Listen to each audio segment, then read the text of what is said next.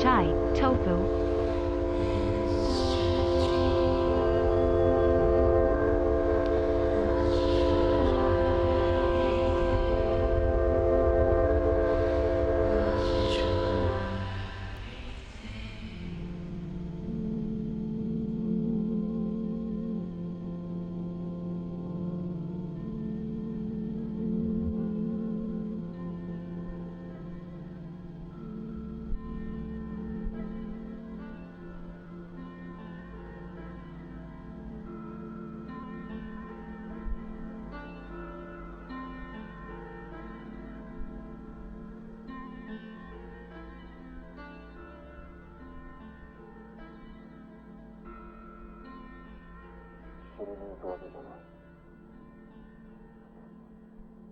本当に生きてるかどうか確かめに行くんだ。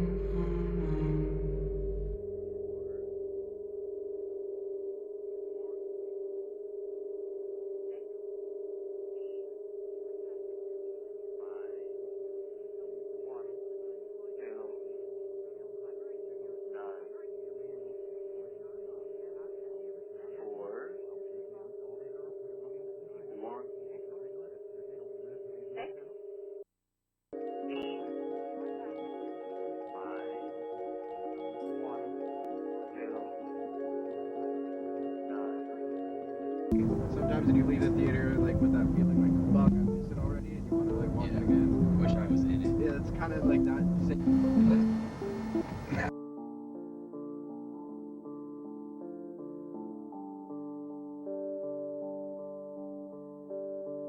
Wither away in that comfortable place where I stay.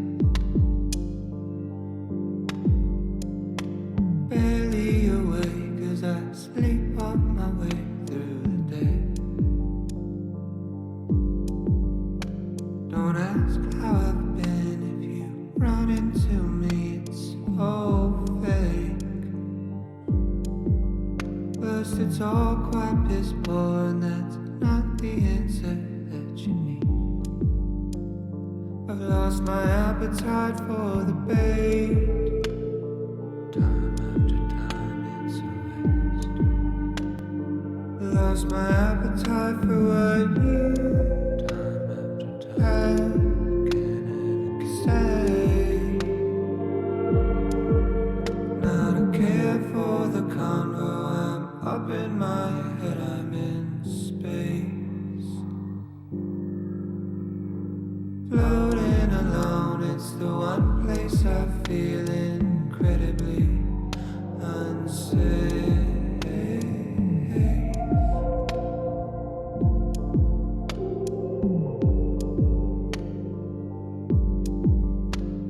This heavy heart that beats in me will weigh me down a full 6 feet.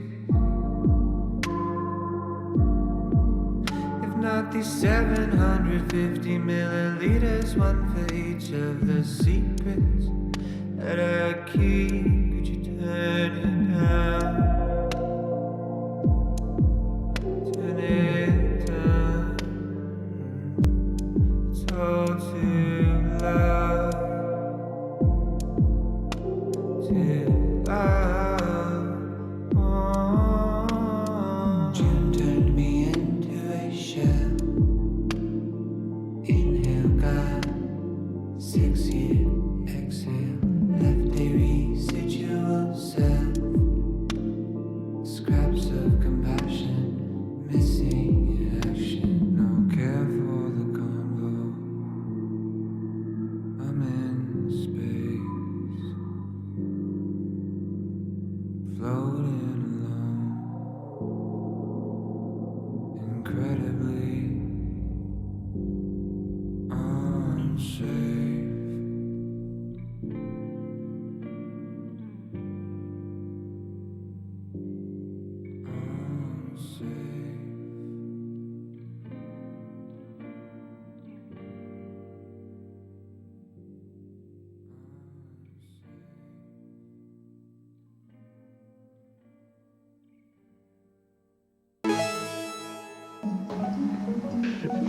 Anyway, I truly feel that.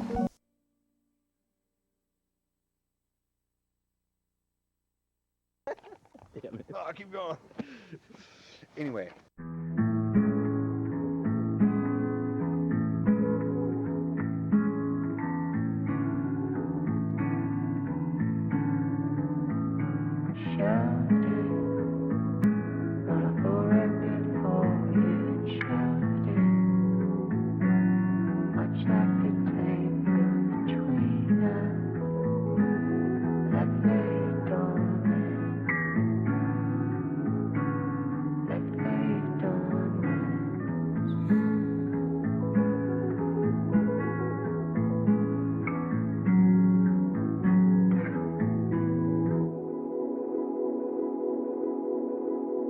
I miss you or a memory, someone or something I couldn't call it.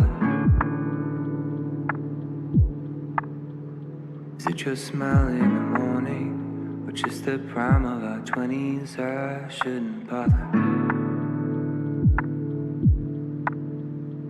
I'm just searching for a feeling, and maybe it's past and I can't grasp it. A moment set somewhere in between where we met and where we left it.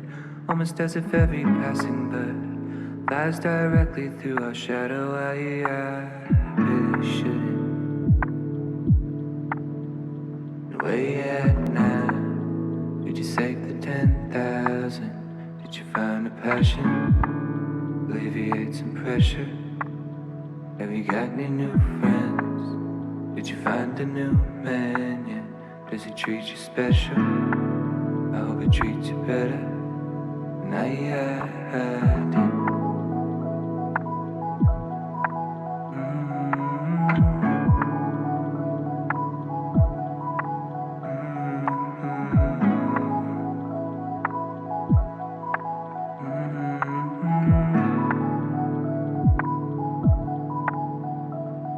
In a hoodie, in a backyard somewhere, we were talking.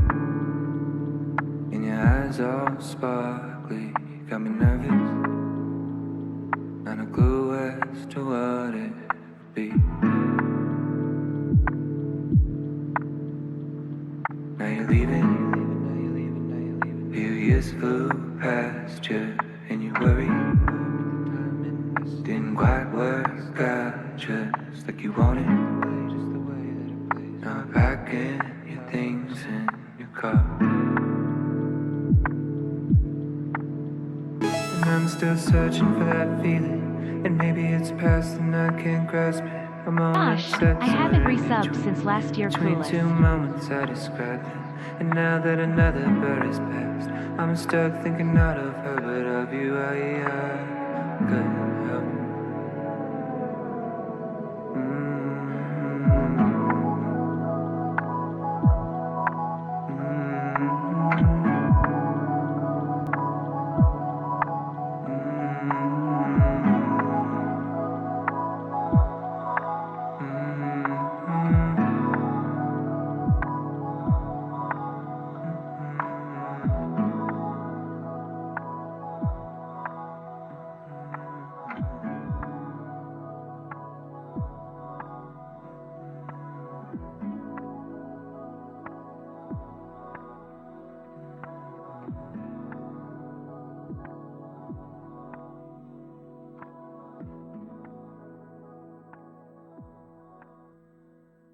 Okay, don't move a muscle. Back there. Don't move.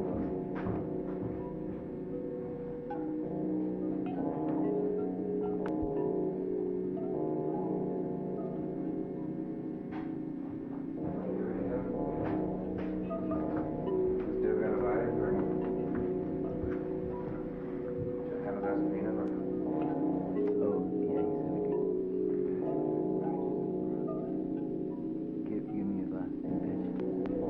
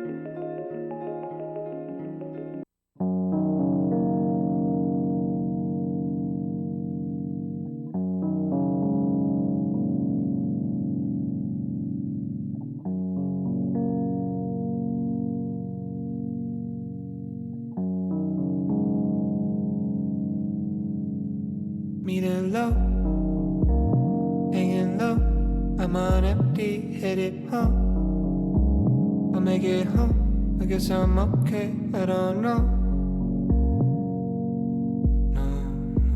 No, I'm not sure.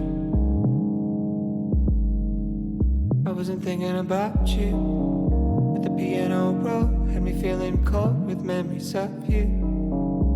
Yeah, we were younger, I was struggling, but we were good. Standing still, right beside me, you were good to me. I couldn't say the same, but we laid the blame 2 ways. By the wayside, you went away. Took the good times, took the bad times, let them breathe. Left in the wake, the space.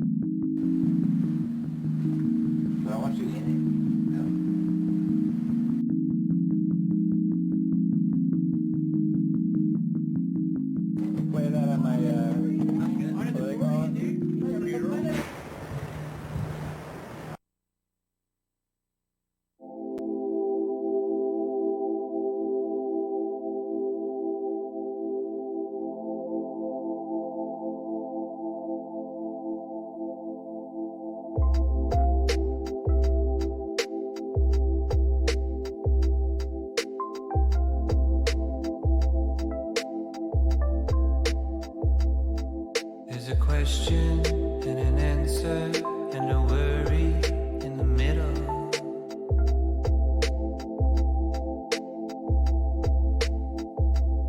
There was a promise of forever and a wishful intention.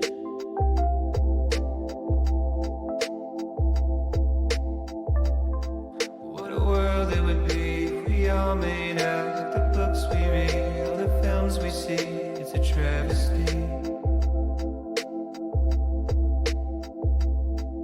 As the moon drifts by with the shifting tides, and you're lost in life, so the love floats into the ether.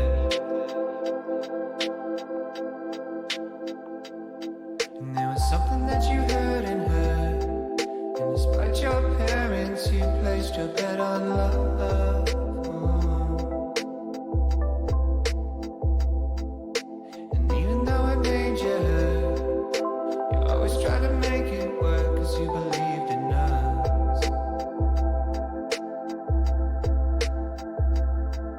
Said you're pretty, but you drink too much. You've got a head on your shoulders and it's good enough, but something broke you. I said I'm sorry, and it's well in advance, but I will hurt you more than anybody has. Yeah, it's a sure thing. Oh, is it a sure thing? She said I know that you didn't know back then, but getting all that you should know by now. Never was about the pain you held, not in the way that you shut me out, not in the way that you hate yourself, or all the ways that you let me know it was that you and I, we were on our way.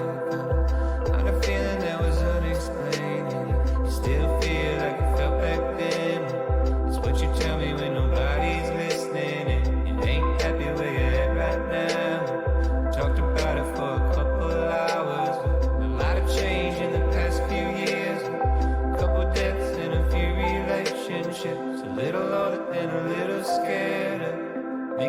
same mistakes I made. You said you're weary because you think too much. You've got a mind of your own. It's free enough, but it'll drain you.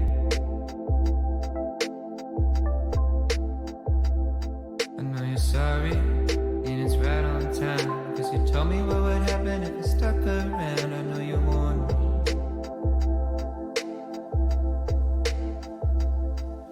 There's something that you're asking that was never in question.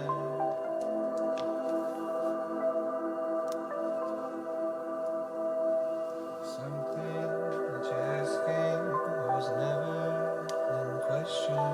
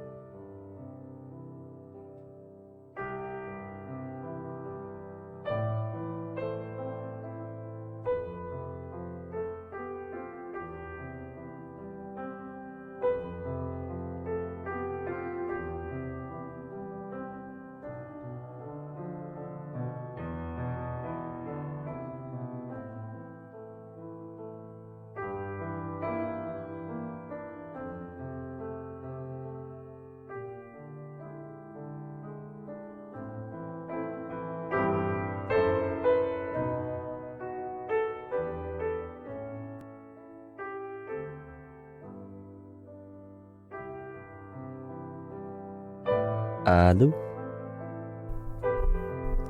Aloo, aloo, aloo.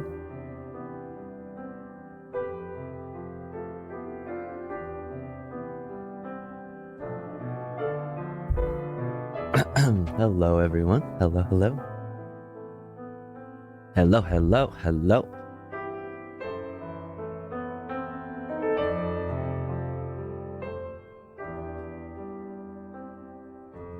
Dun, dun. What's up, everybody? How's it going? Hello, hello. Hello, hi, hi, hi, hi, hello, hello. Hello, Transit Biker. Welcome in. How's it going? Fox of Fate, hello. Happy New Year. Naughty Fox, hello. What's up, Undead Logic? Hello. What's up, Ashtray? Hello. What's up, Midnight Dime? Hello. What's up, Pajama Jamma? Hello. What's up, McSecular? Hello. What's up, Fuzzy Simba? Welcome in. Hello.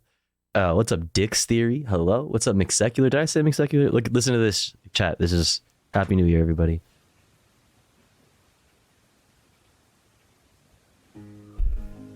Look at this cat.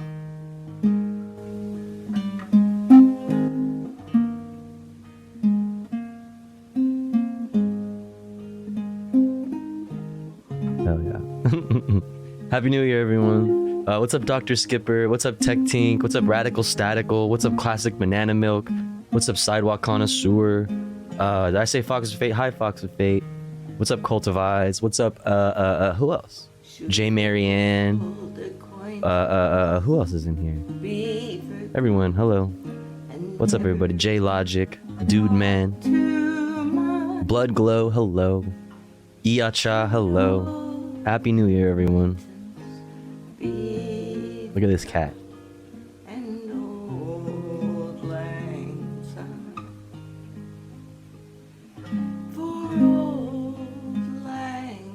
What's up, Holstein?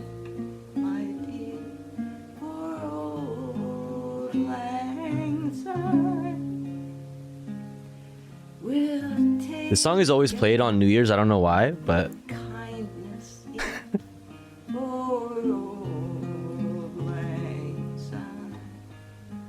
it's a vibe. It's a vibe. I hope everybody's good. I hope you're all doing well. It's good to see everybody.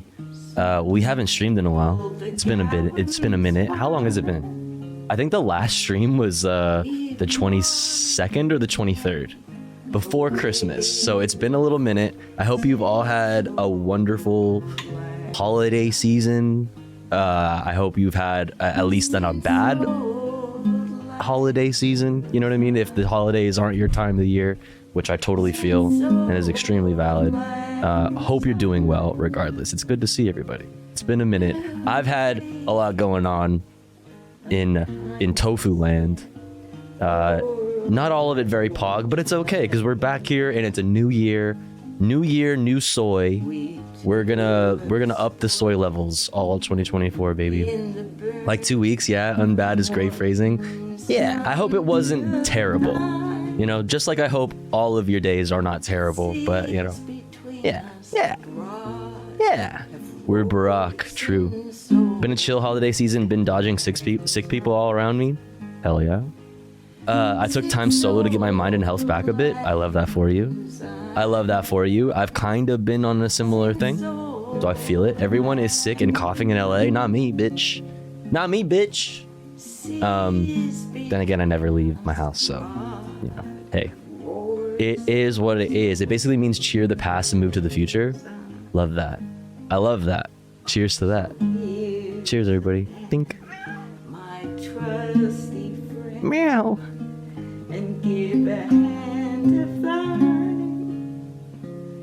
It's so cute.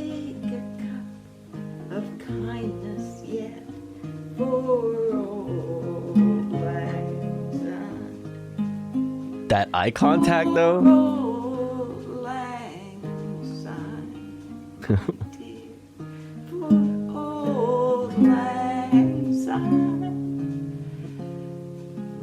Should I heat up a Pop-Tart or have sleep for dinner? You should heat up a Pop-Tart, then go to sleep. You should eat something. Eat something. During my personal healing time, I had to call in a... I'm sorry to hear that, Naughty Fox. Fuck. I'm sorry to hear that. I hope everything's okay as things can be. That's terrible. My gosh. Yes, I'm here. What's up, Rain Beastie? Pop-Tart, brush your teeth, then sleep. Yeah. Wash your face. Make sure you got a nice big glass of water for bedtime. Look at this fucking cat, dude. Anyways, there's our little New Year's song. Hope everybody's doing okay. It's good to see everybody. I've felt better. Also, listen to this song. Genetically altered. Good cover. Enough of love light. And I can't believe it's not love. I can't help myself. Great cover. And you don't have Good to be here. Good to see you. It spikes across flesh. You'll feel it kicking in soon. Are you falling in love? I have a feeling you are. Are you falling in love with a feeling? Are you falling in love? I only feeling you are. This has been on repeat for me.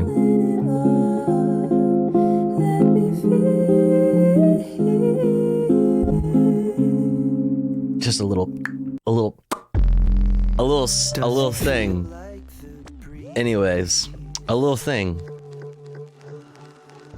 Good, like, bossa nova cover of a Frou Frou song, Imaging Heap song. Really cool. Anyways, as I was saying, you know, things have been not the best, I guess. I was without my meds, if you remember, for like quite a while, more than a week, like 8 days.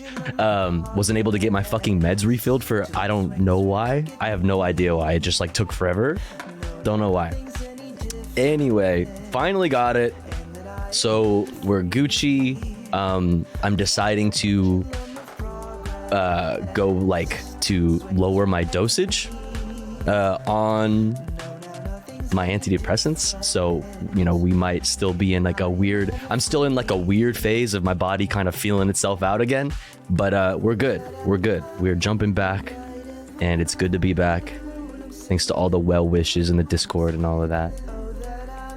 But it's a new year, baby, and we're gonna fucking up the soy levels all fucking year. We have lots to look at. Let's see. Let me get everything pulled up here. Thanks for bringing the vibes. Let's fucking go, baby. Just getting used to things, yeah. Yep. He doesn't what? What's up, Celtic? He doesn't die. He's just training for badminton. Who's he?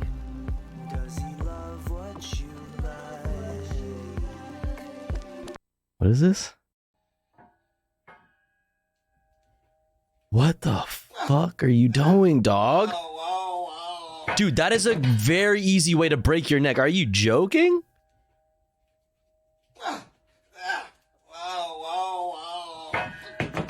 Nah, dog, you're gonna... Dude. Don't do this. What? He has so many? What the fuck is this? Why are you doing this? Training for my first bad... Wait, why did... Okay, that's wicked. Okay, that was fucking wicked. Okay, this I support. This is not that dangerous and is very wicked. That last shit?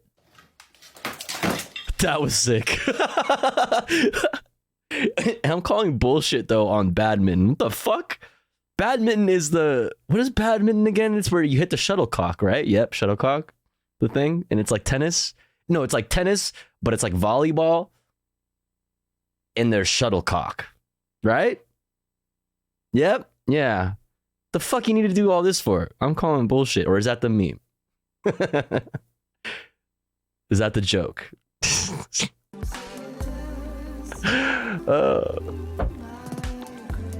That's the meme. Okay. Not me fucking just pointing out the very obvious joke. Welcome in Cosmodeus Maximus over at Slav. Yep, cock. Let's go. Thank you for 8 months. Oh, also I missed a few. Over at Slav, thank you so much for 8 months. I really appreciate that. And Flacco Bell, thank you so much for 7 months. Thank you so much. Gosh, I haven't resubbed since last year. Damn, real. Classic Banana Milk, thank you for gifting to Blood Glow, friend of the stream. Very pog, thank you so much. And Mixsecular, thank you for 17 months. Holy. Thank you so much, guys. Sorry I missed that. Anywho, let's see. Let's get shit going. We have lots to look at. I'll pull up the playlist. It's actually a pretty slow news day. So we should get to fun stuff sooner rather than later. Sooner rather than later. Maybe we'll get some gaming in. I have hella cool React content. We're gonna start off talking a little about the new year, obviously, because as you might have heard, there is a new year that just dropped. So let's take a look at the playlist here. We got some daily dose of internet. We got today in history for January 1st. We got 2023 in 7 minutes from Vox. So maybe we'll take a look at that. We got a look at 2023's discoveries in space exploration, which is, I'm just a nerd for space exploration. I don't know. I just think it's cool. So we'll look at that. Then we have top stories, headlines. Not everybody, not like Reuters didn't post their top 5 stories that we usually look at. So we'll look at Associated Press top stories. We'll look at the news wrap from PBS, Democracy Now!, top US and world headlines. A bunch of new laws dropping in 2024. We're going to look at specifically California, 14 new California laws in 2024. Then we're going to look at new general, I guess probably just nationwide, new laws to take effect in 2024. Quick look.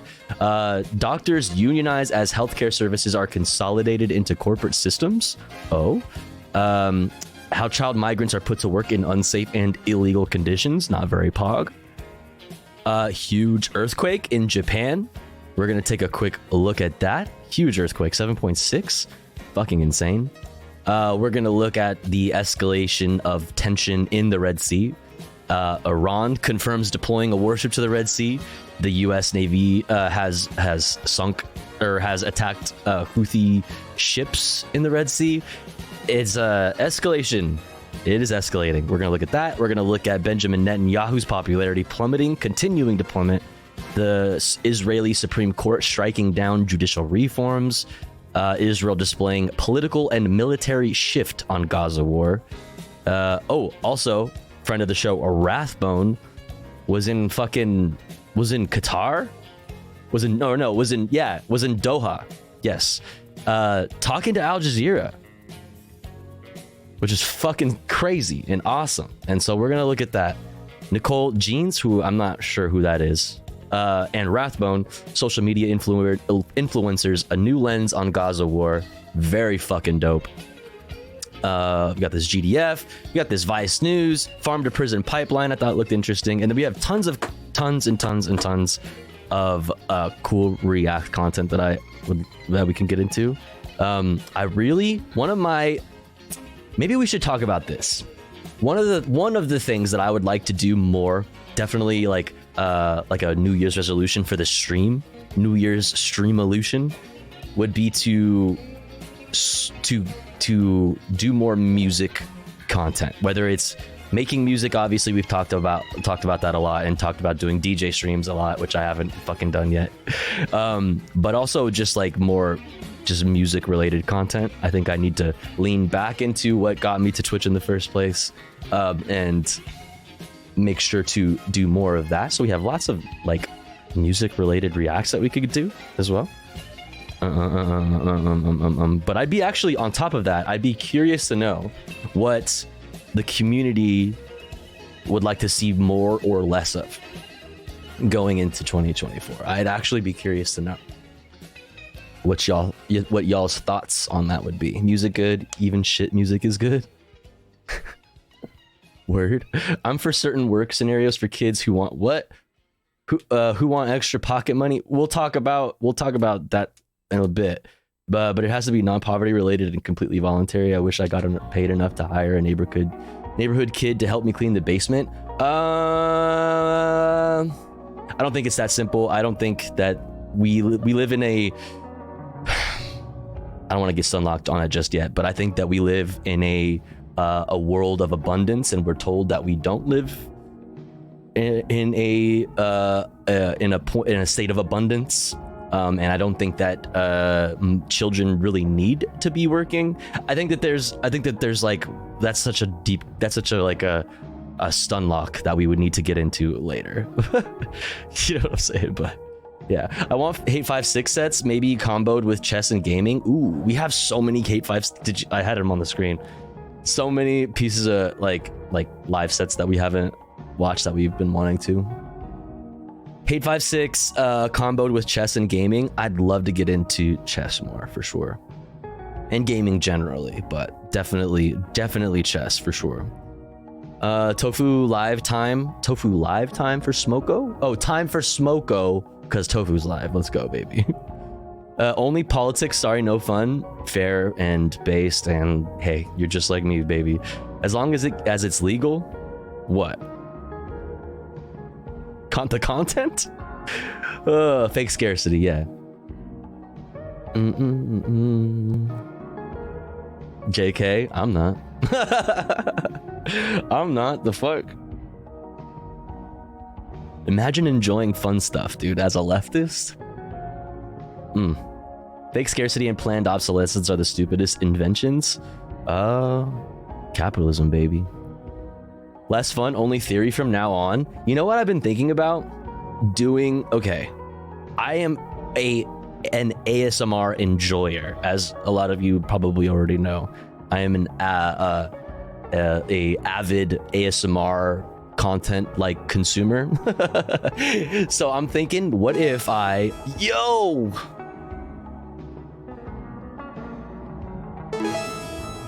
Yo, legit salvage, hi. What the fuck? Happy New Year. What the fuck? Thank you. Hello. Good to see ya. Thank you so much. God damn, if you got a gifty from legit salvage. Oops, I did not mean to interrupt you. Please interrupt. Go off. I don't give a fuck. Thank you. I appreciate that. Holy crap. I hope you've been well. Happy New Year. Thank you so much for the 20 bomb. If you got a gifty from Salvage, please make sure to thank them. I appreciate it. Thank you. Thank you. Holy shit. Very, very generous. Happy New Year. What was I saying though? What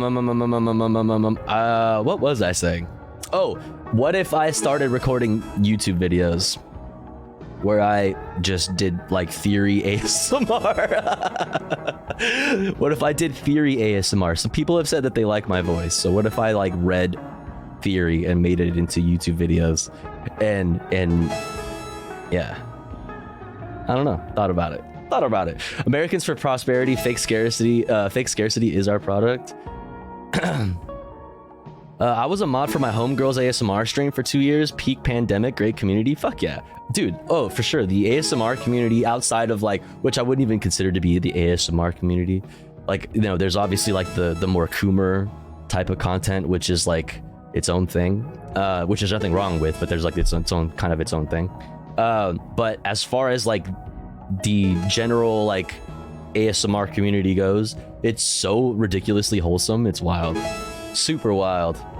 5D chess with multi-dimensional time travel is half on 5D chess with multi-dimensional time travel is half off on Steam right now.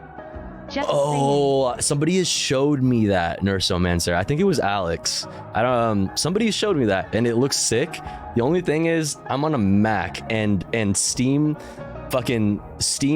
plus streaming on my Mac is a no-go, which sucks ass. So I would be down to try 5-dimensional fucking chess, but you know, Steam just eats my fucking shit. Just fucking fucks it up. I could do it off stream, but that, you know, and then that's no fun. Star Trek chess? What's Star Trek chess? But chess.com, absolutely. Thank you so much for a year, Nursomancer. I appreciate it. Thank you. Thank you. Can you guys hear the fireworks? Dude, in LA, motherfuckers just be shooting fireworks off all fucking year round, just for no fucking reason. I mean, obviously it's New Year, so there's kind of a reason, but it doesn't matter because normally just it'll be a fucking Wednesday and motherfuckers will be blowing shit up in the streets just cuz. So it's popping off in the background. If you might be able to hear it. She was anti-sexy ASMR. I mean, I don't know. I think you should be anti-sexy ASMR, but not doing it is valid, obviously. Plus wore a mask at all times. A mask. She did cosplay and other fun things for her ASMR streams. Nice. That's cool. I'm always lurking in the dark. Hell yeah. We love our lurkers. We love them. Thank you. Your cousin is cooler than mine? My cousin? Huh? What's up, Tavert? Firecrackers have been going off here nonstop too, yeah. Sometimes it's gunshots in LA. Well, that's the thing, is when we're not on a holiday, you play gunshot or firework. On the holidays, you're like, yeah, most likely, at least the vast majority of the sounds you hear on a holiday, New Year's, July 4th, whatever the fuck holiday, is gonna be fireworks. Tennessee is half gunshots, half fireworks. Yeah, gunshot or firework, baby. Fucking American pastime. Peak pandemic, the fireworks and car racing were crazy in LA. Dude, the car racing, yes, for sure, but car racing is still wild. I hear it's constantly, or at least street takeovers. Not even necessarily racing.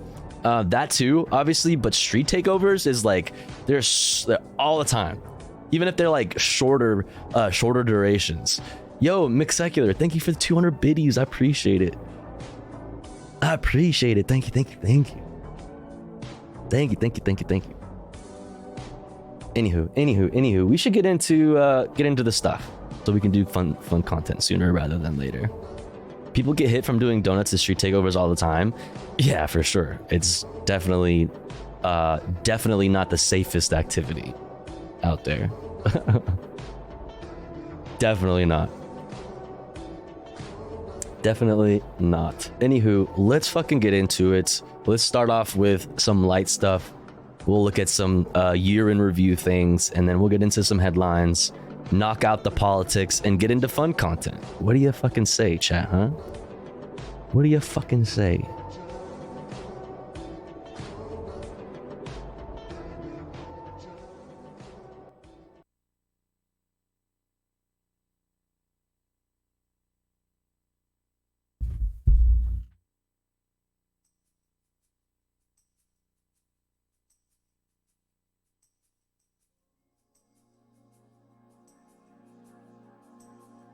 Alrighty. I'm on that Ozempic and have lost like 40 pounds. Nice. Cool. Hell yeah. Good for you. That's sick. I think chat can break the sub goal. Yo, Salvage, thank you again for the 20 bomb. I appreciate that. Very, very generous. Thank you so much.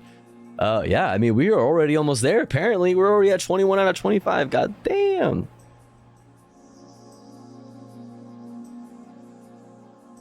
Licks Mike? The fuck? Hey, yo. Anywho, let's get into Daily Dose of Internet and Today in History, and yeah. Hello everyone, this is your Daily Dose of Internet. I guess removing car wrap can be pretty mesmerizing. Whoa.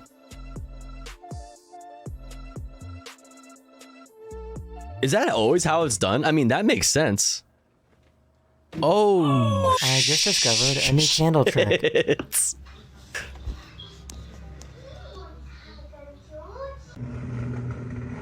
Wait, I don't get it. Wait, what happened there? Oh. Yes. Oh my god. Me when I fucking, I tweet some shit. I tweet a takeout. Me when I fucking hit send on my fucking mixtape.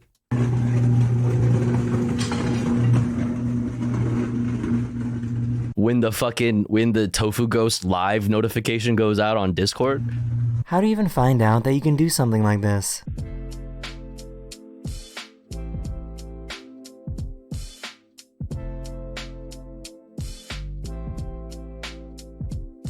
Oh, Chandorina, va.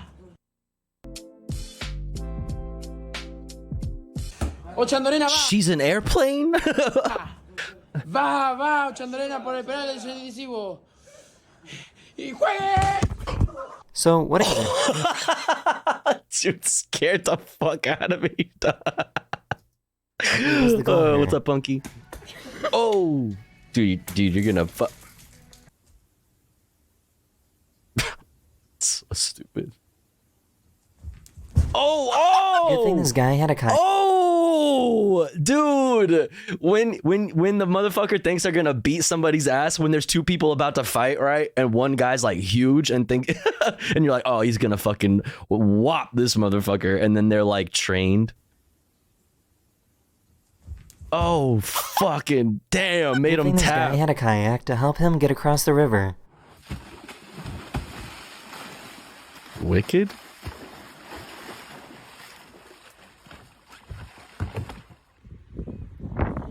Well, is that like a trick? That's like a kickflip, but for like kayaks? Is that what's going on there? You were gonna get fucked up, friend.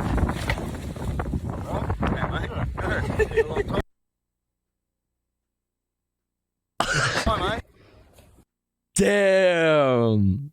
What's going on, mate? Oh.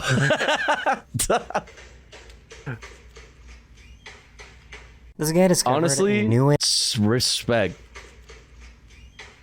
This guy discovered a new way to punch. Issue. Wicked. Wicked.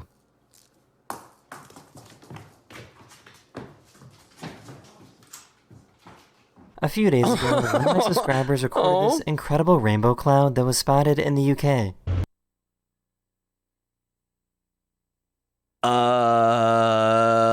Holy chemtrails, Batman. What the fuck is going on? What is that? No, the acid is hitting. Oil in the sky. It literally looks like an oil slick. What? That's called an iridescent cloud. It's extremely rare. Iridescent cloud. Cloud iridescence. Cloud iridescence or irisation is a colorful optical phenomenon that occurs in a cloud and appears in the general proximity of the sun or moon. Where the fuck is the sun or the moon? I guess it's probably setting? The fuck? The color resembles those seen in soap bubbles and oil on a water surface. It's a type of photometeor. The fuck is a photometeor? A bright object or other optical phenomenon appearing in the Earth's atmosphere. Got it. Okay. Damn. Days ago, one of my subscribers recorded this incredible. If I saw this, in real life, I would go full Alex Jones. Okay. No, it's. Yep. That's it's over. Yep. They're putting the fucking chemicals in the fucking sky, making us gay. It's happening. Rainbow cloud that was spotted in New World Order. UK. It's coming. It's happening, folks. It's real. Oh shit! There's a new What?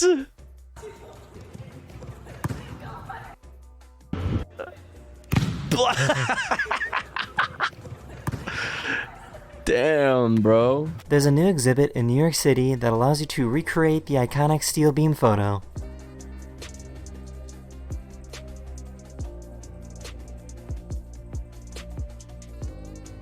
You know about Elf on a Shelf, but what about Moose on a Roof? Moose on a roof.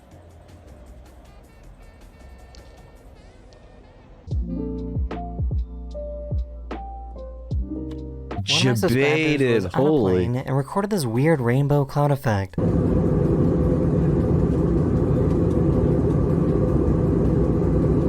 Whoa. That is the end of this video, or you hope you enjoyed. And I'll see you guys again very soon. Later. What the fuck?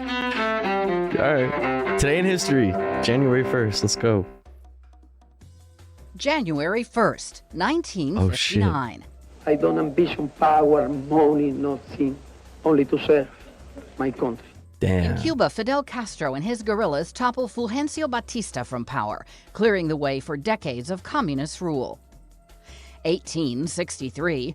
During the Civil War, President Abraham Lincoln signs the Emancipation Proclamation, declaring slaves in the Confederate States to be free. 1892.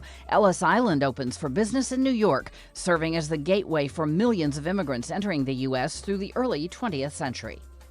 And 1953. Good looking.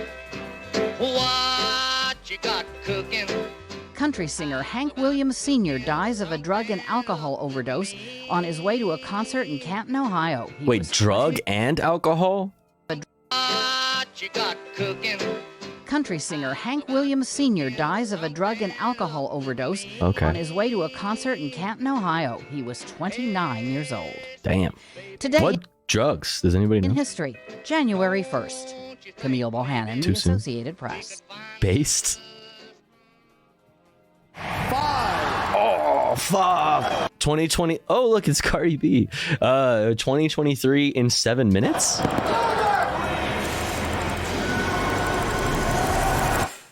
Probably Coke. Hi, Barbie. Hi, Barbie. Hi, Barbie. I still haven't seen that movie. Fuck. The president has just signed a bill that will end the national emergency declared during the pandemic. Taylor Swift and Beyonce's shows are giving the U.S. economy an actual boost.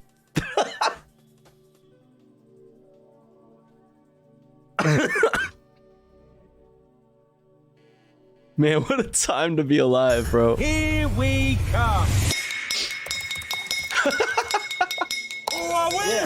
This summer could could be described as the summer of strikes. It's the first official day of the SAG-AFTRA strike. I think AI is one of the most important things to be talking about. I love how that image is always used. Every time I hear someone talking about AI, I feel like I think AI is one of this image is always brought up. Like, this is the craziest piece of misinformation that has ever been created by AI in this time. You know what I mean? Like, wow, this is the most significant piece of misinformation. You know what I mean? A perfect example of the dangers of AI. It's like, motherfucker, it's a coat. This shit is badass. I want a fucking coat like this. Are you kidding? The fuck? It's so dangerous, chat. It was so dangerous that this exists, yet this Jesus piece only has one fucking chain. Or like, it doesn't even loop. Like, where's the other side of the chain? Like, come on, get the fuck out of here. the most important things to be talking about. You should probably run. It's actually not bad. Ice cream's so good. Twitter is now. Some are even calling it the Twitter killer. Nope, scratch that. Reverse it. Mr. Chu just. Bro, did they really say that about Threads? Dude, we're only 49 seconds into this shit. The Twitter killer. All right. TikTok accessed the home Wi-Fi network. We start in the Middle East. Oh, that was such a good home Wi-Fi network. Amazing moment. Definitely not a super black pilling fucking, you know, moment in time. TikTok accessed the home Wi-Fi network. Amazing. Amazing. We start in Fucking the Middle East. holy. Has launched the biggest attack on Wait, bro, we are only 50. Bro, are we going backwards? What the fuck? Well, I feel like we're just like, it's just on shuffle. We got 2023 on shuffle right now. The Israeli military saying over 1,000 people were killed. We hear the bullets whistling when they pass by. Hamas say they're holding between 200 and 250 hostages. We are putting a complete siege on Gaza. We're fighting animals and are acting accordingly. No one is safe. Nowhere in Gaza is safe. It is now 90 seconds to midnight. 2023 will go down as the hottest year on record. The dense haze spreading from New England to Washington, D.C. Witness the blood moon's rise. The fires are one of the worst natural disasters in Hawaii's history. The death toll stands at 115 people. This was my home. 3 protesters are under arrest for interrupting the action. We have to act. Southern California is under its first ever watch. A once in a century. Dude, bro. It's so crazy how like so much shit happens constantly. I totally forgot that this even was a thing. Deadly day. Bro, we had our first ever fucking hurricane warning. Amazing. Slamming Hong Kong. The COP28 team did not deny using climate meetings to discuss fossil fuel. Yeah. Okay, we're having hurricane warnings. We had hurricane warnings in Los Angeles this year. And also the climate summit was headed by a fucking oil baron. Where oil lobbyists outnumbered climate activists at the climate summit. Amazing. Deals. This is really like a fox guarding the hen house moment. Frankly, most companies who have set a net zero target don't know how they're going to get there. What the fuck is Nick Cage? What is that? Most companies who have set a net zero target what was that from? What is there. that from? What is this? What is this from? Layoffs are sweeping corporate America. I got laid off 2 days ago. My government will continue to take action to bring down inflation, to ease the cost of living. Bombastic side eye.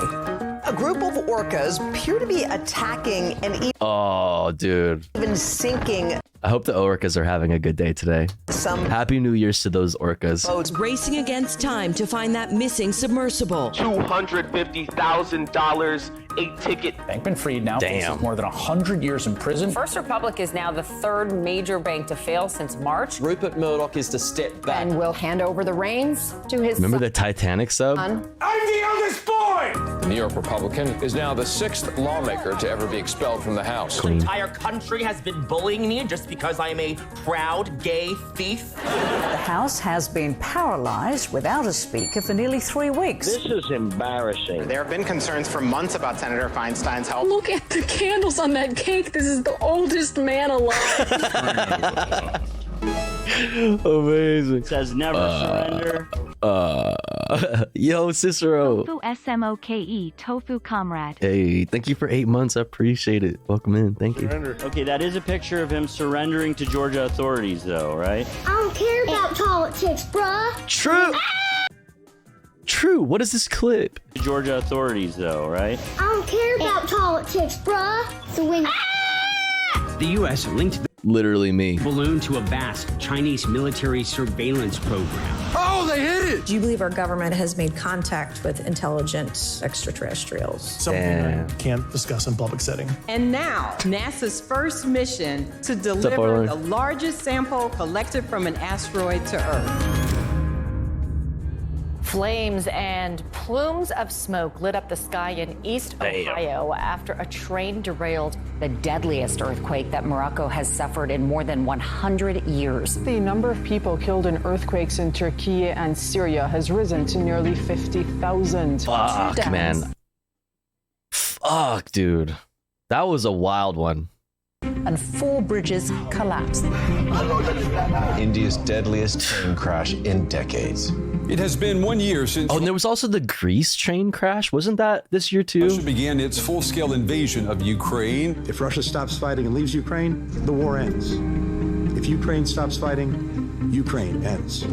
Fighting intensifies between Sudan's armed forces and the rebel rapid support forces. Last year, whatever. Bolsonaro supporters had been arrested. Oh, hell yeah. In government buildings in Brasilia. The situation in Manipur has been tense. The photos confirm news that no parent wants to hear. A fishing boat sinking with hundreds on board, hundreds of migrants. Now, more than 1.7 million Afghans have been told to Okay, yeah, the thing about that, like that specific story was particularly tragic, but like that happens to varying like levels of death, I guess, constantly.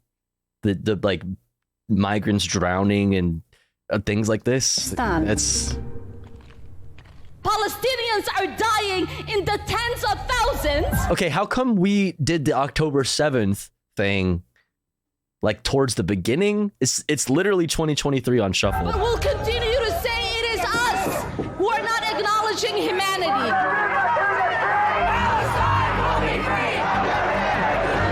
Tens of thousands showing their support for the Palestinian people. Base.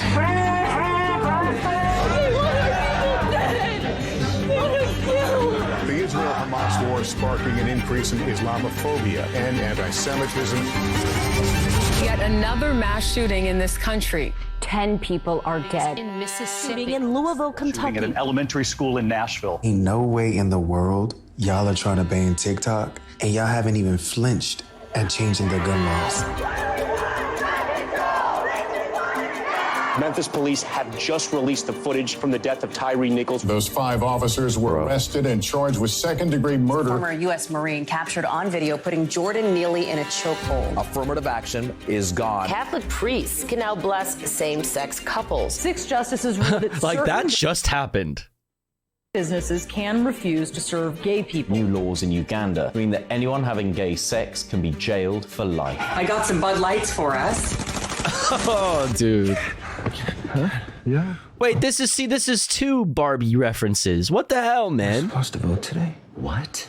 Mexico's Supreme Court has declared loudly and clearly that access to abortion care is a human right. Ohio now marks the 7th state since Roe v. Wade was overturned, where abortion rights supporters prevailed. I want a big life. I want to experience everything. I want to break every single rule there is. This is a beacon of hope and possibilities. I just EGOT. Come on in the box in front. Go! Spain wins the World Cup. I don't pray for results. I just ask that I get the strength to give it my all. Israel and Hamas agreeing on a deal that will free a number of hostages. I still got hope because I know we are still here and we will never quit. right. India is on the moon. We choose to go back to the moon and then on to Mars. And we're going to do it together. Together? We are being asked to love the extraordinary species that is humankind and keep it alive. That's all this is.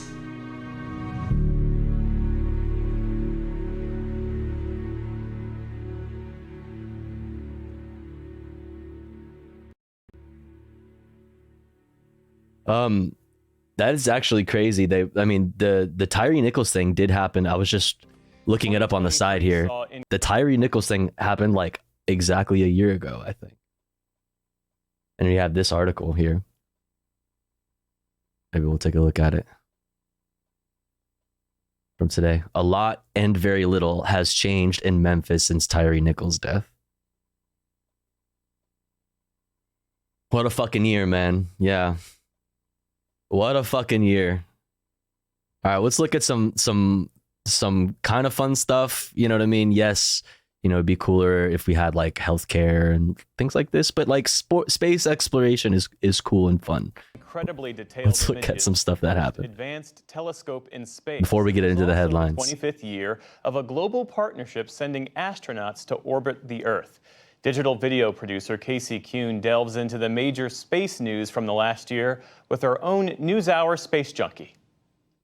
This year brought incredible discoveries as humanity ventured further into space than ever before. To talk about what this year looked like for space exploration and what's to come in the year ahead, I'm joined by PBS NewsHour science correspondent Miles O'Brien. Miles, thank you so much for joining me.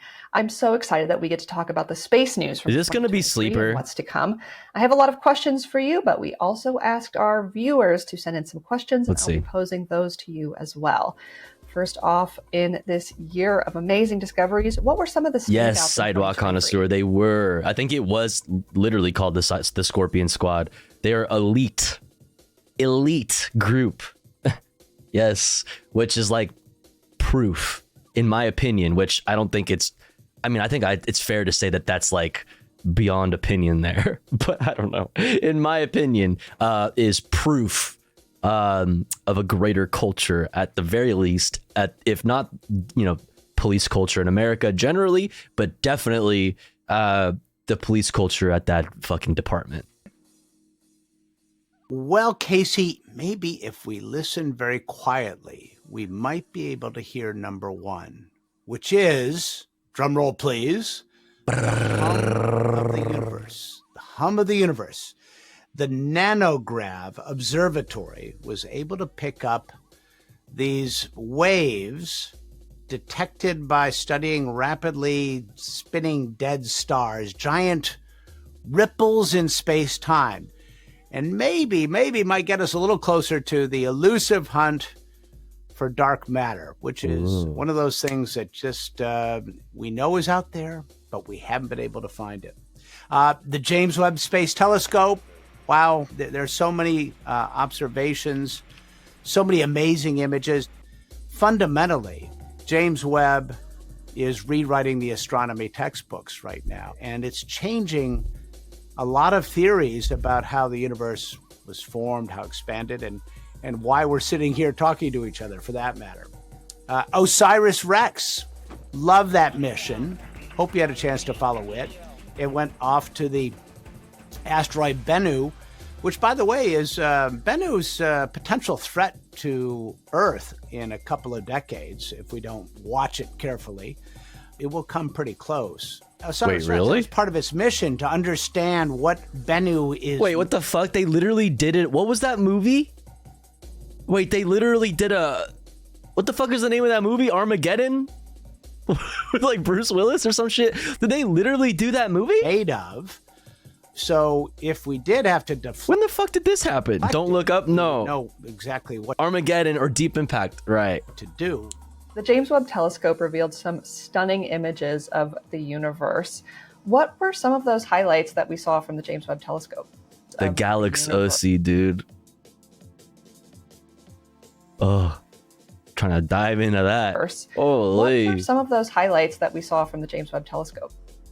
Yeah, it just goes on and on. It's an amazing instrument, you know, after all the delays and expense and everything. And it's seeing these stellar nurseries, which we have never seen before, the youngest stars, how they form, high resolutions of all kinds of images, including this smallest brown dwarf ever captured on any image seen by human beings. It has captured stunning images of supernova in the near-infrared light. It's looked at our own solar system, at Uranus, and it found a large polar... It looked at my what? ...cap on that planet. There's so many discoveries, it's hard to keep up with them. And every time, it seems that every time it points its gaze in any direction, it changes the way we think about the universe. And so, you know, they're just getting started. They only launched in 2021.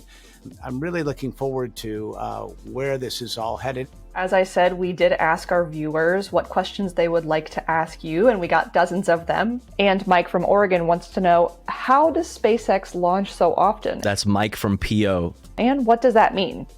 NASA, in its history, has never built its own rockets. It always had a contractor involved. What's different about SpaceX is the way that contract is negotiated. SpaceX retains a lot of autonomy, its own intellectual property, and sells its services back to NASA.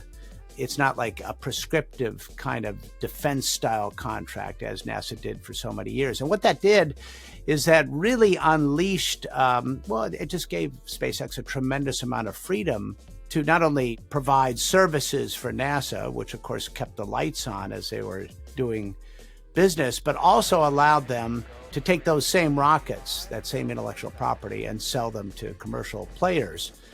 Couple that with the Silicon Valley ethos, which of course Elon Musk brings to the table there, that kind of go fast and break things, you know, test and retest, and if it blows up, just test again, as we've seen repeatedly, has put them at a launch tempo which NASA, frankly, could never come near to. Anant from Irving, Texas wants to know whether these many space launches are actually a contributor to climate change and pollution. I mean, they are. Yeah, right now, you would put it as kind of a rounding error number. And we're talking about, you know, of course, liquid hydrogen is one of the fuels that's in play here, but that does create water crystals at high altitude. Yeah, dude. And that has a climate impact. Water is a greenhouse affected chemical, of course. There's other fuels involved. There's hydrazine-based fuels. Some of those create black soot, that kind of thing, and do have an impact as well. And of course, CO2. Right now, up until recently, the number of launches has made that kind of a somewhat insignificant piece. Like, bro, you're literally sending this huge piece of metal into space. Like, what do you mean, dog? Do you see what's happening right here? Puzzle. You think this is good for the environment? Like, I don't know what to tell you, dog. Oh, so funny. Some of these launches are designed to put satellites up there to help us understand climate change. Is probably worth it at the bottom of the ledger. But now that we get to 100 plus launches and beyond. Listen, so long as capitalism exists, so long as that data, you know what I mean, is sold only to the highest bidder, only, you know, for purposes of creating profit, you know, like, it's, you know, whatever. Sorry. It's time, I think, for the space community to start getting serious and start thinking about the space community, more sustainable ways of doing this. It's not going to... Who's a part of the space community? Just like NASA and SpaceX and like who's that? Be an electric line in space, but there's got to be some ways for smart people to come up with less greenhouse gas, I should say, intensive ways to get to space. Mars in 2024? What the fuck was that? Shut the fuck up. Don't ask me fucking stupid questions ever again. What the fuck? To get to space. Mars in 2024? Not Mars, but that'll be great, wouldn't it? I hope to live to see it. You're young enough; you'll see it for sure. Miles O'Brien, thank you so much for joining me. Such a pleasure, Casey. Thanks, Miles. The James Webb Space Telescope, the largest and most powerful space telescope, cost $10 billion to build. It's a lot of billions. That's a lot of billions. All right, chat. Next, we're going to get into the headlines. Okay. We're going to get into the headlines. We're going to look at Associated Press top stories, news wrap from PBS. Then we're going to look at the top US and world headlines from Democracy Now!, aka Democracy, in just a few minutes because you guessed it, chat. It is time to run our first ad break of 2024.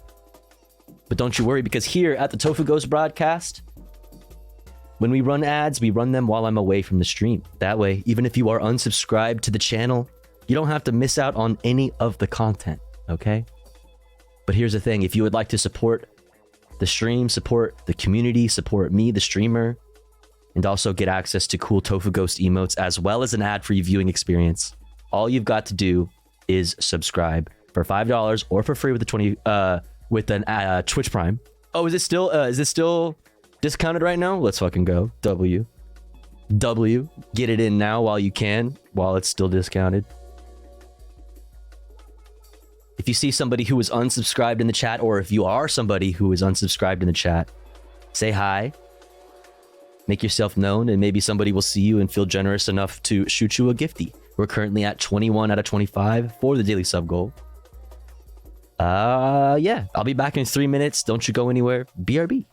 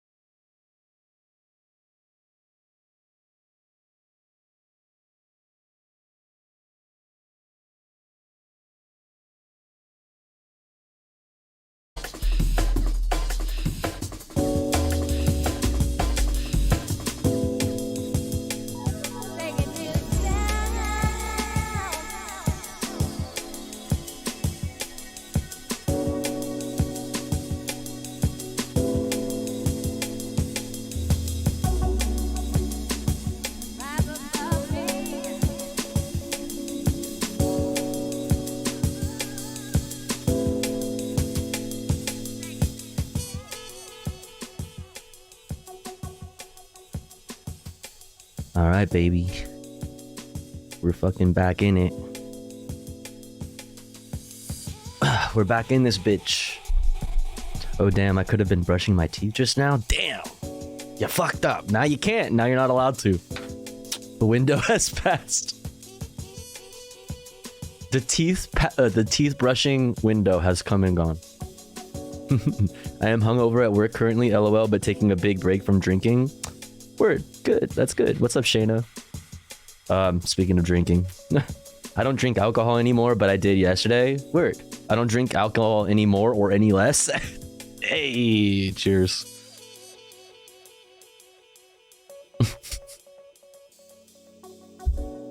So dumb. You can also extend current sub for 6 months. It is like paying for 4.5 months, but getting the full 6 month sub. Yo, that's a good point. That's a really good point. Wait, did you do that? That's crazy. If you did, thank you. Either way, thank you. But that's a really good point. I got my bowl packed. I got my joint rolled.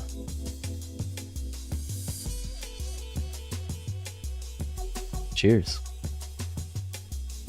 I'm giving up the smoke for the new year. Good for you. Good on ya. That's awesome. Good luck.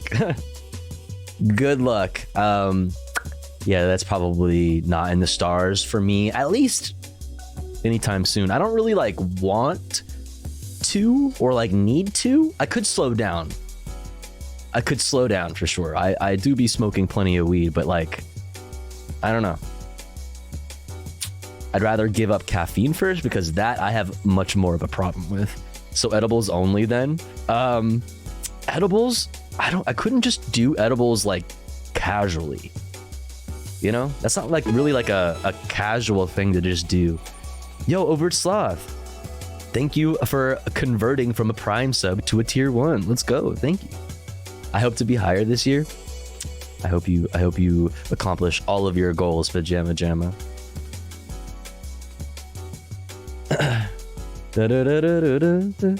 It was a joke. Oh, I'm giving up the smoke for the new year. Buy my fire pit. Yeah, I get a headache if I don't have caffeine. I'm legit addicted, dude. I'm such a mess without caffeine. It's so fucked. I hate that. Whereas if I go like a day without smoking weed, yeah, I would rather be smoking weed. Of course, but I'm not like destroyed because of it. If I don't have caffeine, it's like it's a wrap before it even starts, you know? It's a wrap. Weed though, it's like, yeah, whatever. I would, it would be cool to smoke right here. Or like, it would be cool to smoke right now, but I'm not like gonna cry about it. You know what I'm saying? But I might cry if I don't have my caffeine. I might cry. I might scream. Yeah, I might freak out. I might freak the fuck out. Anywho, let's get into it. Let's get back into it, rather. Boom, boom, boom, boom, boom. We'll start off with the headlines. Let's go. Top stories from Associated Press. Then we'll get into the news wrap from PBS, and then top US and world headlines from Democracy Now! Let's go. This is AP News. Hello? A series of earthquakes. They spelled earthquakes wrong. Earthquakes rattled Japan on Monday. A tsunami alert was issued and later dropped, but some residents of coastal areas were told not to return. Oh, holy shit. Look at, dude, chat. You can see the difference in the, like, oh my God. Like, this section is moving together. This section is moving together. That's fucking crazy. Oh my God. Wow. So their return to their homes as the deadly waves could still come. We'll talk about that more in a bit. Drone footage shows destruction of a residential building in central Gaza caused by an Israeli airstrike on Monday. Gaza's health ministry says 156 people had been killed in the past day. Russian President Vladimir Putin met on Monday with soldiers who have been fighting in Ukraine at his residence in Novo Ogaryovo.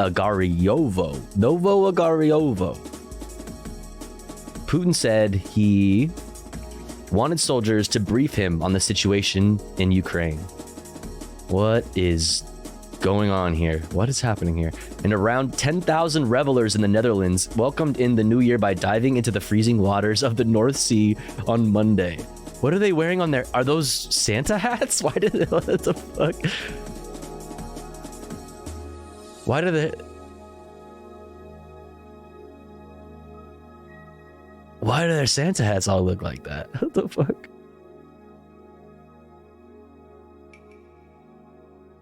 All right. PBS News Wrap.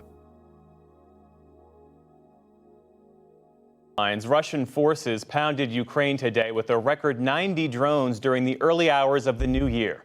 The barrage struck Lviv in the west and Odessa in the south, and it followed a weekend of intensive new Russian aerial assaults.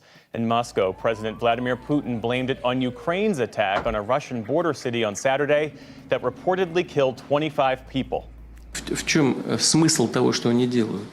What is the point of what they are doing? They want firstly to intimidate us and then create some kind of uncertainty inside our country. For our part, we will increase our strikes.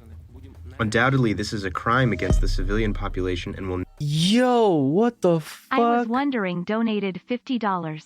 Happy New Year from a steady lurker. Yo, thank you. I was wondering, what the fuck? God damn, thank you so much. Happy New Year.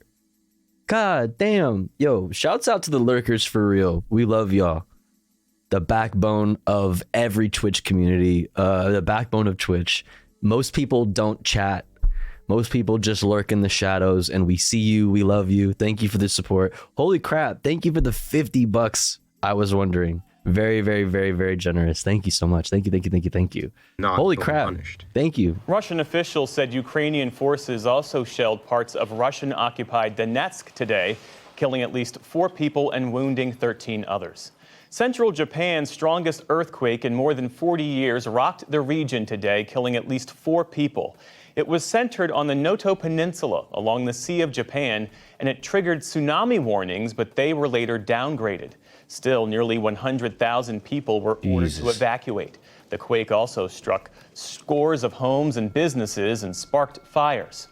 A court in Bangladesh has convicted Nobel Peace... Yo, Midnight Dime, thank you for gifting to Rain Beastie. Very, very pog. Let's go. And thank you, holy crap. Thank you for the total of 482 gift subs to this channel. Goddamn, Midnight Dime. Thank you so much for all of the support. Thank you for being a part of the community. Fucking shit. Thank you. Thank you so much. Muhammad Yunus of violating labor laws at his nonprofit telecom company. He appeared in court today and was sentenced to 6 months in jail, but granted bail for now. Protesters outside the court claimed he's being prosecuted for political reasons. Yunus gained recognition for pioneering microloans to alleviate poverty.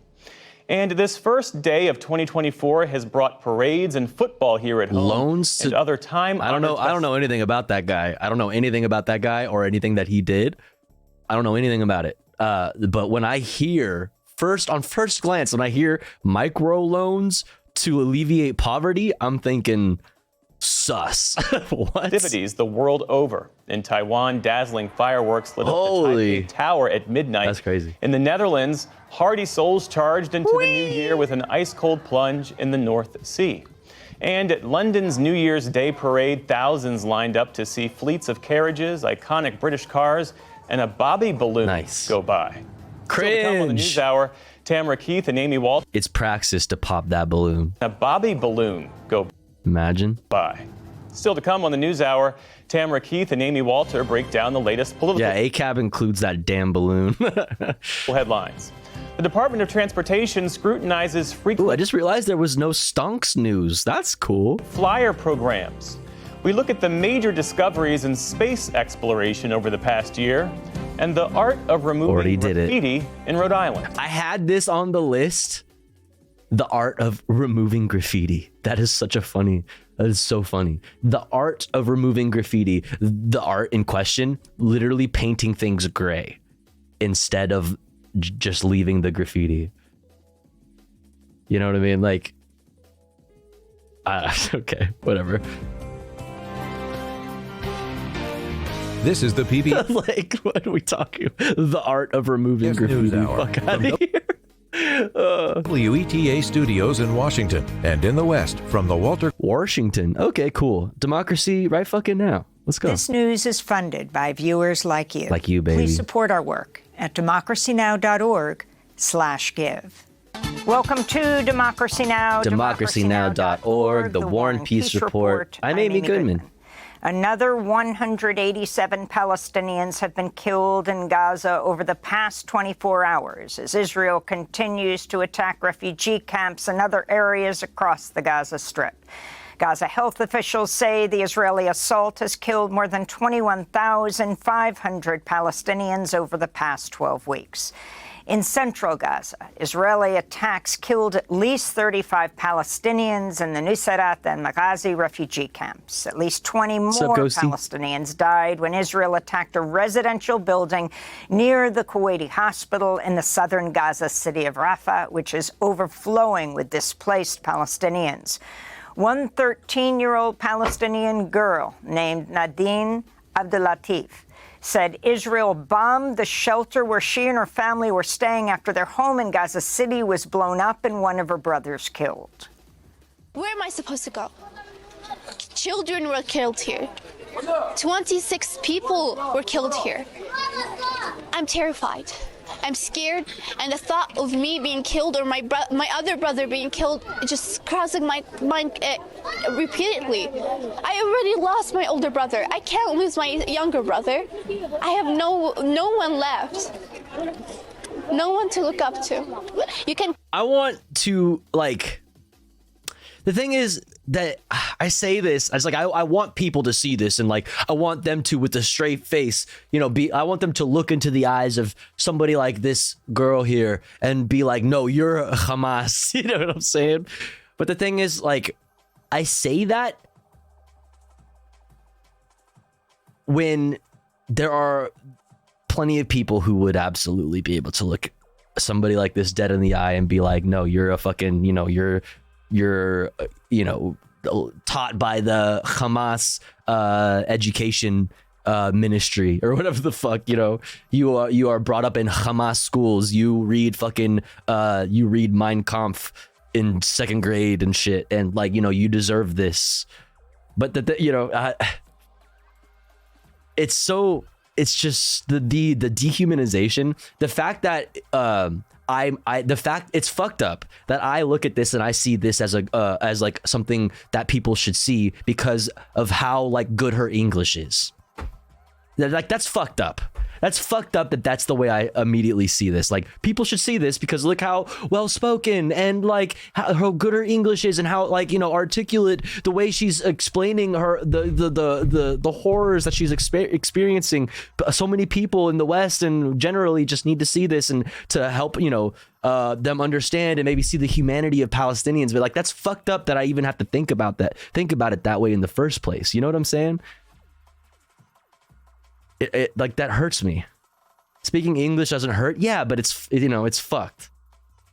Clearly see that the houses are sticked together. So when they target one house, they're like, you need to speak English well, you know what I mean, in order to like maybe have a chance at not seeing a Palestinian, a 13-year-old Palestinian person, a girl, as a fucking, you know, like a savage. They're targeting a whole block. And deserving of like this kind of insane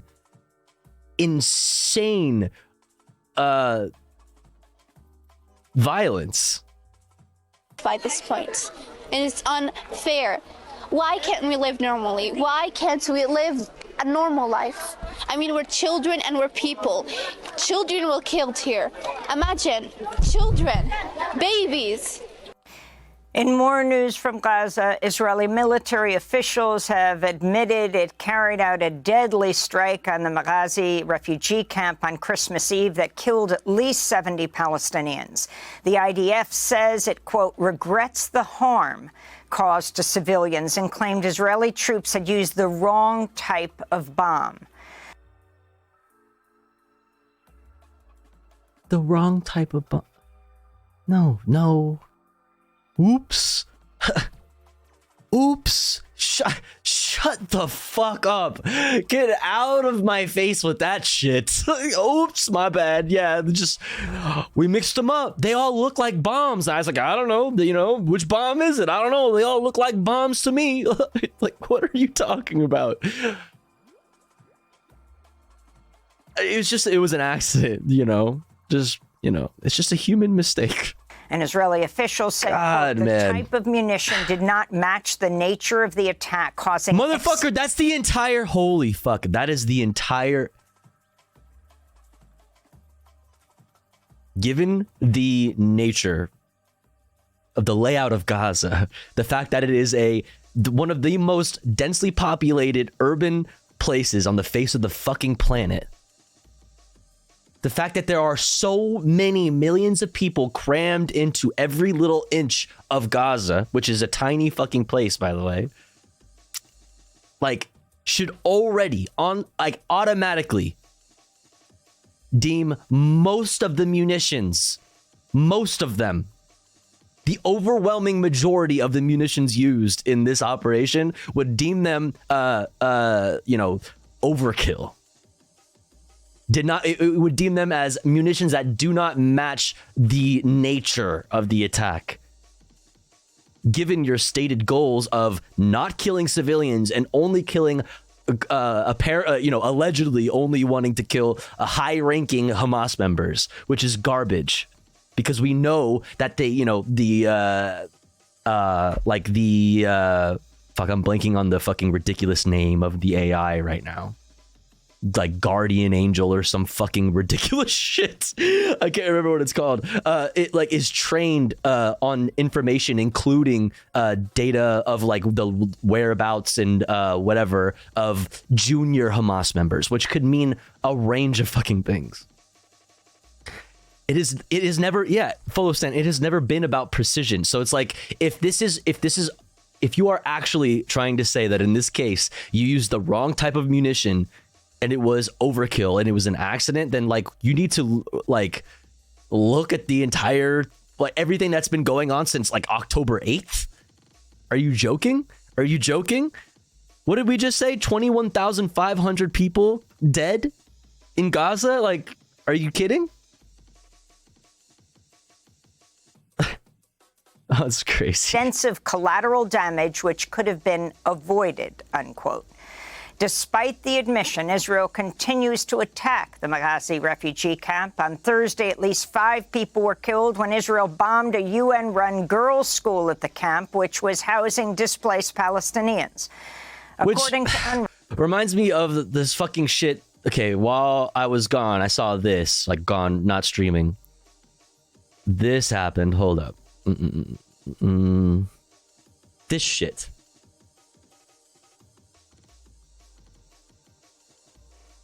Today, December 29th, UNICEF delivered an additional 49,000 vaccines into Gaza for 1,398,000 people in coordination with Israel. Earlier this week, 80,000 vaccines were delivered into Gaza. And then the IDF fucking quote tweeted it saying, that's 49,130 more vaccines than what the Gazan health ministry has supplied them with today. Yeah, motherfucker. It's almost like... Holy fuck, dog. I said, these motherfuckers think you're stupid and don't know that there's a blockade on Gaza and that UNICEF, not Israel, is the one providing these vaccines. In coordination means being allowed to enter certain areas by the IDF. How many UN employees were killed again? A lot. A lot of UN employees have been killed again. So for them to fucking have been killed, so for them to fucking say this is just so fucking horrible. How many of those 49,000 have lost multiple members of their family? How many lost limbs? How many are displaced? No functional hospitals in Gaza, in northern Gaza. Damn. Like, it's so, whoa, that's so crazy. Damn, wild how that happened. Cue that Eric Andre meme. Exactly. Why would Hamas do this? I can't believe Hamas would do this. What's up, 7 donkeys? The UN Relief and Works Agency for Palestine Refugees. At least 308 people at UN shelters in Gaza have been killed so far. Another 1,100 have been injured.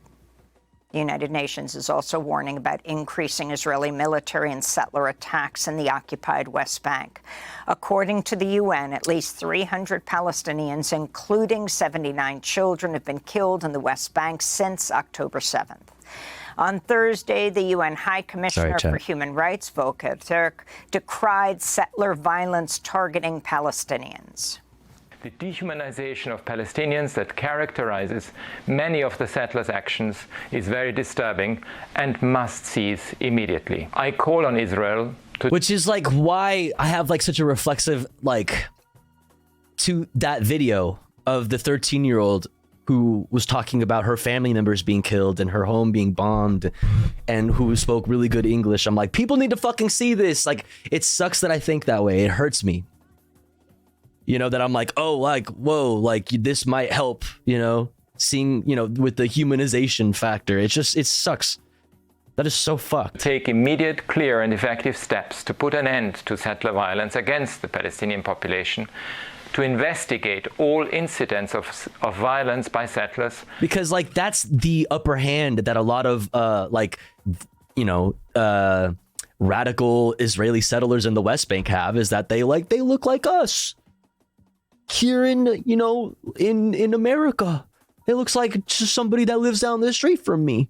You know, they speak perfect English just like me. Oh, they're from Philadelphia? Oh, wow.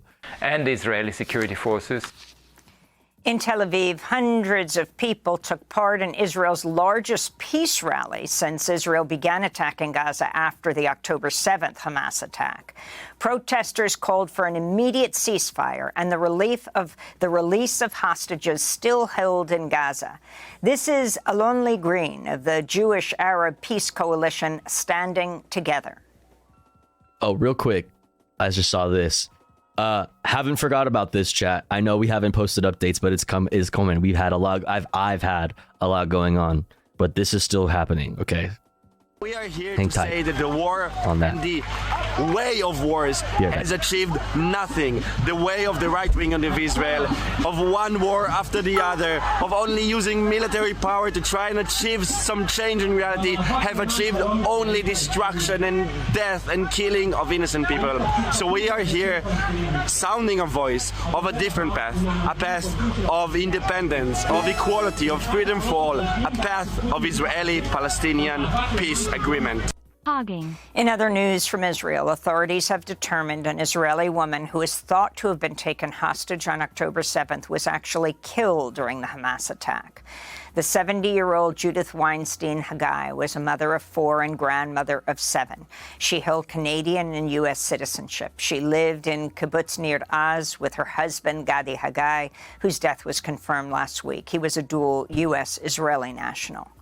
Meanwhile, on Thursday, Israeli Prime Minister Benjamin Netanyahu canceled a scheduled war cabinet meeting to discuss Israel's plan for Gaza after... Wait, what the heck?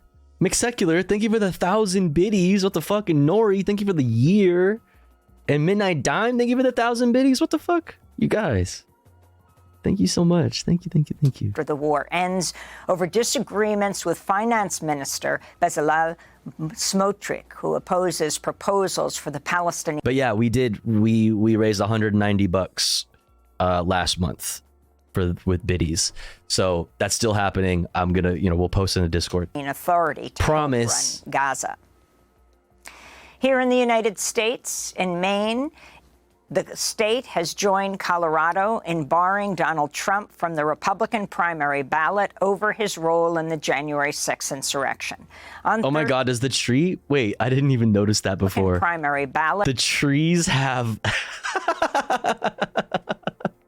over his role in The trees have fucking MAGA hats. Oh, that's so good. On Thursday, Maine Secretary of State That's Shanna so Bellows good. issued a written decision saying the insurrection clause in the 14th Amendment makes the former president ineligible to run for public office again. In her ruling, Bellows wrote, quote, "I am mindful that no Secretary of State has ever deprived a presidential candidate of ballot access based on Section 3 of the 14th Amendment. I am also mindful, however, that no presidential candidate has ever before engaged in insurrection," unquote. Trump's campaign has vowed to appeal the ruling. A campaign spokesperson described Bellows' decision as, quote, "partisan election interference efforts that were, quote, a hostile assault on American democracy," unquote. The U.S. Supreme Court will likely have the final say on Trump's ballot eligibility. Last week, Colorado's... That's like, I think ultimately it's probably, I'm pretty confident saying that ultimately Trump is still going to be on the ballot, you know? The Supreme Court will probably weigh in and will probably rule in favor of Donald Trump. So, I mean, I don't know. Supreme Court barred Trump from Colorado's primary ballot, but Michigan's Supreme Court has ruled he can stay on the Michigan ballot. At least 16 people have been killed in Ukraine after Russia launched a massive wave of missile and drone attacks targeting the capital, Kyiv, and other cities, including Lviv in the west, Odessa and Zaporizhia in the south, and Dnipro and Kharkiv in the east. The Ukrainian military said it has, quote, "never seen so many locations targeted simultaneously," unquote. The attacks come days after Ukraine struck a Russian warship in occupied Crimea. Meanwhile, the New York Times is reporting that Russian President Vladimir Putin has been signaling for months through intermediaries that he's open to a ceasefire deal that would allow Russia to keep Ukrainian land it seized during the war. The U.S. Justice Department is threatening to sue the state of Texas if it begins enforcing a new law empowering police to arrest anyone they suspect of entering the United States without authorization. Dude, that is straight up federal jurisdiction. I don't know. Texas is crazy, man. Texas is seriously fucking wildin'. That's federal jurisdiction. The border is federal jurisdiction. What the fuck, dude? There's no way you could even enforce it. I think mostly it's just like a PR stunt for Republicans. I guess it's just to pretend like they're doing stuff. But it's still disturbing and crazy. All was signed last week by Texas Republican Governor Greg Abbott. Meanwhile, CBS is reporting Border Patrol this month has taken into custody more than 225,000 migrants who attempted to cross the southern border outside of an official crossing.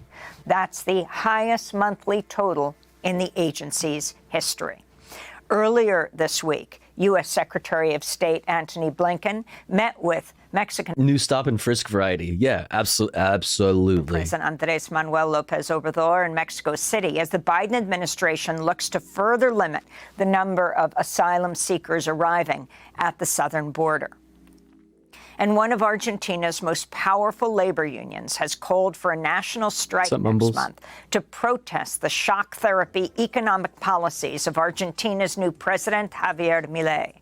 The General Confederation of Labor called for the strike to take place on January 24th.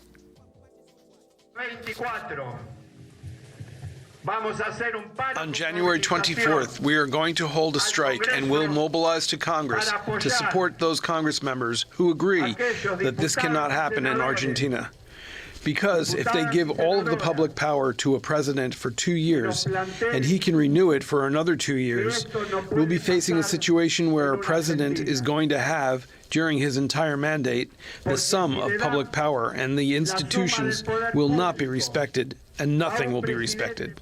And those are some of the headlines. This is Democracy Now!, democracynow.org, The War and Peace Report. I'm Amy Goodman. Democracy Now! Is funded by viewers like you. Listen. Please give today at democracynow.org/give.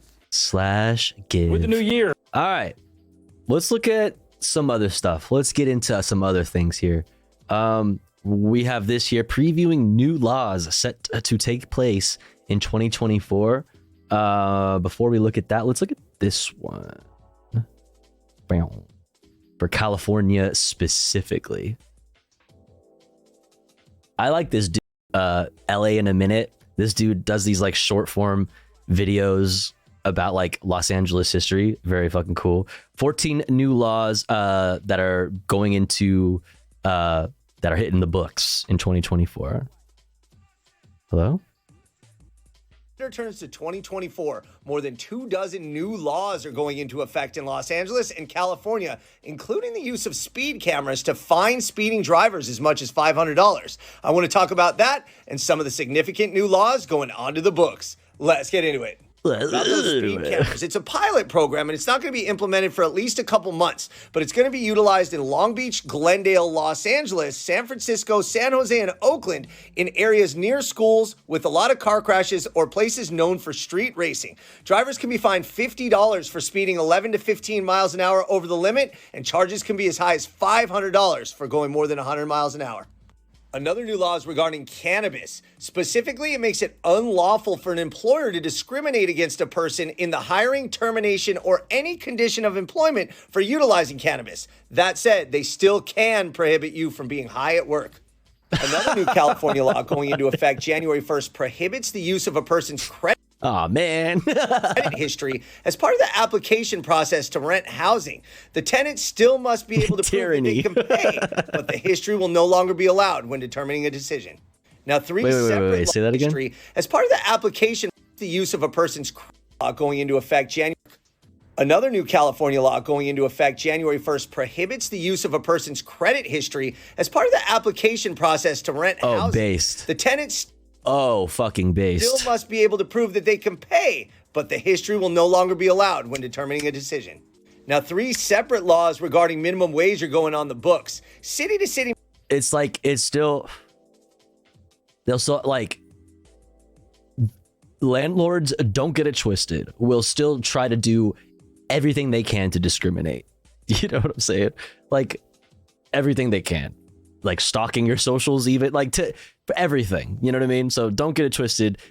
That will still happen, but it is always important to like just be aware of like the laws in your area around these things, so that whenever if ever something happens with your landlord, you know like what the laws are. Minimum wage can vary, but Hydrate time. California-wide, the minimum wage is going to be increased to $16 an hour, and as of April 1st, that minimum is going to be No. Oh, wait, never mind. Let me shut the fuck up. $23 an hour for Not bad. Not bad at all. healthcare workers. Not bad at all. It needs to be expanded. Healthcare workers, that's great. Shouts out. Fuck yeah. Based. But $16 is still not enough to live anywhere in any major city in California. On the books. City to city minimum wage can vary, but California-wide, the minimum wage is going to be increased to $16 an hour. And as of April 1st, that minimum is going to be $23 an hour for healthcare workers. Additionally, as of April 1st, fast food workers will receive a minimum of $20 per hour statewide. Based. And at long last, another law that's going into effect, thankfully for Los Angeles, is the repeal of no cruising laws. The previous law that I don't really understand. 1988, and again varies city to city, but statewide, cruising is now allowed. Another law going into cruising means like driving up and down a street, essentially. Just like going back and forth like up a street. There was like a problem with that with car culture, especially like in LA. Apparently, like in the 80s and 90s, motherfuckers were like just doing that a lot for fun. So like I don't think that that's like really even relevant anymore. I think if anything, it's used mostly probably to discriminate. It's one of those laws that's like so pointless that it's just like used in bullshit ways.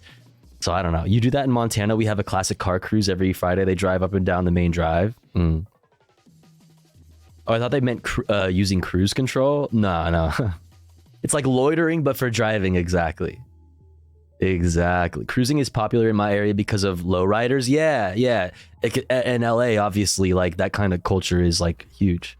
So I thought it was to cut down on traffic. I mean, yeah, but like it was to prevent like people who aren't like needing to get from point A to point B, who people are just like driving for fun, prevent them from being on the road, or at least in certain areas, or at least at certain times of the day. So like in a lot of neighborhoods in LA, if you drive around, you'll see like no cruising on this street, or like from this time to this time, like blah, blah, blah. Things like that. Anti-car in a car-based economy. Yeah. Yep. It's basically taking a Sunday drive going very slowly like a parade. Yeah. My city is building apartments that will be discounted for healthcare workers. That's cool.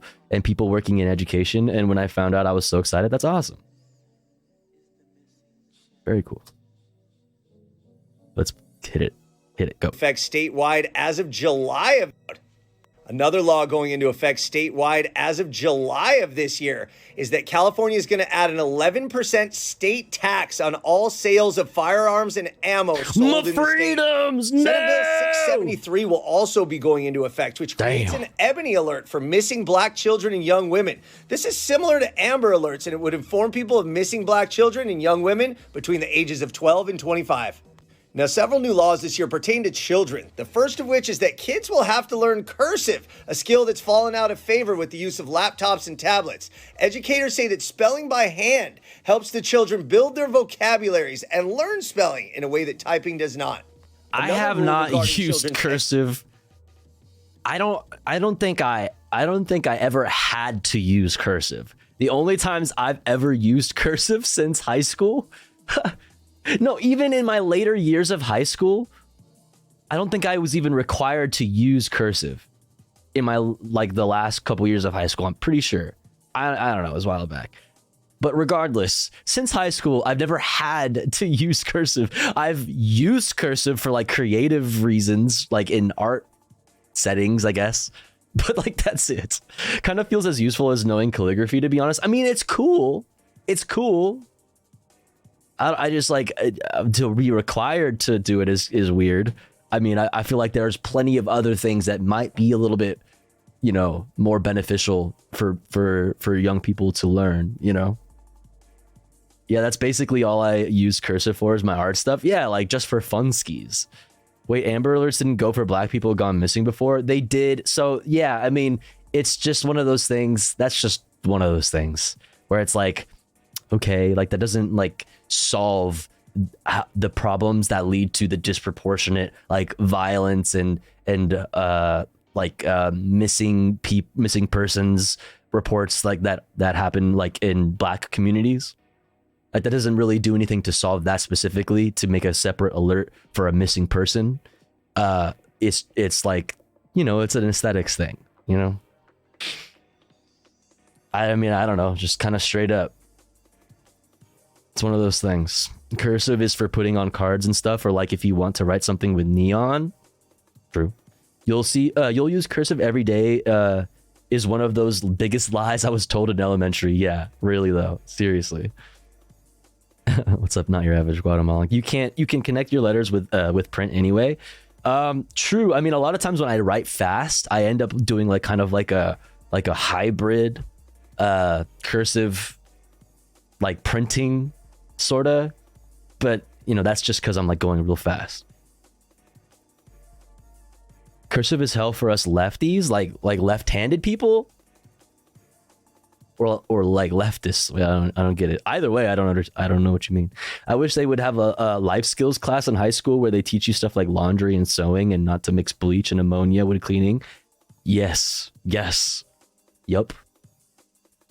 Absolutely. Southpaws. Yeah, left-handed. Lamau. Okay. Am left-handed. Can confirm. I never really thought about that. So much smearing. Oh, yeah, that makes sense. I literally have never really thought about that. I guess that's my right-handed privilege. Damn. That's my right-handed privilege. Holy shit. You drag your hand across the text so it gets covered. That's crazy. I literally never thought about that. The slant to the right as a lefty. There is so much left-handed discrimination. Fuck, dude. Holy fuck, this is like this has been a blind spot for me. Holy fuck. I'm having like a fucking epiphany right now. As a lefty, I turn the paper 90 degrees and write top to bottom. 90 degrees. Oh, okay, I see. Damn. I did actually experience lefty discrimination as a kid when I went to Catholic school. Damn, yeah. Yeah, fuck. Also, we need better economic education. All of this. Yes, this. So much this, bestie. So much this. Education is requiring public school students to take media literacy courses. This is going to enable them to discern real news from fake information. See, that's okay. Okay, sure. Actually, yeah, let me not say that. Yeah, okay. I was going to take an issue with that. Like that's not what you need to be learning. You need to be learning the biases. You need to be learning about like bias. You need to be in the media. You need to be learning about getting things from multiple sources and the idea of like weighing all of the different sources and all of the factual information, yada yada yada, and then understanding how things are colored in opinion and bias or whatever. But I guess that makes sense too. Yo, I am feeling much better. Thank you so much for 6 months, Fox. I really appreciate it. Feeling much better. Thank you. Teach critical thinking skills, not what to believe. Yeah, I mean, I don't think it's as simple as like discerning from like real news and fake news. You know what I mean? It's like, it's not necessarily as simple as some things being real and true and some things being fake. It's that things are distorted through multiple layers of bias, which is not a bad thing because everything it comes with a bias, of course. So yeah, I don't know. You know, the truth is in between, right? I mean, yeah, I guess. Not even necessarily, but I don't know, whatever. Teach critical thinking skills. I already read that. I went to a Christian school and they taught me to only use my right hand, even though I'm ambidextrous. Damn. Everyone needs to take a basic media literacy class and an econ and government class. Yeah, the thing is about, like, at least for me, when I took my econ class was literally just learning about supply and demand and learning about the invisible hand. Like, that's it. It wasn't like learning. It was learning about the science, the study of the natural forces of capitalism. It should have just been called Capitalism 101. Yo, Guitarzan. Thank you so much for 11 months. Let's fucking go. Let's fucking go. Thank you so much. Thank you. Yeah, that was my econ class too. Yeah. It's just like, this is like how this, capitalism, which we don't even really teach you what capitalism is. We just teach you like the science of the market.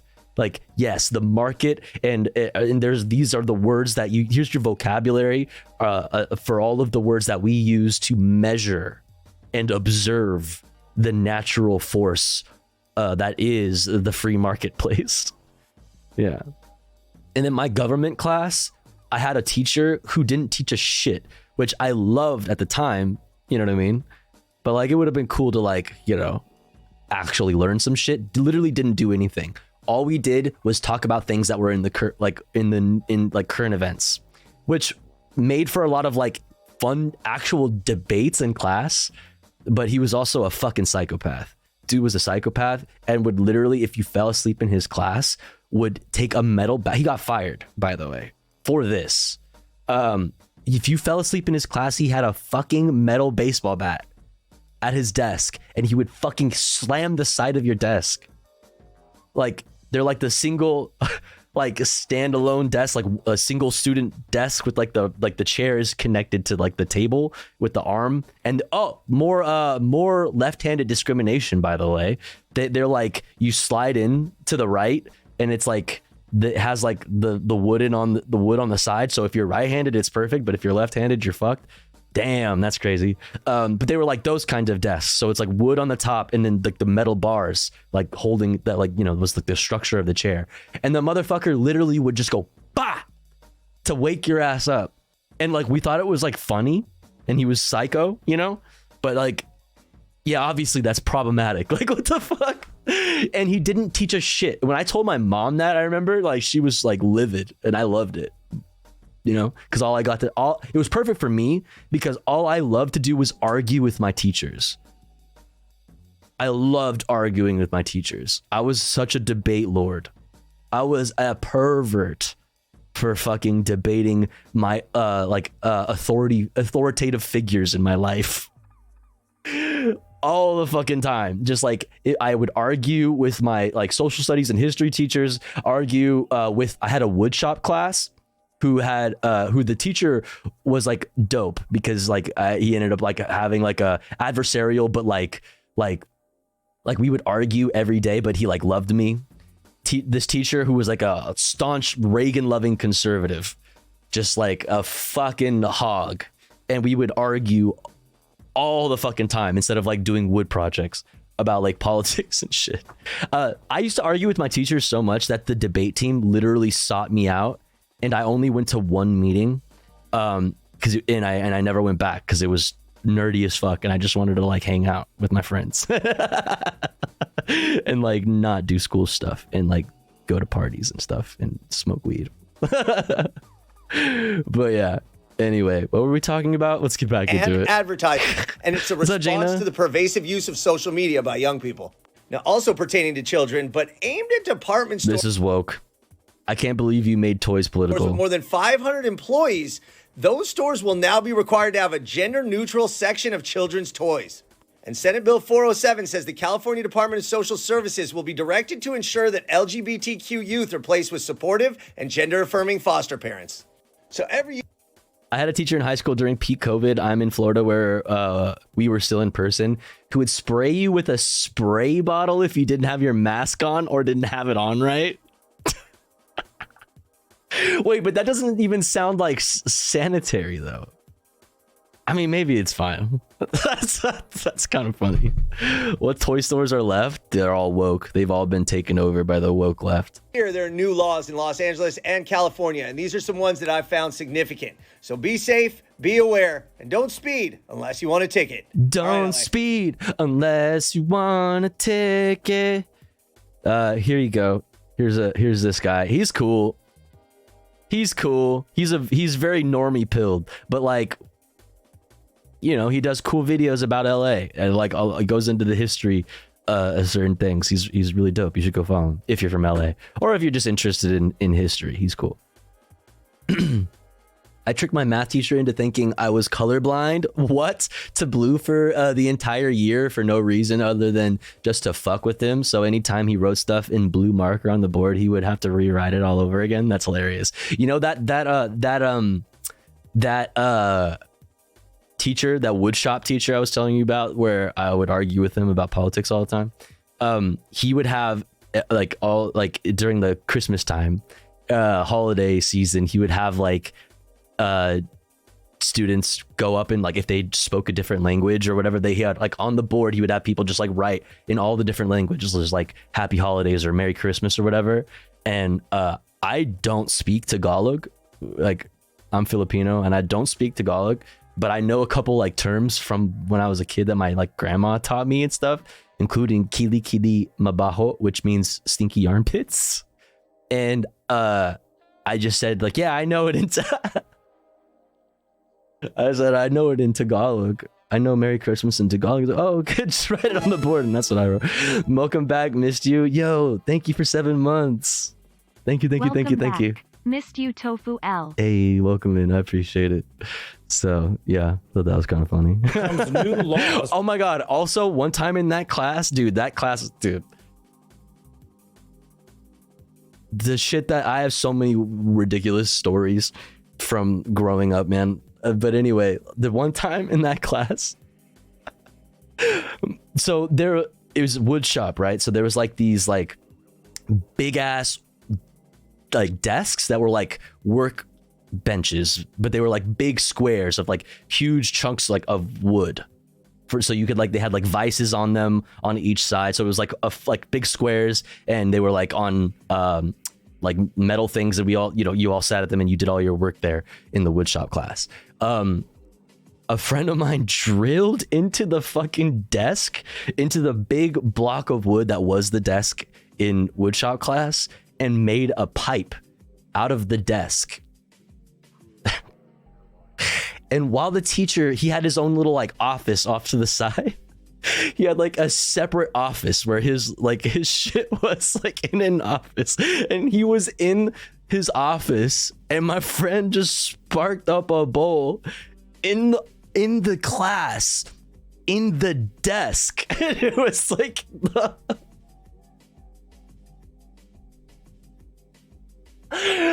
it was crazy. It was crazy. And the fucking teacher came out and he's like, what the fuck is going on in here? Amazing shit. For several states across. All right, previewing new laws set to take effect in 2024. I think this is for the nation, for America, not just California. Let's check it out. From protecting election workers to gender-neutral toys. NBC News Justice and Intelligence correspondent Ken Delanian is taking a closer look at some of the major changes for the new year. Hey, good morning. From the meaningful to the mundane, new laws are taking effect in every state. Here are some of the measures drawing attention as 2024 gets underway. After threats drove away half the state's top election officials, Nevada took action. Starting January 1st, those who harass, intimidate, or harm election workers performing their duties in the state could face up to 4 years in prison under a new law that unanimously passed the state legislature. Most people don't realize either that 80% of our election workers are women. Those are our daughters, those are our wives, those are our sisters, those are our mothers. A campaign promise by Secretary of State Francisco Aguilar. The law makes Nevada one of a handful of states where threats... Is that your signature? What was that? Francisco Aguilar. The law makes Nevada one of a Bro, did you just like scribble on the bottom of this shit? Where threats to election workers are a felony. We cannot run elections without people. They are our unsung heroes of democracy. In Tennessee, a new law toughens penalties for distracted driving. Those under 18 cited for a second offense could see their license suspended. The measure is named for a local businessman who died in a 2020 accident. If it's just one life we save a year by this law, then my dad would have been an honor to have it in his name. California is requiring stores with more than 500 employees in the state to offer gender-neutral toy sections. Woke. Failure to comply could result in fines. Woke. Would it be such that a state-mandated gender-neutral toy section is woke? dinosaur or a truck or a periodic table would be in the boys section, or glitter or paint would be in the girls section? Let's just fundamentally allow kids to be kids. You've seen all the criticism of this. One newspaper called it California's latest woke insanity. How do you respond to that? This bill was inspired by private sector, following that of major retailers. Target and so many others are already going in this direction. This is a manufactured controversy. It was inspired by the private sector. Let's go. Saying that it is a... Dude, the biggest ally to the LGBTQ community, the private sector. Let's go. Potentially a woke government. In Louisiana, the state legislature overrode the governor's veto of a bill banning gender. Yeah, also, how many toy stores are we really talking about here? Like, what toy stores? Like, like, there's toy sections in big stores like Walmarts and Targets and shit like that, but there's no like toy stores anymore. They're all like boutique. If there's a toy store, they're like small and boutique. And I think they said 500 employees. So it's like, this really doesn't even affect anybody. Care for transgendered minors. The bill prohibits doctors from prescribing puberty blockers and hormone treatments. Critics say the new law won't survive a court challenge. It is my sincere belief that this bill is unconstitutional. I believe the courts will declare that in due course. Pennsylvania toughened penalties for drivers who failed to stop for flashing red lights on school buses. And Michigan is allowing 16-year-olds to pre-register to vote. Our thanks to Ken Delanian for that. Just to pre-register or to be able to vote? Wait, why would you? I mean, you should just be automatic. Why? What's the point? I mean, okay, I guess. I mean, I guess that's cool. You should just be It feels pointless. It feels pointless because you should just be automatically registered to vote as a citizen. If you are a citizen of the United States, you should, like, your citizenship should be your voter registration. Like to pre-register at 16 and not be able to vote until you're 18. I mean, I guess it's cool because it increases the likelihood that somebody will vote the moment they are able to. So cool, but it's like, it feels like a pointless thing when we could just like do something like I said, just make it automatic voter registration. Why even beat around the bush? You just need an accurate address for the election. I pre-registered when I was 16. If they actually wanted voters, they'd make it digital somehow. Well, I mean, yeah, but everything under liberalism is just aesthetic instead of function. True. I was so excited when I got my voter registration card. That's awesome. Felt libbed up. I mean, let's go, baby. That's okay. That's okay. If you get automatically put into the draft system, you should also get automatically put into the voting system. Exactly. Like they require you to fucking sign some. I remember getting that in the mail. Oh my God. I remember getting that in the mail and it was like such a fucking radicalizing experience for me when I was 18. I remember like it came in the mail and I was still living with my parents and my mom handed it to me and I was like so mad.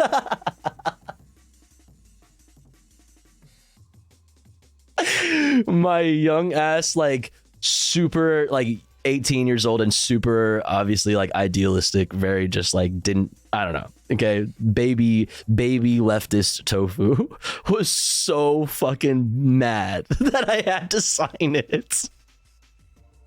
Anarchist, yeah. Report. The Brennan Center think tank so says funny, dude. 14 states. Select this service, biatch. Let's go.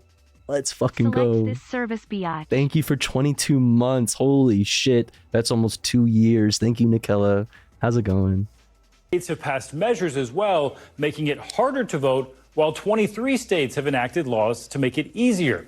People in swing states like Michigan and Nevada will now have more ways than ever to vote. Thanks for watching. Stay updated about breaking news and top stories. Thanks for on watching. the NBC News app or follow. Oh, Inkfrog said to hydrate like 24 minutes ago. Sorry about that, Inkfrog. Yeah, remember to drink some water. Us on social media. Social media. On social media. Chat. Next up, we're going to look at doctors unionizing as healthcare services are consolidated into corporate systems from PBS. And then we'll look at how child migrants are put to work in unsafe and illegal conditions from PBS also. And then from an assorted range of sources, we're going to look at the Japan earthquake. Then we're going to look at Red Sea, escalation of tension in the Red Sea. And then we're going to look brief look at Israel Gaza stuff. We're going to look at Rathbone being interviewed by Al Jazeera. And then we'll get into comfy shit. Exclamation point watching in the chat for a link to the playlist that contains all of the videos we've watched and will watch this evening. But here's the thing, chat. Before we get into that, we have to run an ad break because it's been an hour since our last ad break. But don't you worry, because here at the Tofu Ghost broadcast, when we run ads, we run them while I'm away from the stream. That way, even if you are unsubscribed, you don't miss out on any of the content.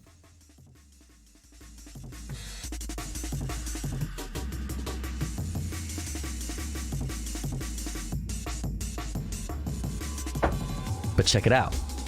If you would like to support the stream and also get access to cool Tofu Ghost emotes, as well as an ad-free viewing experience, all you've got to do is subscribe for a discounted price. I believe 25% off until tomorrow, or maybe that just ended at midnight. I have no idea.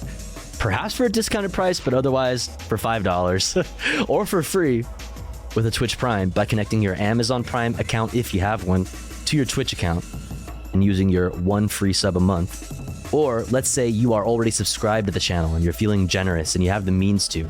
Maybe consider gifting a sub to one of our unsubscribed friends in the chat. One of our unsubscribed comrades in the community that may not be able to afford a sub this month. That way they may also be able to enjoy the Tofu Ghost emotes and an ad-free viewing experience with the rest of us. We are literally just one away from the sub goal. Just one. So that's pretty pog. I'll be back in 3 minutes. Don't you go anywhere. BRB.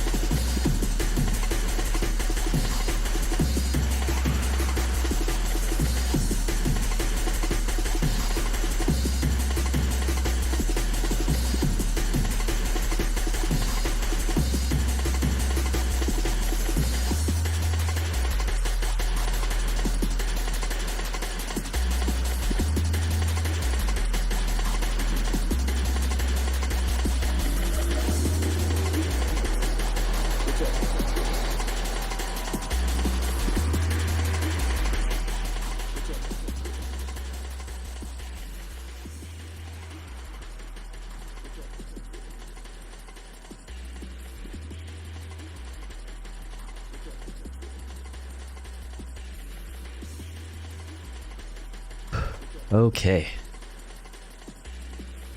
We're back. We're back. What's up, Peganox? Good morning, Tofikos and chat. Happy New Year. May the 2024 be as gorgeous and wonderful as you are. Hey, what's up, Shireen? Happy New Year. What's up, Laney? What's up, Mr. Psychopomp? What up, everybody? What's good? Dun, dun, dun, dun, dun. Peg, non-sexual. My 2024 is going to be extra gay. Pog. Poggers. Love that for you. Love that for you. Okay, where were we? We were right here. We just did that. Now we're going to look at this from PBS. Doctors unionize as healthcare services are consolidated into corporate systems. Let's fucking go, dude.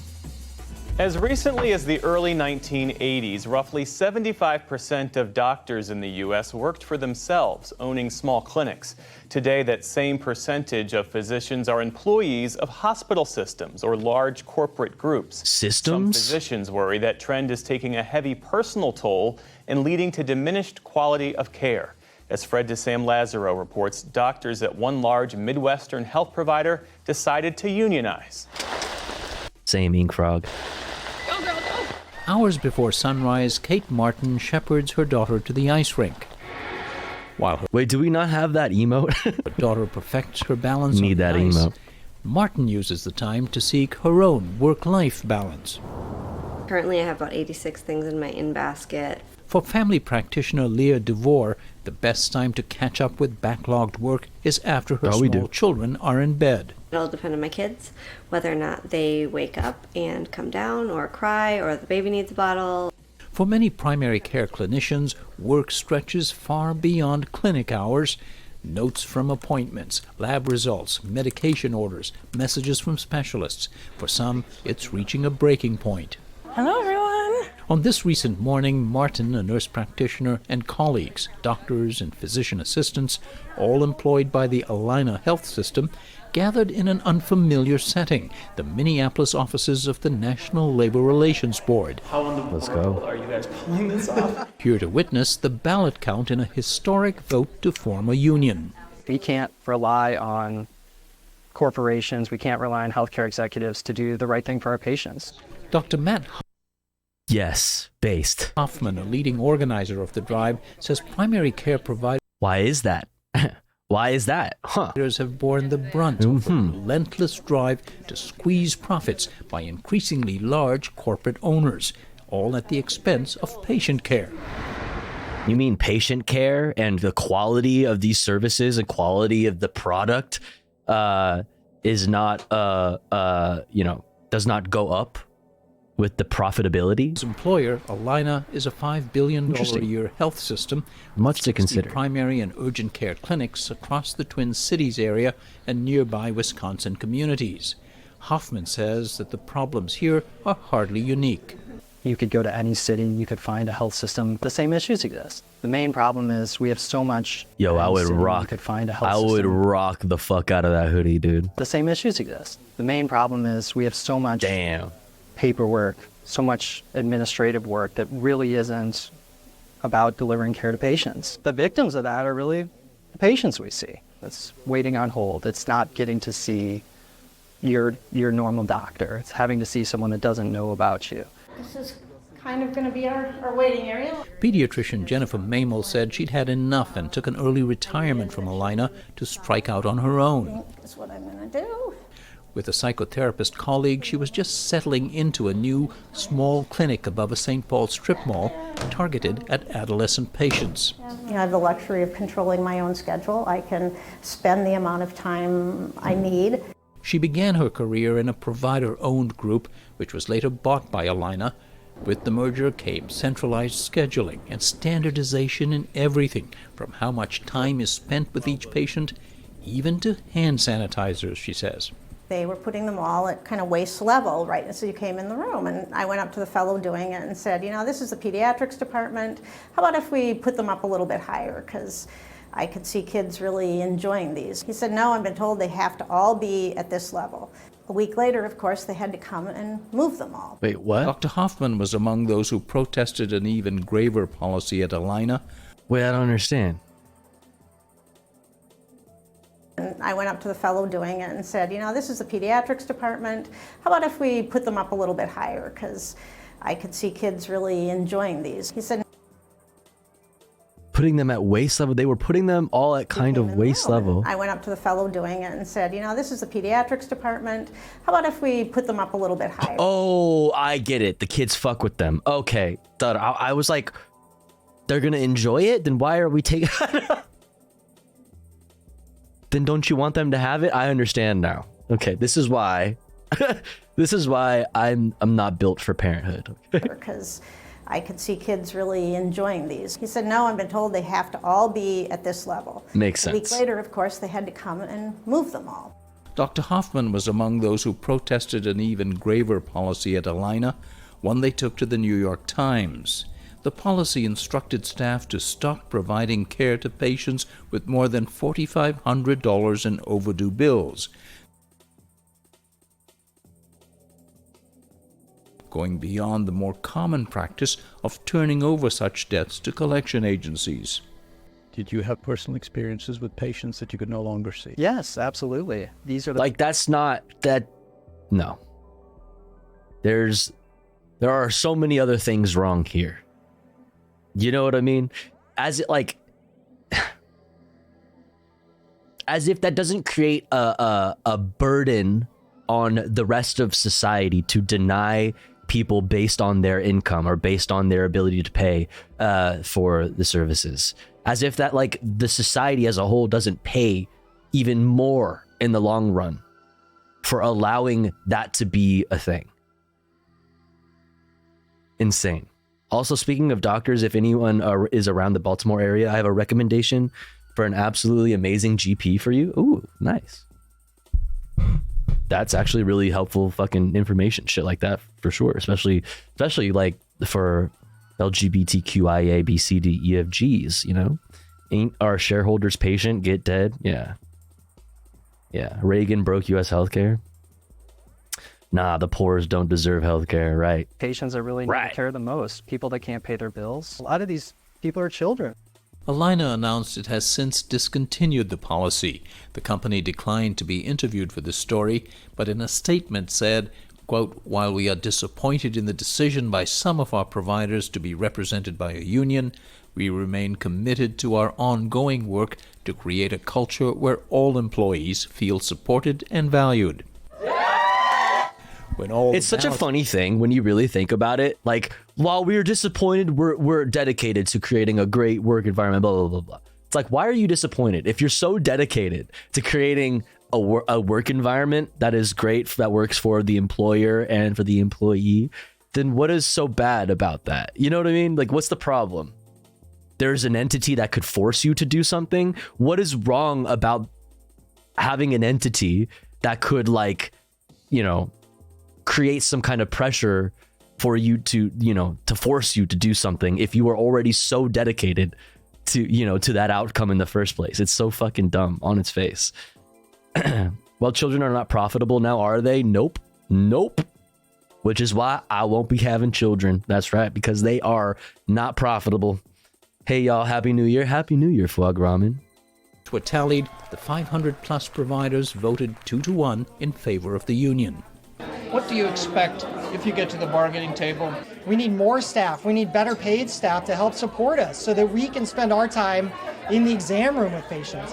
We need help with our paperwork, with the administrative tasks, so that we can focus on patient care. That's really what we're looking for. Things have to be pretty bad, I would argue, when physicians do try to organize, because this has never remotely been a part of their professional culture. And Paul. Right. We talked about this a lot in the past.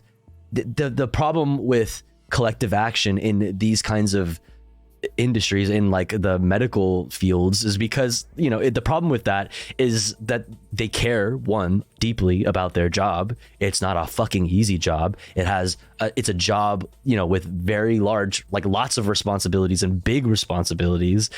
They care about their patients. They don't want people to fucking suffer. They want to help. They want to make people better.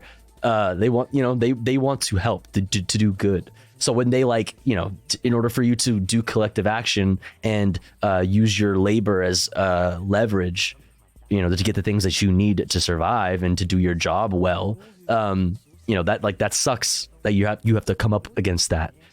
The only way to do that is to withhold your labor and then thus possibly hurt the thing that you care so much about. That's like the classic predicament there. Clark, a professor of labor and employment relations at Penn State, says the doctor's vote is hardly the final chapter. Your guess is that we won't see a contract between Allina and this group of doctors anytime soon. But also, like a lot of the strikes that you see in the healthcare industry, they are like not full on stoppages. There's usually like a certain amount of people that are on the picket line doing protests. They're doing picketing, doing strike stuff, and then there's still people who are working, and then usually there's like systems set up like that. If there was, it would be highly unusual. And they've sent a signal that they're going to fight this. They've hired one of the top anti-union law firms in the country and paid them a tremendous amount of money. The same law firm has represented Starbucks, he notes, where employees at more than 300 outlets have voted to unionize over the past 2 years. Not one has reached a contract. The strategy is delay, delay, delay. If you can delay signing a contract for a year, then there's a provision in the law that allows the workers to basically reverse their vote. It's called decertification. Workers expect a contract that's going to improve things. The hospital delays, a year goes by, the employees there are saying, well, we're not getting what we thought we'd get. So they can create the legal framework that allows them to change their minds, that makes it easy for them to change their minds, but also at the same time make it difficult for people to like move forward with any of this collective bargaining in as many ways as they possibly can. We're paying dues and we went to all this trouble and it's not producing anything. Yeah.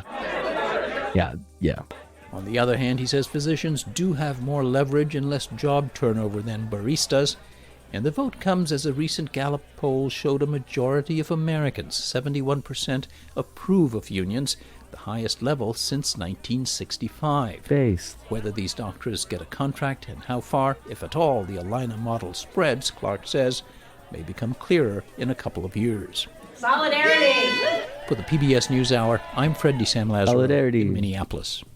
And Fred's reporting is a partnership with the Undertold Stories Project at the University of St. Thomas in Minnesota.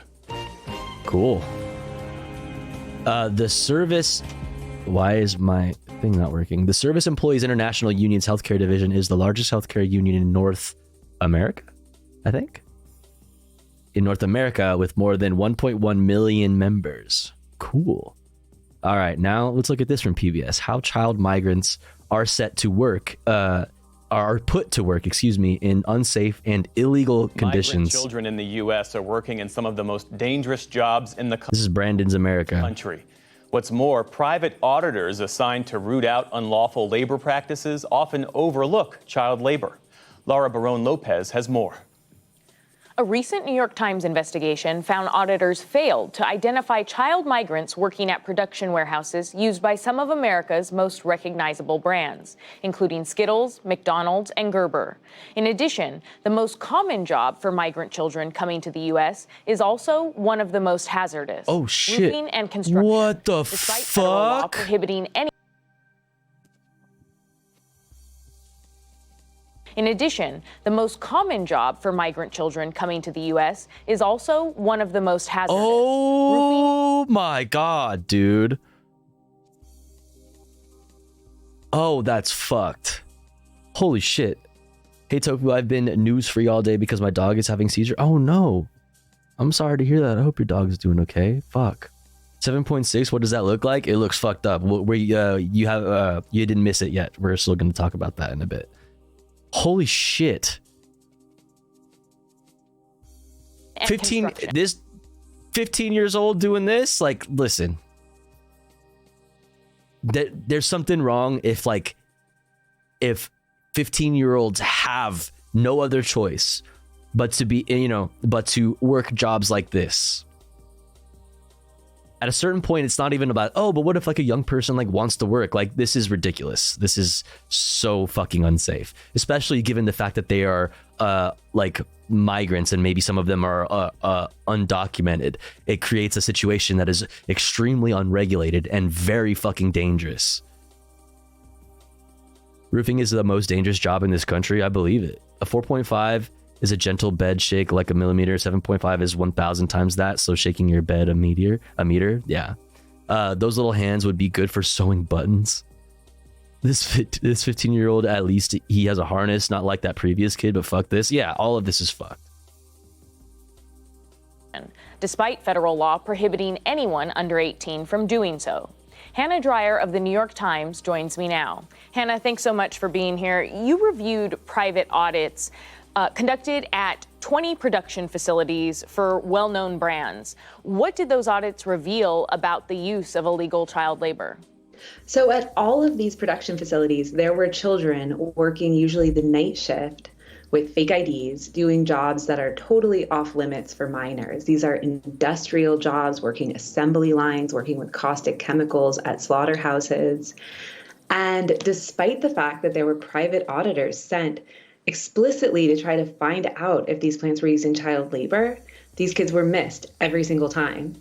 How did the companies respond to your investigation that these children were missed repeatedly? I've been covering migrant child labor for the past almost 2 years now, and we have uncovered children working these kinds of jobs in all 50 states. And every time I've gone to the companies and said, McDonald's, why were children making the pork in your sandwiches? Or Gerber, why were children working overnight on your baby food products? They say, well, that can't possibly have happened because we have auditors in place who are supposed to be catching this stuff. And what we found is really the system is set up in a way that it's not going to find children. Children work at night and the auditors come in the morning. Children work with fake IDs. The auditors are checking paperwork, not actually speaking with children. I mean, these are private entities. Oh, we talked about this story. This shit is fucked. The 16-year-old that was killed. But like, they're private. They're private entities that are hired by the companies to audit. Like, it's in everyone's interest here, you know, to do the most profitable thing. No shit. No shit. Was killed over the summer making chicken that goes in Chick-fil-A sandwiches. But he was working with an ID that said that he was in his 30s. So that's never going to get caught by the system. The private auditing industry makes billions to root out bad labor practices. So you hinted at why these children sometimes fall through the cracks. Children that are cleaning crews for slaughterhouses, or they're working in meatpacking plants across the country. Are there Slavery is profitable. disincentives What's for up, DOC? auditors to actually say that there are child laborers? That's exactly right. I talked to dozens of these auditors, and they say that they essentially have this conflict of interest. The audits are paid for by the factories. Yeah. And nobody was surprised. Yeah, dude. Yes. Yes. This is why there shouldn't be private entities doing these audits. This should be fucking regulated by institutions that are beholden to democracy, right? Holy fuck. And so auditors say when they come in and they find a lot of violence. Not that there are any fucking like entities, government entities that are like democratically elected in the first place that would, you know, would look into this type of thing. But you know what I mean? Well, I mean, no, actually, like the labor board, I feel like there's actually, never mind. We have investigated ourselves and found nothing wrong. Exactly. They get in trouble with the factories. And this is a better boycott reason than anti-gay donations, and I say that as a super queer. A super queer. Damn. Is that like, that's that like the boss level queer? Quids making bank. Quids? Did I say quids? Kids making bank at the meatpacking plant. Yeah. Sometimes even with their own private auditing firms.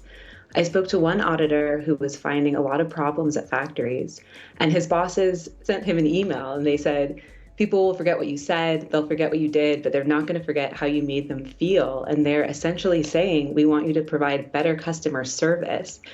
And this auditor is trying to find actual problems and getting this pushback from inside his own organization.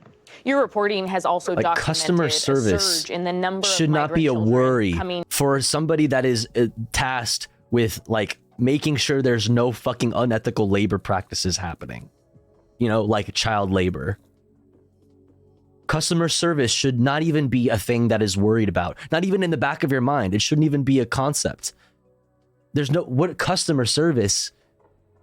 Your customer should be like, what's right? I don't know, like what is like the right and moral thing? Like, what are we talking about? Just another bullshit job. Exactly. Into the U.S. Since 2021, nearly 400,000 migrant children have arrived alone in the United States. What countries are these children coming from, and what's caused this increase? We've seen record numbers of children coming every single year since 2021.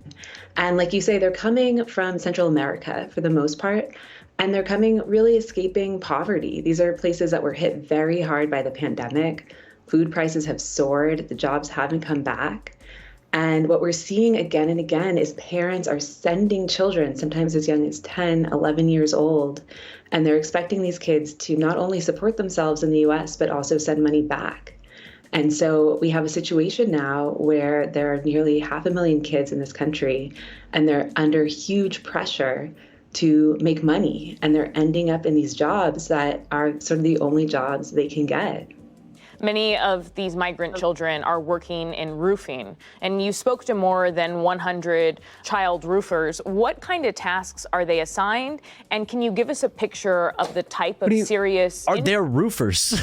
Like, what kind of shit are they doing? What tasks are they assigned at the roofing job? Motherfucker, they're roofing. They shouldn't be up there. That's crazy. They're going up and down to high places, carrying things, like in the sun, long periods of time. Come on. Injuries that they might have when they're working in these jobs. I went up on sites with some of these children, and the conditions are terrifying. They're up sometimes 30, 40 feet. They're working without harnesses or training, and sometimes they're falling. Roofing is one of the 3 most dangerous jobs in this country. It's something a child should never be doing. Way more dangerous than being a cop. I might just sprinkle that little piece of information in there. Moving on. These kids are working 12-hour days. And in a lot of cases, they're getting hurt. I spoke to the family of a 15-year-old who died in Alabama after he fell 40 feet. Jesus. He was replacing the roof on a warehouse. A 16-year-old just this summer was killed in Florida. What about He fell child from the roof of cops? the house. Damn. Even when children aren't dying, I mean, they're getting terribly injured. And that goes for all of this work. They're getting their legs ripped off in slaughterhouses, their arms ripped open. And sometimes they're just working overnight every night and going to school, and they're sleep deprived.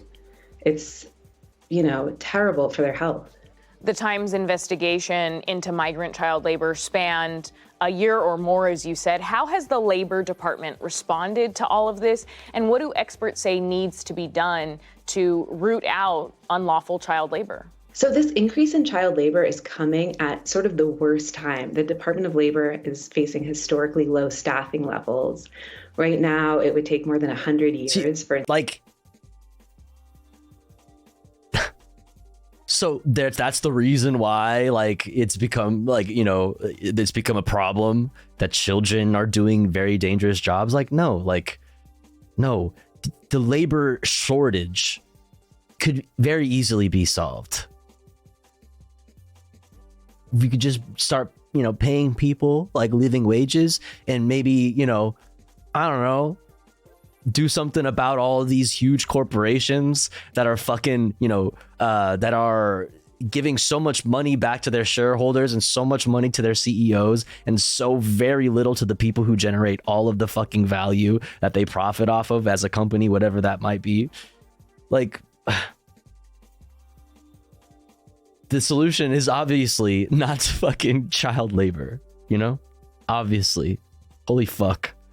Every 3 years of experience should be how to graduate. Say what? Building roofs, building character. Yeah. What's up, Mander? To visit every workplace once. The Department of Labor has said in a response to our reporting that it is stepping this work up. It is trying to open more investigations, and it has opened some investigations in response to things that we found, like kids at certain slaughterhouses, at certain factories. But in the absence of a more robust labor department, really it's falling back on these private audits, which are failing to find kids. It's the kind of situation where if companies really wanted to go out and change how they're auditing, they probably could find these kids. They look young, they're not hard to find, but they have to want to find out what's going on. Hannah Dreier of the New York Times, thank you. Man, this whole capitalism thing, I'm starting to think there's something wrong with it. You guys, I don't know about capitalism, man. Over $8 million in penalties for child labor violations were assessed in fiscal year 2023, an 83% increase from the year before. Nice. Nice. Pog. All right. What's next?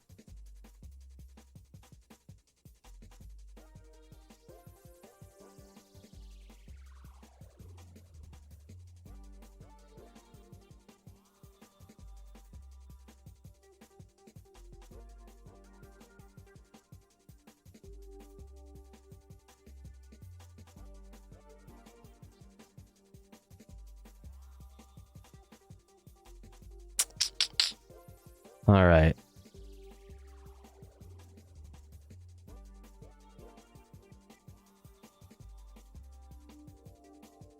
All right, this is a little long. I was going to look at this, but this is a little long.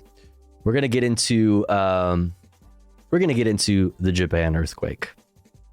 Huge fucking earthquake. Oops. Get this real quick here. Buildings shake during earthquakes as Japan issues tsunami warnings, which I guess they retracted those tsunami warnings, but still.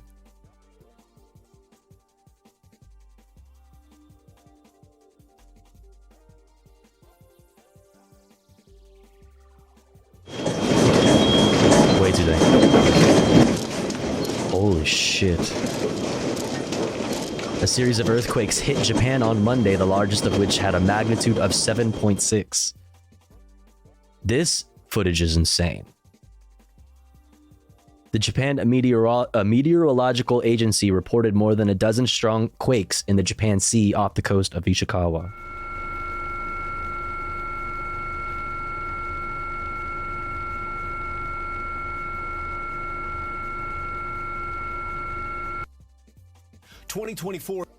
Let's look at this right here from The Hill. Powerful earthquakes leave at least 48 dead, destroy buildings along Japan's western coast. A series of powerful earthquakes that hit Western Japan have left at least 48 people dead and damaged thousands of buildings, vehicles, and boats. Officials warned that more quakes could lie ahead. Aftershocks continued to shake Ishikawa Prefecture and nearby areas a day after a magnitude 7.6 trembler, I think they meant to say, slammed the area on Monday afternoon. 48 people were confirmed dead in Ishikawa, officials said. 16 others were seriously injured, while damage to homes was so great that it could not immediately be assessed, they said. Japanese media reports said tens of thousands of homes were destroyed. Classic Banana Milk, thank you for gifting the buddy head. Pog. Hi chat, hi Tofagos, happy new year. I just tried to raid you, but I spelled your name wrong. Oh, fuck. Hey, I appreciate that. It's the thought that counts. Shouts out. That's funny. If I had a dime. Shouts out Buddyhead. Everybody go follow Buddyhead. Do it. I felt so dumb. Nah, it's not you. The only thing that's dumb in this situation is the fact that I use a 0 in my fucking name. Okay, there is apparently I learned yesterday that I could probably, as a partner, a Twitch partner, I could like request to take over a username that is like, if it's like an inactive account, and there is an inactive account that is Tofu Ghost without the 0. I feel like the 0 has become part of like the identity and a part of the brand for some reason. I'm like attached to it, but I don't know, maybe it might be best for things like that. You know what I'm saying? For reasons like this, take it. I found it. Yeah. Anyway, the hostile takeover. Yeah, we're annexing that shit. I don't know. I'll think about it. What do you guys think? It's out there. Go and take it. It's all in one place. I mean, I don't know. 0 is edgy, right? It's like digital, it's like internet, I don't know, whatever. Anyway, shouts out Buddyhead. Thanks for the would have been a raid. Appreciate it. Where were we? Japanese media reports said tens of thousands of homes were destroyed. Government spokesperson Yoshimasa Hayashi said 17 people were seriously injured and gave a slightly lower death tally, while saying he was aware of the prefecture's tally. Water, power, and cell phone service were still down in some areas, and residents expressed sorrow about their destroyed homes and uncertain futures. It's not just that it's a mess. The wall has collapsed, and you can see through to the next room. I don't think we can live here anymore, Miki Kobayashi, an Ishikawa resident, said as she swept around her house.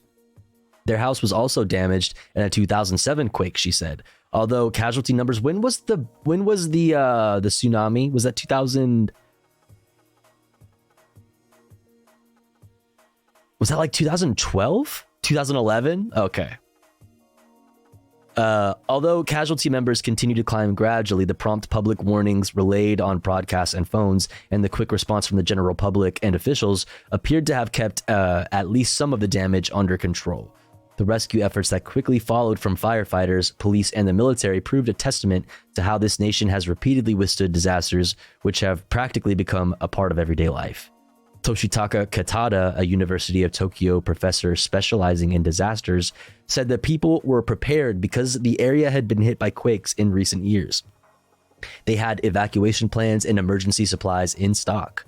There is probably no people on Earth other than the Japanese who are so disaster ready, she said in a telephone interview with the Associated Press. Katada warned the situation remains precarious and unpredictable. The March 2011 quake, and tsunami in northeastern Japan had been preceded by other quakes. This is far from over, Katada said. Predictions by scientists have repeatedly been proven wrong, such as with the 2016 quake in southwestern Kumamoto, an area previously seen as relatively quake-free. The only real projection possible is that you can't make projections. Katana added, yeah. Having too much confidence in the power of science is very dangerous. We are dealing with nature. Interesting. Japanese media aerial footage showed widespread damage in the hardest hit spots, with landslides burying roads, boats tossed in the waters, and a major fire that had turned an entire section of Wajima City to ashes. Japan's military dispatched 1,000 soldiers to the disaster zones to join rescue efforts, Prime Minister Fumio Kishida said Tuesday. I fucking knew science was a sham, yeah. Saving lives is our priority, and we are fighting a battle against time, he said. It is critical that people trapped in homes get rescued immediately. A quake with a preliminary magnitude of 5.6 shook the Ishikawa area as he was speaking. More quakes continued to rock the area, reaching more than 100 aftershocks over the past day. Holy shit! Nuclear regulators said several nuclear plants in the region were operating normally. Very good to know. The 2011 quake and tsunami caused 3 reactors to melt and release large amounts of radiation at a nuclear plant in northeastern Japan. News videos showed rows of collapsed houses, some wooden structures were flattened, and cars were overturned. Half-sunken ships floated in bays where tsunami waves had rolled in, leaving a muddied coastline.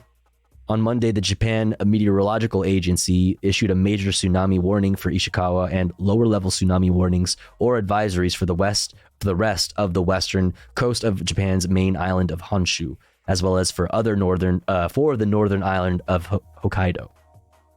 The warning was downgraded several hours later, and all tsunami warnings were lifted as of early Tuesday. Waves measuring more than 1 meter, 3 feet, hit some places. People were, which is big, by the way. That's like 3 feet is like, oh, that's an ankle slapper. No, that's like a pretty big rise in the water levels. That's drastic. People who were evacuated from their houses huddled in auditoriums, schools, and common community centers. Bullet trains in the regions were halted, but service was mostly restored by Tuesday afternoon. Sections of highways were closed. Weather forecasters predicted rain, setting off worries about already crumbling buildings and infrastructure. The region includes tourist spots famous for lacquerware and other traditional crafts, along with designated cultural heritage sites. U.S. President Joe Brandon said in a statement that his administration was, quote, ready to provide any necessary assistance for the Japanese people. Japan is frequently hit by earthquakes because of its location along the Ring of Fire, an arc of volcanoes and fault lines in the Pacific Basin. So, there's that from The Hill. Imagine being prepared for natural disasters. Couldn't be me, right? Well, you know, the reason they have so many earthquakes is because they have 4 plate tectonics hitting each other constantly. Supplies in stock sounds communist. No profits in that. I remember watching people get swept away in that, dude. Yeah, I remember watching that, like the live feeds of the water sweeping over the land and just being like in awe, just like speechless, watching cars get swept away, fucking boats like flying past buildings. It's just like absolutely insane footage. Fucking crazy.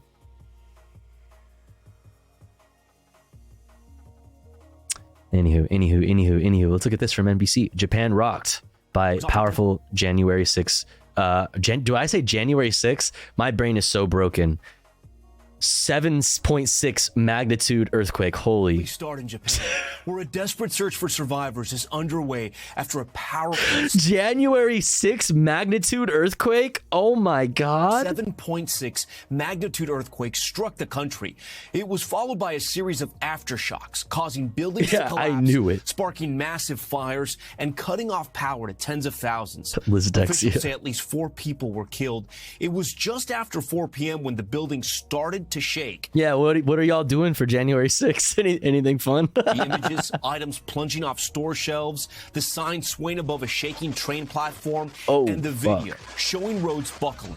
All of it as massive waves began to form, triggering tsunami warnings. Nearly 100,000 people ordered to evacuate. Our Megan Fitzgerald has been following it all, and she starts us off tonight. This is the moment the dangerous and powerful earthquake struck. Whoa. Rocking this train platform, violently shaking homes, Residents inside grabbing on to whatever they could as the ground beneath them shook. At this store, people fled as food tumbled from shelves. The quake also sparking this massive fire in Wajima. Tonight, officials say at least 4 people are dead as rescuers search the rubble for more people trapped in their homes and under buildings. The magnitude 7.6 quake, the strongest of several to strike the western region of Japan. Everybody was panicked that time. Wow. Johnny Wu shot Oh my this god, I video thought it in was fucking the building collapsing. Still fucking Nagano, crazy. where he was visiting to snowboard. You can see all the snow from the electric wire goes down and also from the roof go down. Soon after the earthquake, Japan issued a major tsunami warning with initial fears that waves could top 16 feet. Nearly 100,000 people told to evacuate and seek higher ground. That warning now downgraded. But officials are urging people to stay away for their own safety. It was the first major tsunami warning since the massive 2011 quake and tsunami that killed nearly 20,000 people. Tonight, the nation now facing the aftermath of another powerful... No big deal, just like chilling. You know what I mean? Just like hanging out on a crack in the fucking ground. Oh my god, dude. Quake. Tens of thousands are without power, and roads in the region are... Oh, this is convenient. I'll just sit here. Happy New Year, Anarchist Export. Off. What's up, Sauce? Woman Happy New Year. documenting the damage in her neighborhood. We're in serious trouble, she says. Please come help us. All right, Megan joins us now live. Megan, we saw there in your report with so many roads collapsed, how will relief supplies get in? Well, Tom, the Japanese prime minister is directing the nation's disaster relief. He has deployed the military and is also using boats to get supplies to those in need. Thanks for watching. Stay updated. Thanks for watching. News and top stories on the NBC News app or follow us on social media. Social media. All right. More on that. Japan earthquake. South Korea's eastern province tells residents to evacuate. Let's bring you some breaking news coming in from Japan, where tsunami waves have been hitting its western coast after a series of powerful earthquakes. A magnitude 7.6 quake struck the Ishikawa prefecture, triggering tsunami alerts along the Noto Peninsula. Well, the Prime Minister's office has issued evacuation orders for several areas. The government is warning residents to prepare for possible further earthquakes. Japan's chief cabinet secretary has given a press conference to reassure the public. Following an earthquake that took place today in Ishikawa at approximately 4:06 p.m., powerful tremors measuring up to 7 on the Shindo scale struck the Noto Peninsula in Ishikawa Prefecture. Beginning with the nearby Shika nuclear power plant, there are currently no reported irregularities with nuclear power plants. I humbly ask that all citizens be cautious of the risk of further earthquakes and request that everyone living in the area where powerful tremors took place pay close attention to the local authorities' evacuation orders. Evacuations are being carried out on the eastern Russian island of Sakhalin. The emergency ministry has issued tsunami alerts for parts of the territory. And officials in South Korea say they're expecting waves triggered by the quakes to reach the east coast at any moment. Residents have been told to move to higher ground. Well, let's get the latest now from Chris Gilbert. He joins us live from Tokyo. So first of all, let's start with the latest warning. How bad is the tsunami situation looking now? Well, we've just received reports that tsunamis have reached the northern coastlines along that western coast of Japan, and these are measuring somewhere between 50 centimeters to a meter. Just an hour or so ago, there was a tsunami of about 1.6 meters that hit near the epicenter on that Noto Peninsula you mentioned earlier. But look, we're heading into high tide in the area in about half an hour from now, and the next 90 minutes are really going to be a danger period. I mean, this was 24 hours ago. Tsunami. 22 hours ago when this Now, these are a was far posted cry on from what we YouTube. saw So 12 years ago, after the great earthquake, then those tsunamis are about 13 to 30 meters, but it only takes about half a meter to knock someone over in these tsunamis. So the danger is still very real, and the government is asking everyone to stay vigilant. Now, there have been some damage reports coming in. How does it look? Yeah, these reports are coming in. These are sparsely populated areas. They're a little more full at the moment. People return to the countryside, to their hometowns for the New Year's period. And it does seem as though some of the typically older Japanese-style housing and other buildings from these early videos and earlier... I mean, there was a sidewalk connoisseur, but it wasn't nearly anywhere near as bad as it was in 2011, which thank God, right? Because that was fucking horrifying. But there were like all of the canals. They have a really elaborate like canal system, and they have like underground like huge like sewers that are meant for protecting against floods and stuff. So all of their infrastructure was able to manage and deal with it, but there was like a rise in the water levels. And there was some damage, I believe. Ports do seem to have collapsed, especially in the Noto Peninsula region. There are no confirmed fatalities of yet. There are some confirmed casualties. In fact, there are reports coming that the hospitals in the area are becoming overwhelmed. 2011 was a 9, which is insane. And that is fucking terrifying. Coming in with injuries of various, seriousness. Of course, these places don't have any power at the moment. About 33,000. Horizontal sliding quakes usually don't cause tsunamis, but vertical quakes do. Like when plates are like moving like this, as opposed to like this. Is that what you mean? Households are without power. The hospitals are somewhat without power and running on backup generators. And on top of that, a large fire has erupted in the city of Wajima on that peninsula, Noto Peninsula. There's a city of about 28,000 people, and that fire does seem to be significant. So as the hours progress, we're going to learn a lot more about the extent of the damage and fallout from this earthquake. Damn. All right, we'll leave it there. Thanks so much. Damn. Breaking news on yet another confrontation between U.S. ships. All right, we have 14 minutes until the ads, so I think we'll be able to fit this in there. Yeah. All right, let's talk about the rising tensions, the escalation in the Red Sea. We'll start off with this from MSNBC. U.S. Navy ships sink Houthi boats in the Red Sea. An Iranian-backed Houthi boats in the Red Sea. It is the most aggressive attack since the tensions ramped up a few months ago. NBC White House correspondent Aaron Gilchrist is traveling with the president. He's joining me from St. Croix.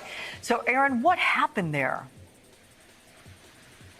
Well, Alex, President Biden was briefed on this incident by his national security advisor this morning here on St. Croix. As we understand it from the Pentagon, this was a container ship that was moving through the Red Sea when four small Houthi boats moved toward this ship. The rebels on those boats opened fire on the ship, exchanged gunfire with security forces on the ship before a distress call went out and was responded to by the U.S. Navy. Helicopters from the Navy moving toward this area, and in an effort to warn off these ships, those rebels opened fire on the Navy helicopters with small arms and with larger weapons, according to this statement from CENTCOM. Of course, those helicopters returned fire. They were able to sink 3 of those 4 ships and kill the rebels on board. The 4th ship was able to get away. Now, by our count, this was the 24th attack by Houthi rebels on shipping lanes in the Red Sea since November 19th. A spokesman for the National Security Council appeared on ABC this morning and was asked whether the U.S. is considering a preemptive strike on these Houthi-backed, these Iran-backed rebels in the Red Sea. Here's what he had to say. We're going to do what we have to do to protect shipping. I'm not ruling anything in or out. These aren't rebels. Publicly to the Houthis, we've made it clear privately to our allies. They like to make sure that they call them. It has a nice feel, a mouth feel, throwing in the Iran backed and things like that. We take these threats seriously, and we're going to make the right decisions going forward. U.S. backed Israel. Now, this ship was actually murders 21,500 innocent civilians. Came under attack yesterday as well. So 2 attacks in 2 days by this Maersk-owned ship. That shipping company has said that it is pausing all of its operations through the Red Sea for at least 48 hours. The second time it's had to do that in a month. The big concern here, Alex, is that these attacks, mostly by drone and by missile, up until today, will continue in that area and could have a major impact on economic activity moving through the Red Sea. Word. All right. So that was from about a day ago when that went down. And now, update since then, Iran confirms deploying warship to the Middle East as tensions rise. Iran has sent a warship to the Red Sea as the important shipping route becomes increasingly militarized. On Sunday, the U.S. Navy destroyed 3 Houthi boats that attacked a merchant ship. Iranian-backed Houthis have vowed to attack vessels linked to Israel. Iran says its warship is there to secure shipping lanes. Let's cross over to Rasul Sardar. He joins us now from Djibouti. So how much of a game changer is this, Rasul? Well, Iranian warships regularly, they operate in the area. So they say that they are sending their warships to secure the safety of the shipping vessels and oil tankers. So it's not the first time that Iran is sending a warship to the Red Sea. However, what matters here is the timing.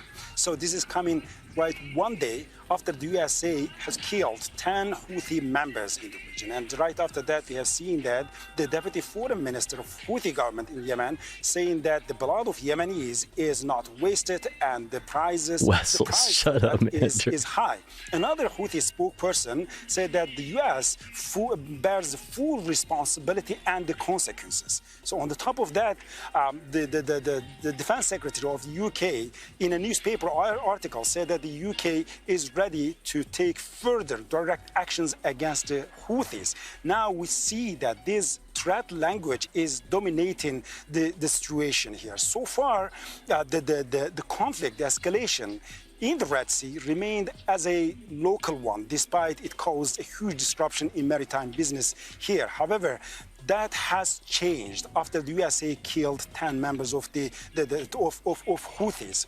And so far also, we have seen that the USA remained in a defensive position. But now we see the UK and the USA are also sending more and more warships here.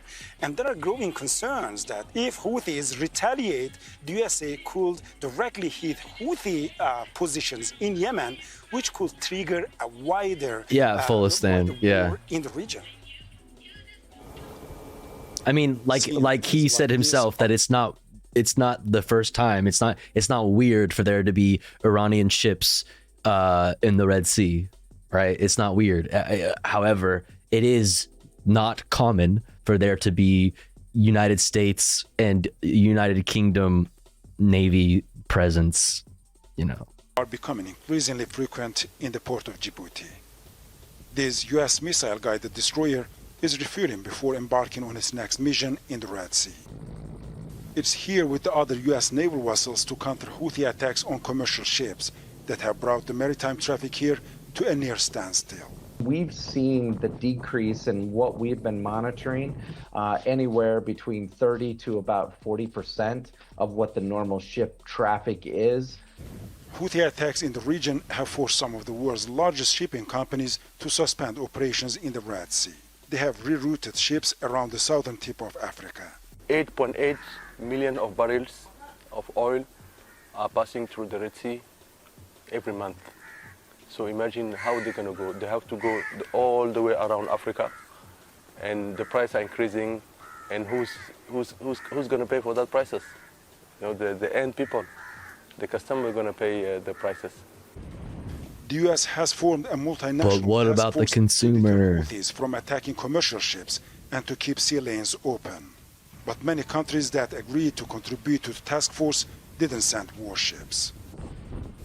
Houthi attacks are intensifying and the effectiveness of the coalition is being questioned. There's still a lot of unknown questions for the coalition, what their rules of engagement are, how many vessels are going to be a part of this, and how the whole entire coalition is going to work. Houthis say they are not aiming to block the strait, but only attacking ships linked to Israel. The region is now increasingly militarized. And we are afraid that this conflict will take over some other countries. Dozens of cargo ships are stranded at the port of Djibouti for days. Many don't know when they will get security clearance to enter the Red Sea. Look at all those vessels stuck in the port of Djibouti. This is the Bab el-Mandeb Strait, which separates the Arabian Peninsula from East Africa and connects the Gulf of Aden to the Red Sea. Yemen is just 29 kilometers from here. About 12% of global trade passes through this strait and almost a third of all international container traffic.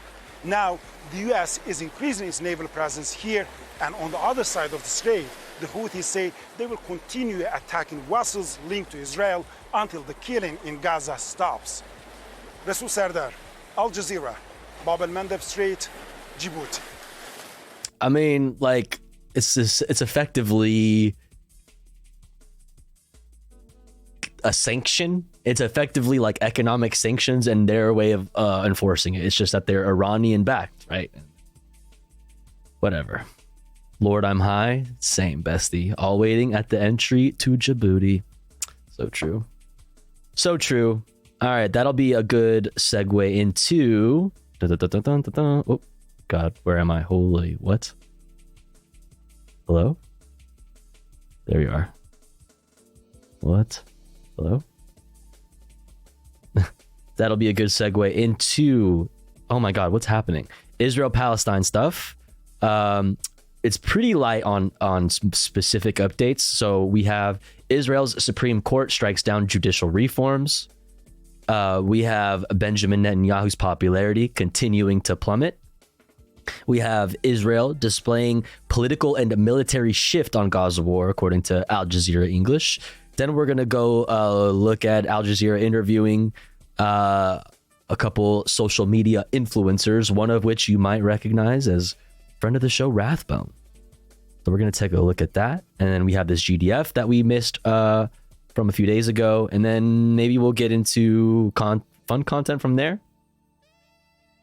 Capitalism and Personas from Red Means Recording. I don't know what the fuck's going on there.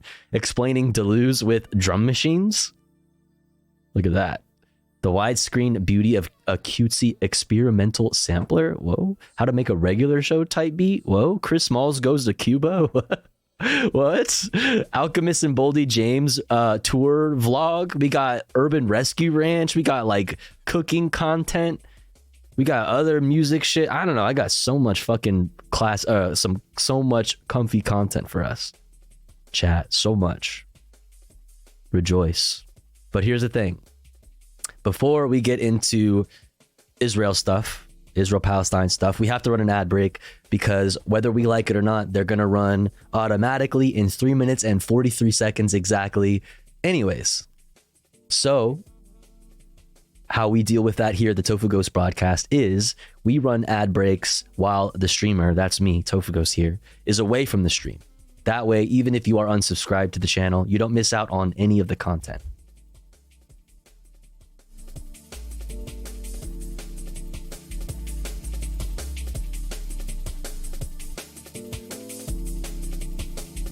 However, if you would like to support the stream, support me, the streamer, and also in doing so, get access to really cute Tofu Ghost emotes as well as an ad-free viewing experience, all you've got to do is subscribe for $5 or for free with the Twitch Prime.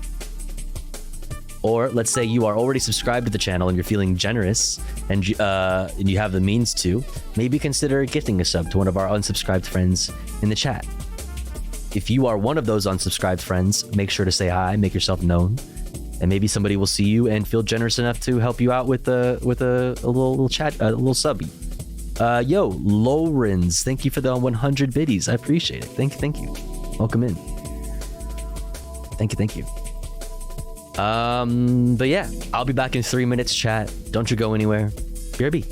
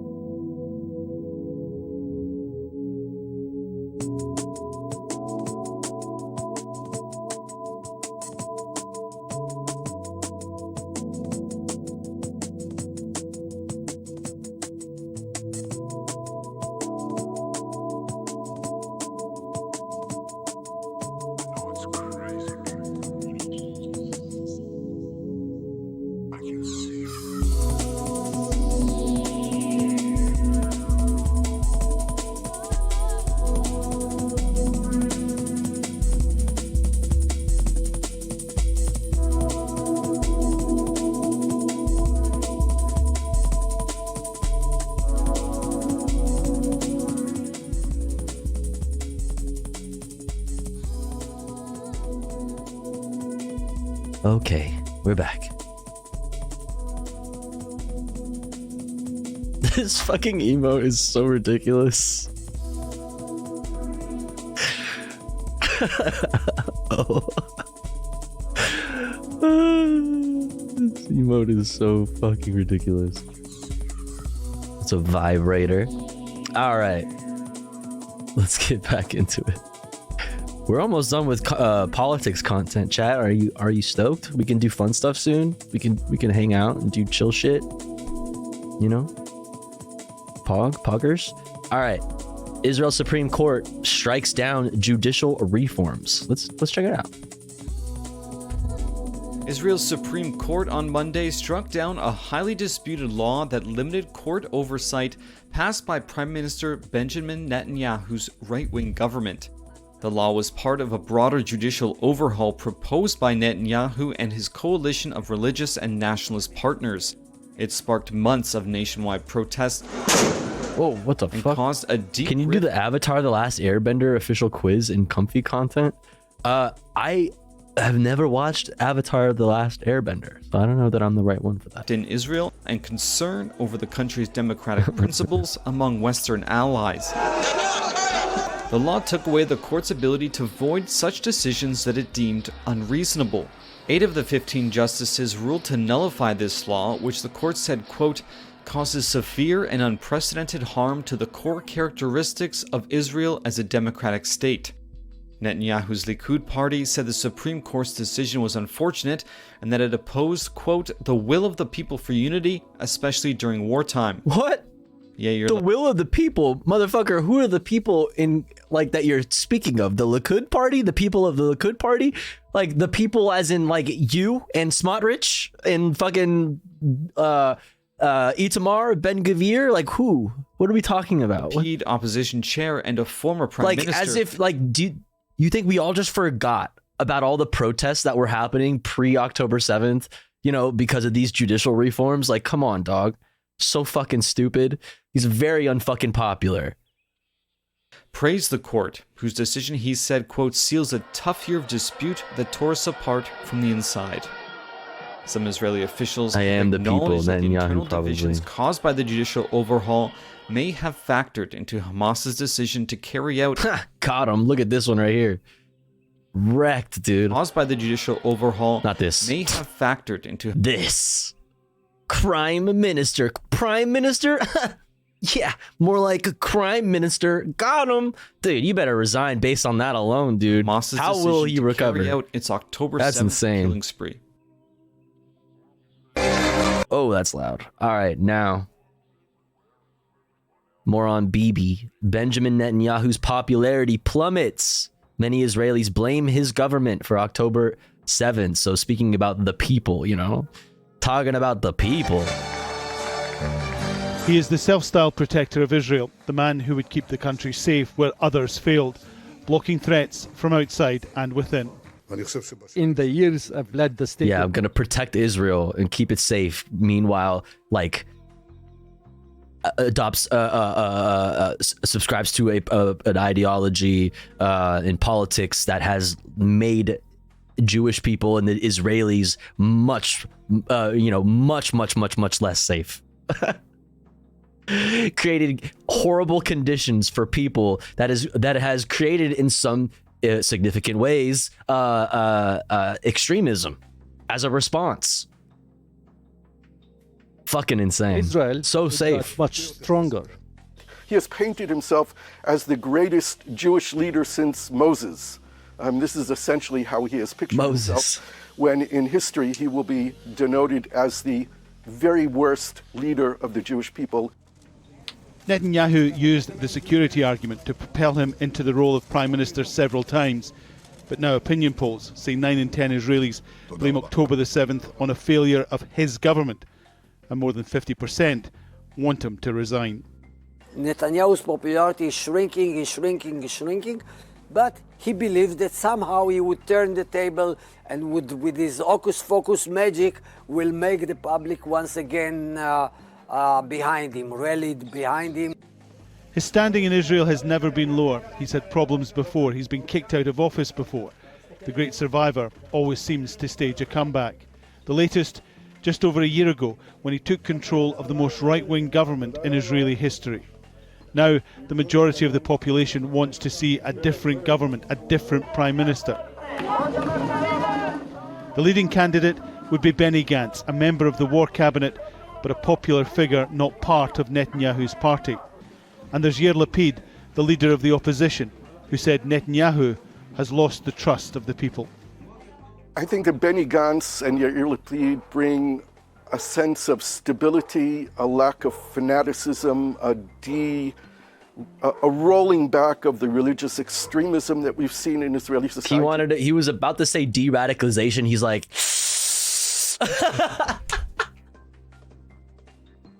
a rolling back of extremism. We'll call it that. All right. I don't want to get crazy and say a de-radicalization.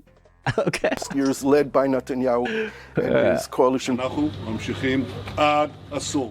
Netanyahu insists he is focused on winning the war. And then the inquests can begin. Benjamin Netanyahu once famously said, "You may not like me, you may not trust me, but I will keep you safe." Now, he's fighting a war in Gaza, a war which will determine his political legacy and how he's remembered by the history books. Alan Fisher, Al Jazeera. I wonder what, Israelis still being held, hostage in Gaza, watching other hostages die. I wonder how they feel about it, being subject to fucking constant bombing. I wonder how they feel. That's crazy. Jerusalem. Make sure to subscribe to our channel to get the latest news from crazy. All right, Israel displaying political and military shift on Gaza war. I mean, we've kind of talked about this a bit over recent days, but let's check it out.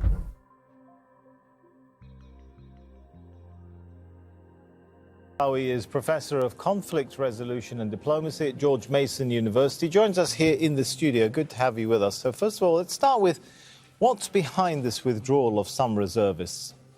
Well, definitely there is. Oh, yeah. I thought they were going to talk about it. There was a withdrawal of how many? Withdraw.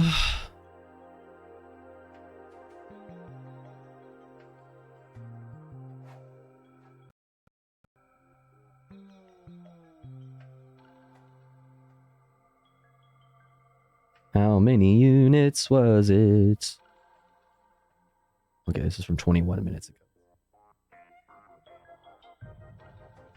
ago. Israel says it will withdraw 5 military brigades. So I don't know how many, how many that is, including many reservists from the Gaza Strip this week in an effort to pace itself for an expected long-term conflict and to mitigate damage to its economy, which is a funny thing to say, we're doing what we can to make sure the economy isn't hurt by this war we're waging. So we're sending soldiers back from Gaza to make sure that they can go back to work. It's just really funny to say that. It's a good thing. That's weird. It's a weird thing to say. Israel's Supreme Court struck. We already talked about that.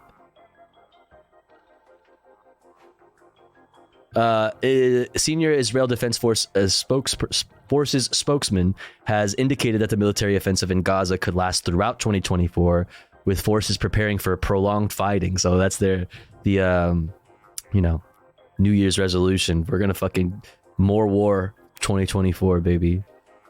Netanyahu's continued to push back against calls for a ceasefire in Gaza. Yada yada yada. 21,800. So that's an even higher number than we heard before. All right.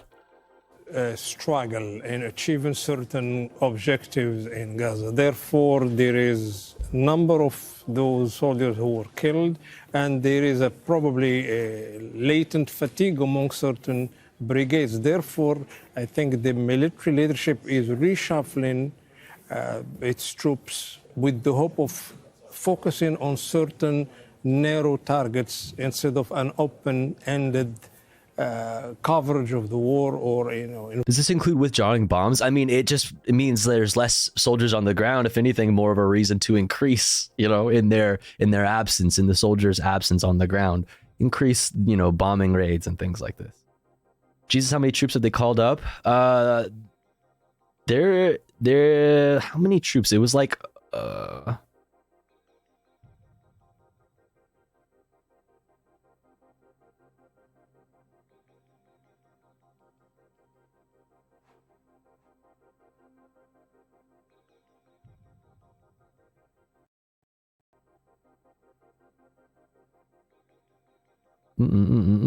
I believe it was like 100,000.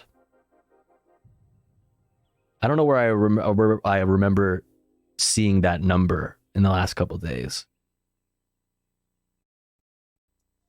Definitely in the six figures. Apparently 350k reservists returned home, 450k were called up. Oh shit, that's way more than I thought. Fuck. Like 169 active. Okay, that might be what I was thinking of then. Mental. It's a lot. So there is a shift going on in the military tactics? I think it is. I mean, the indicators are there that there are two shifts, one political and one military, and they both coincide, at the end of 23, beginning 24. Therefore, there are questions to be asked whether there is a trajectory that can be determined by the government of Netanyahu, or he is trying to experiment with other tactics here and there. But this doesn't mean the end of the war. No, unfortunately, the lingering Gaza war... It means that we are even further away, if anything, is what it means. Shifting into a protracted conflict, which may stay with us for another year. And when Netanyahu said it bluntly, the war will continue for many more months. That's an indication that he wants to maintain his option, that there is a time framework open-ended for himself. And this is also an indication that he has not achieved what he thought he would achieve on the 8th of October.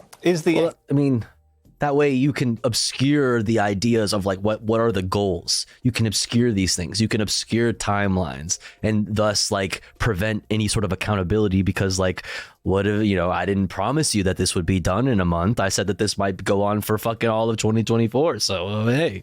Also, like, I'm not going to give you clear goals, because then that would mean you have something to hold me to account for.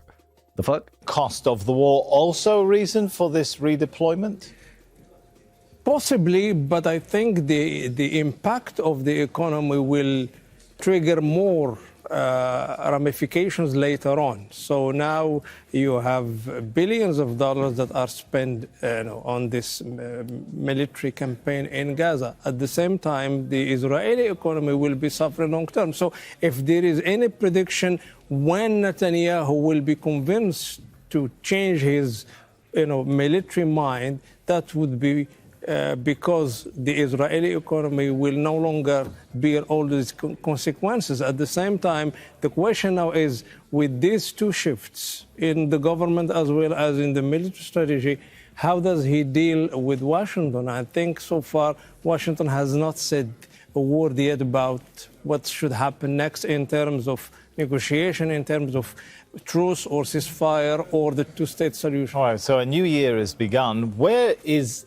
Israel's military strategic interests? Is it better placed now when we look at the situation? Its southern border still very much, under the line of fire. The northern border unstable, and part of shipping to Israel also disrupted. It's a mixed situation. One objective, which is depopulating Gaza. Basically, it's working. I think now about 80% of depopulating Gazans Gaza cannot live anywhere. So it's massive destruction. Therefore, there is this school of thought that Gazans will be encouraged, as Smotrich put it, will be encouraged to migrate elsewhere. So the civilian devastation is on target as far as one can tell. However, the military campaign in terms of eradicating Hamas and killing the so-called terrorists and so forth doesn't seem to be working well. So all these indicators are boiling down to one thing, that the more time Netanyahu is giving himself, the more latent challenge he is facing. All right, thank you so much, Mohammed Sharqawi. Whoa.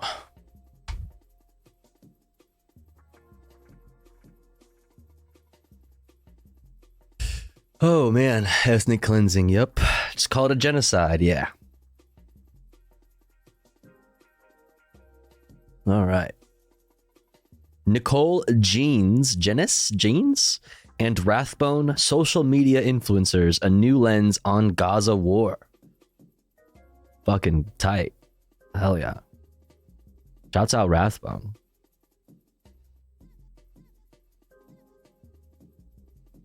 If you don't already follow, go follow them on TikTok and Twitters and all of the things. Or I meant Twitch, but whatever, that too.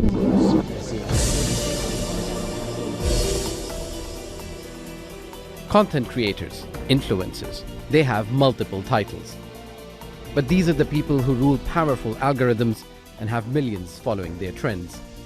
Initially seen as trendsetters in lifestyle and entertainment, influencers are increasingly playing a significant role in shaping public opinion. Their ability to reach millions of followers in a short time gives them a unique platform to disseminate information, raise awareness, and sometimes even shape the narrative. Some members of the media use their platforms to push their own personal bias, and agenda to control exactly what people think. Okay, this is giving real eyes, real lies. You know? Extremely dangerous to our democracy. Majority of you are very easy to manipulate. Social media's Those dramatically fucking wings are on point. Damn. transformed how we receive and perceive information about wars and conflicts, with real-time, unfiltered updates becoming the norm.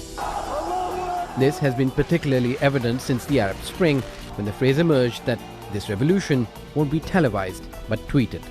It marked a The pivotal revolution will not be televised, but tweeted. Oh, man.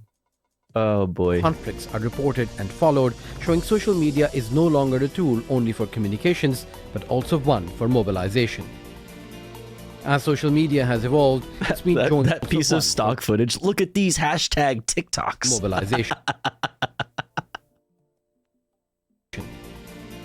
As social media has evolved, it's been joined by platforms like Snapchat, Instagram, and TikTok, adding new dimensions to how wars are perceived, documented, Twitch, mod check, shared. Even US presidential hopefuls are paying heed on even blanket bans on apps such as TikTok. We really do need to ban TikTok once and for all. The war in Gaza is a clear example of this new social media. I can't believe China would do this. Why did China give us Rathbone? I can't believe this. Like, China must be stopped, okay? Chinese creation, Rathbone, you know, here destroying Western culture. I can't believe this. Dynamic, one which we'll explore over the next half hour. Bombing hospital. Okay, now tell them there's an escape route south to Egypt. Attention Palestinians, head south to Egypt. Okay, now bomb the escape route. Nicole and Rathbone Yo! talk to Al Jazeera. They say for the hard of hearing. Look at this guy. Damn. And for the people who are unable to see. Yo, wait, hold on real quick. What is this painting? That is so epic. Holy fuck. Me and the gang, dude. Dude, that's chat pulling up to the Tofu Ghost stream. That's crazy. You have to draw big figures. What you do is taking war and misery and turning it into something funny. Let's start with you, Rathbone. Why do you do it? Well, I think, first of all, I have a spine, and I understand spine havers. Basic moral principles, and I think that it's a pretty cut and dry issue. It's pretty simple. obvious. Yeah, like it's pretty, you know, pretty obviously this is pretty bad because like you know, I don't know, I'm like a human and I feel feelings and have empathy and shit and whatever. Yo, Lawrence, thank you for the tier 1 subscription. I appreciate it. Thank you, thank you, thank you. Thing that's happening in Gaza, and I want to use, you know, my knowledge, my whatever skills or talents I might possess to call attention to what's happening, because it's awful. And he's doing a great job. This for a while. And he's doing a great job. I really enjoy his streams where he reads. I love that shit. He just reads fucking and talks to people on TikTok, and he like dual streams on Twitch. Fucking great. You do political satire. Why have you taken a real focus onto what is happening in Gaza? My reason is simple, and I'm going to start by saying comedy is taken seriously when politics are a joke. I'm saying this because when we do comedy and we're called insensitive, there's a big and very large group of people that they don't know what's happening. So satire and comedy makes them understand a little bit better about what we are trying to say. That's a very good point that you touched upon, insensitivity. That's something that people think, and especially when you talk about something, a conflict which is so steeped in controversy, where there are very, opinionated sides on both ends. How do you configure that this is insensitive and this is not? Because I'm not referring to a public that already knows what's happening. And for example, we had a large conversation today by saying when something very sensitive is happening, you cannot post comedy. But I'm not talking to a public that already knows. The public who already knows supports my content. But I'm having this kind of, I'm calling them like snowflakes, that they don't know what's happening outside. And we have this generation that simply in Western world, they have no idea. They live in a bubble. So for them to understand any kind of very sensitive subject, I have to come at them with a way to make them understand at least the humor or the jokes, and eventually they will understand the issue itself. I mean, it's nothing new. I don't know where this idea comes from. It's purely political. When people say, oh, like, how dare you joke about this? You know, it's because there's like some kind of interest there. You know what I mean? There's some kind of incentive there. They have to like denounce the satire that is critiquing whatever we're talking about. It has always been a thing to use comedy to critique things. Satire has always been a thing. Like political, like, cartoons and things like this that's always been a thing. It's like when do we decide? Is it like depending on a certain amount of death involved that it's not okay? I mean, I think that it's fair to say that there are cases and there are obvious examples of like distasteful, joking about certain subjects, and maybe, timing and are all of these things, and contexts are all pretty important and relevant. But it's not new that to use humor to cope, or to which I think is huge. Cope is huge. To inform people. That's always been a thing. Always. It's the only thing that changes is like the mediums change along the way. Because I receive a lot of support from like TikTok is what's new. That's the new thing, not satire, not political satire. Countries, but they know, and they help my videos to have visibility.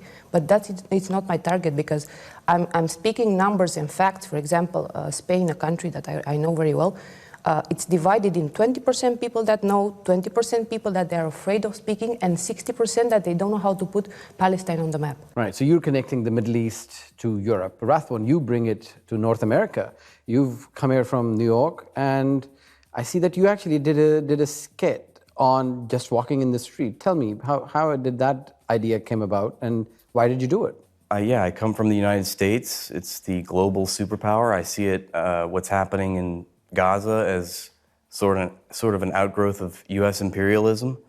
And there's just a cartoonish sort of image of the Middle East in America. And like Nicole, I'm satirizing that. And oh, I know what he's talking about. He was like walking around like outside of the convention center, like pointing at Arabic letters and being like, "This is Hamas." So I think you're referring to me walking around in Doha and sort of making it as if I'm seeing Hamas everywhere. But that's sort of the image that you get from the Israeli propaganda system. So I'm just sort of showcasing how silly that is and how idiotic it is. It's not insensitive what we're doing. What's insensitive is the atrocity that's happening. We're merely calling attention to what's happening. And we're trying to do it in a way, like Nicole was saying, we're trying to communicate these ideas. We're trying to spread the message. We want to be effective. We're going up against a $1 trillion PR. It's funny that you say that, Forlorn. While I totally understand, like that's, I would say, like verbatim, pretty much. Like that is exactly my like my reason for like joking about it. You know what I mean? If that makes sense. Like to like it's that in this, we live in a time where like our culture and thus our comedy, thus like everything that the lens that we view the world through is like steeped in multiple layers of irony and multiple like cultural lenses, if that makes sense. There's like, it's like we view things through the like I don't know how else to explain that. That just like that irony is we are buried in irony. Spit it out. Fuck you. Spit this out. We are buried in it, and I think that's like where the coping mechanisms come from. Meta jokes, yeah. Something like that is as dark and horrible and so significant as 9/11, to reduce it to a fucking, a playlist like my starting soon screen, or fuck, not that. To fucking play, 9/11 World Trade Center fucking mix at the beginning of every stream.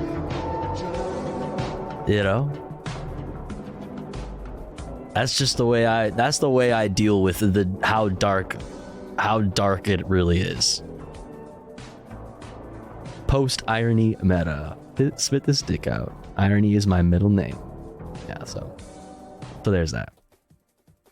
Industry, and we're trying to do that with TikTok videos. And I don't always do satirical stuff. I mean, even in my satirical sketches, I research them. I try to impart a lot of education and history into the conflict that I don't think you're going to get from corporate media. From West. He makes it bite size. He does a bunch of reading on stream. He does that too, but he like reads a lot. And does a lot of research. He is very well informed on the subject, and he puts it into little like bite-sized videos for you to consume. So you can just like fall into a rabbit hole, a Rathbone rabbit hole, and just learn a whole bunch of shit that you didn't have to fucking do all the boring shit for. You didn't have to fucking find a book to read the book. You didn't have to do that. He fucking did that for you and made it fucking silly in TikTok form, and you can eat it the fuck up, and people do. He's fucking killing it on TikTok. Yeah, he's an extremely good communicator because of how like relatable, down to earth, artistic, creative. He makes it interesting. He makes it fun. He makes it consumable. Yo, Rock, thank you so much for 3 months. Thank you. He's also a good singer. Yeah, I mean, that's a perfect example. Like his music is another example. Like the way his music is so political, but it's so like lighthearted, fun, jammy. It's like you could talk about imperialism and have fun doing it. Western media, especially in the United States. What was the response like? Because you were... but thank you so much, Rock, for 3 months. I appreciate it. Thank you. Demographic, like Nicole said, which doesn't know what's going on. So how did people react to it? Because you're seen as somebody who who does things that are funny, and now you're changing gear and you're bringing something very serious into the equation. See, I don't see myself as like a comedian or funny necessarily. I think there is some pointing out the absurdity. Like, there's something naturally funny about the absurdity of these things. Pointing out how ridiculous a thing is, and in a simple way, simplifying something as complex as the concept of war or capitalism, and boiling it down into basic things, and then showing you how silly it is. Humor in my personality and what I do, but I'm more so, there's a seriousness behind it, and it's meant to be educational. We're trying to combat propaganda. So yeah, I received a mixed, anytime you create something that's, I guess, a video that's sort of controversial, you're going to get mixed reviews about it. People want me to stop, or they issue death threats, but a lot of people do get the message. They do see what I'm trying to do and understand the truth in it. And so I'm just sharing the message as best as I can, and the people that it's gonna affect, or that's how it's gonna affect them. I can't really say anything more about that, about how it's gonna be received. I think a lot of people don't realize that doing a video on TikTok or YouTube or Facebook or Twitter would get you death threats. You alluded to that. Is that a real issue? Are you seeing death threats? Does it affect you? It doesn't affect me in the sense that I'm going to stop or, anything like that. But yeah, I get a lot of messages or emails or comments. And I understand that, if people are indoctrinated by, the U.S. propaganda system for many years, that they're going to not hear my message and think well of it. So, but I think it's just part of it. So I don't take it too seriously or too personally, I guess I should say. Right, and you've been receiving the same things, right? Threats, abuse, and a lot of it. Why do you think that it is important for you to accept it and carry on? And why is it accept your work? it? I don't know that accept it is the right. I don't have a passion for what I'm doing. I cannot last in a trend by doing 2-3 videos and just to feel good with myself. If you have a passion, you have to have consistency. And you cannot see so many videos with butchered kids and so much blood and so much pain and not just go crazy. So you need to have a passion in order to do this kind of content, and you need to understand that after maybe crying because you see so much pain, you have to go with your purpose and with your mission to make people understand. And I'm not making only comedy, it's a political satire, because when we're talking about Palestine and everything is happening, we have to touch subjects like democracy and what democracy means and how customized is according to the skin color, to the rights, to the country, to the religion, about the fake freedom. I'm European, they say I'm free. But if I protest for Palestine in Paris, I get arrested. If I speak against Israel because... French? Oh, man. Oh, fuck. I just knocked my keyboard over. Oh, fuck. To you is not just to content creators, but serious broadcasters as well. The war in Gaza has gone on. I heard something about French people, and I freaked the fuck out, dude. Hold on. You fucked up my subtitles. What the hell, man? Font opacity. And for weeks. The message, if you know exactly how to... And you have to study the other side as well, because they did a good job for a very... Wait, how much did we miss? Oh, the fuck? All if they have blue eyes and they're blonde... What? Against who? They're... Damn, how much did we miss? Understand that when they talk about this war and this situation, we know that they paid millions and billions. Okay, damn. Apparently, I fucking got so pissed off at the fact that she's French that I fast forwarded way to the end. They need a villain. I don't have a problem in giving them. Want to hear back on whether that message was received? I don't really pay attention to those things. I'm so confused. Did I really go that far? Strip. Freedom to choose their own customized dictators. Damn, I went all the way to the end. And just There we go. to feel good with myself. If you have a passion, you have to have consistency. And I'm listening, chat, but I'll be you right cannot back. see so many videos with butchered kids and so much blood and so much pain and not just go crazy. So you need to have a passion in order to do this kind of content, and you need to understand that after maybe crying because you see so much pain, you have to go with your purpose and with your mission to make people understand. And I'm not making only comedy. It's a political satire, because when we're talking about Palestine and everything is happening, we have to touch subjects like democracy and what democracy means and how customized is according to the skin color, to the rights, to the country, to the religion, about the fake freedom. I mean, I'm European. They say I'm free. But if I protest for Palestine in Paris, I get arrested. If I speak against Israel because they are committing genocide, I'm speaking against the Jews. And this narrative, you cannot even imagine. You don't like French people? It's a joke. It's just a joke. It's just being silly. They're democratic. They have freedom. They have the freedom to choose their own customized dictators. Because how can we think about the politics? Like diapers in Europe, you have to change them, and for the same reason. So, if you have the right and the power, Yeah. No, it's state mandated. I'm an American, so I have to hate the French. to choose your own politicians, why don't you use the same power to be careful who you're choosing and their politics outside the borders of your country?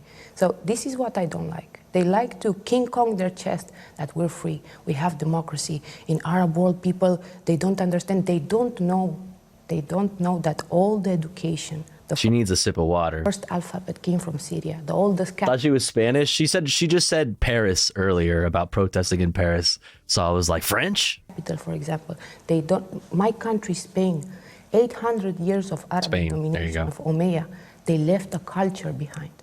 And Europe, when they went to other countries, they left destruction. And that's the difference. So the two things that I want to touch on is that the words that you use, you repeatedly call it genocide. One, how did you reach that conclusion? And two, both of you talk about frustration from corporate media.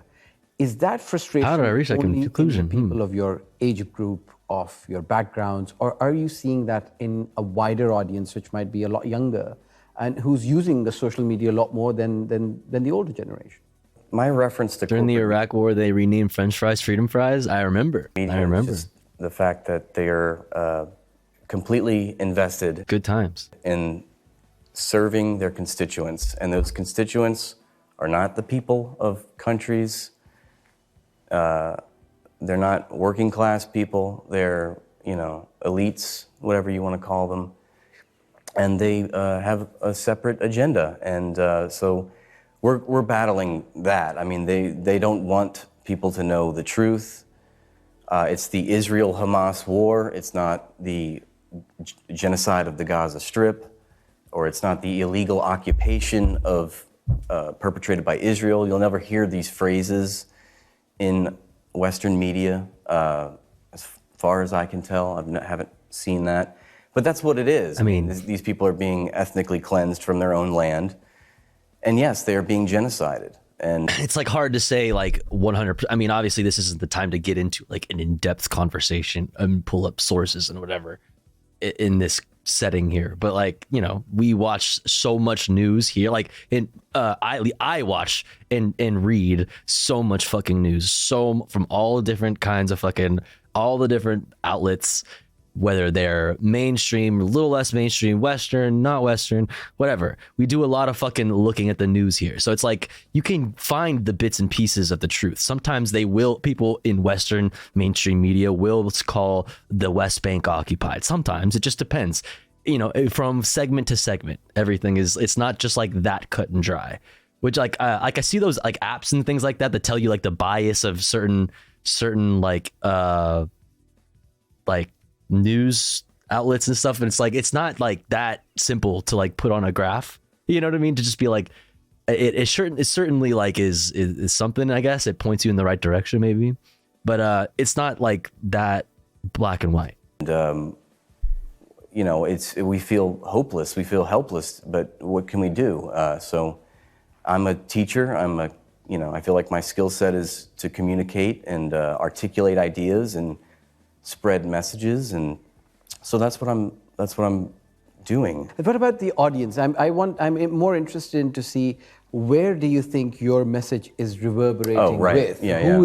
Who's listening to it? Who's watching it? Who's liking it and spreading it? And where are you getting feedback from? So ideally, I mean, for anybody who is in the business of freedom kiss my wife based off getting their message across, you'd want to hear back on whether that message was received. Wait, is French bread just? Oh my God, French bread is freedom bread. Freedom I don't really bread. pay attention Oh to those my things. God. I'm using a social media platform that is very popular. This is what we have now. And decades ago, you didn't have content creators. You didn't have singular influencers. It was more important for media corporations to set the agenda. But like they were saying earlier today, it's like the influencers, the content creators are now becoming more and more powerful in this age of social media where you can pick up your phone and you can become the media itself. I am the media. Look at me. Look at me. I am the media now. You looking? Powerful tool, and I want to use that to, promote working class values and principles, and to call out, injustices, social injustices. I mean, how many people in the world know that Israel didn't, under international law, Israel has no right to defend itself? How many people know that, Hamas is an armed resistance group struggling for human rights? There's two social groups in question here. One has human rights and one does not have human rights. But Hamas is classified as a terrorist group by the European Union, Yes, because the United States, Israel. Right, because it's terrorism when poor, vulnerable, defenseless people try to fight back against a militant police state. But when that rich, militant police state bombs a defenseless population, that's called democracy promotion. There's just a double standard at all times. I don't know what to do except for satirize it, because that's what we can do. I mean, I don't. So, Nicole, double standards and hypocrisy is something that keeps coming up in these conversations. We were sitting with the wider group earlier as well. Why do you think it is important to highlight it and paint it to the world as such? And why does it exist? Because people, they don't want to see their own defects. Nobody wants to hear when I'm telling them that they have double standards or that they are cruel, they don't have a heart, or they don't have humanity. Nobody wants to hear that. Nobody wants to hear the fact that, I'm going to give you an example. Every time I go to a cinema, I have this publicity before, donate for people in Somalia or any other country, they need food.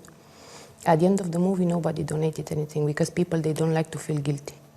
And that's why, on the contrary of Andrew, I really like to study my public, because we live in a world where everybody wants to feel a victim, nobody wants to be the villain. And they constantly need, we live in a world where I cannot say, I have to believe that God is non-binary, or I cannot say Merry Christmas because people feel offended. Wait, what? We live in a world where I cannot say, I have to believe that God is non-binary, or I cannot say Merry Christmas because people feel offended. They are going on the streets with those things. Wait. What? This.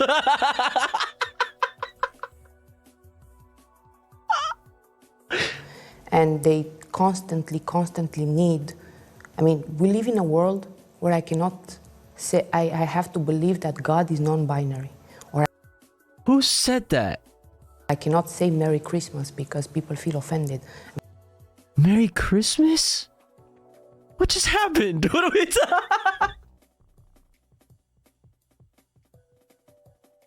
What's going on? They are going on the streets with those things. They're going in the streets with those things, saying that you can't say Merry Christmas and that God is an NB. What? I'm so confused, man. Very vulnerable and very sensitive community. So if not, today they're not marching. She said motherfucker. Okay, so she said snowflakes earlier. Oh my God. Oh my God. She's saying people are too woke and they don't want to hear that that they are partaking in genocide, whether directly or indirectly. People are too woke and they don't want to be told that they're doing a genocide in Gaza. It's because they're woke. Okay. The penguins in Antarctica for not having gluten-free bread.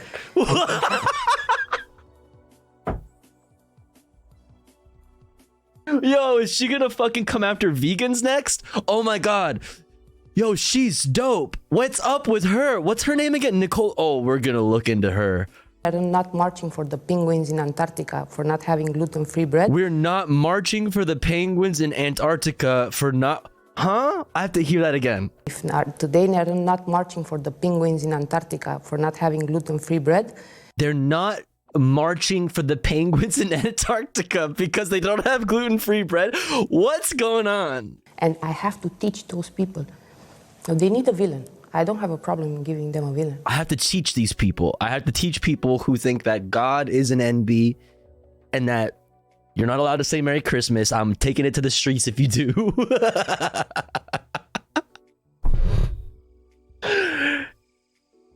I'm so confused. I'm targeting them actually, because if I go with emotions, I'm gonna feed that kind of ego that they have. Everybody's emotional, everybody's a victim.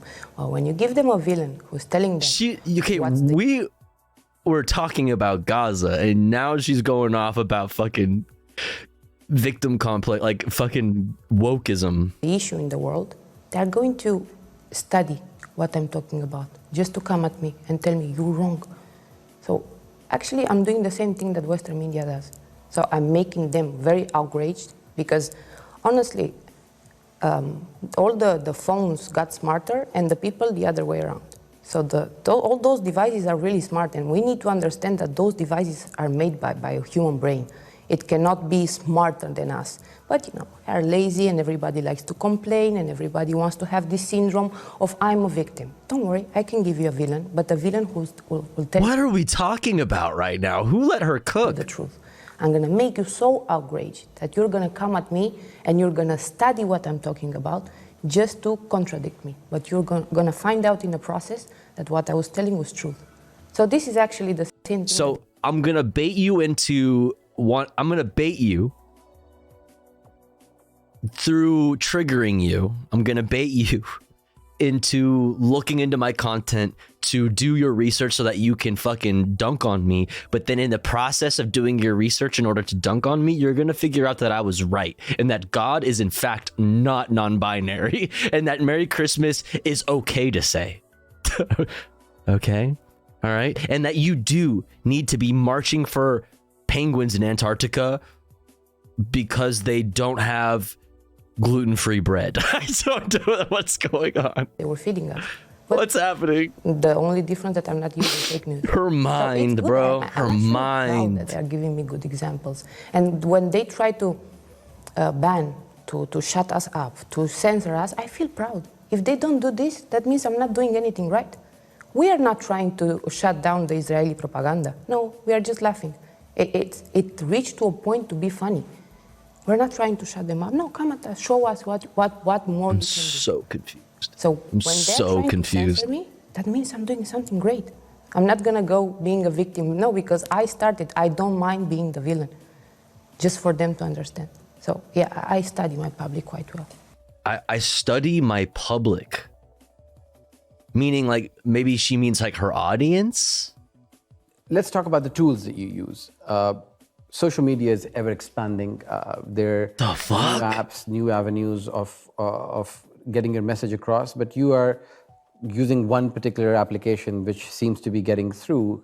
Also, making a lot of people angry, including the United States government, which is talking about banning this particular app. Why is it, and why is that particularly your choice of medium?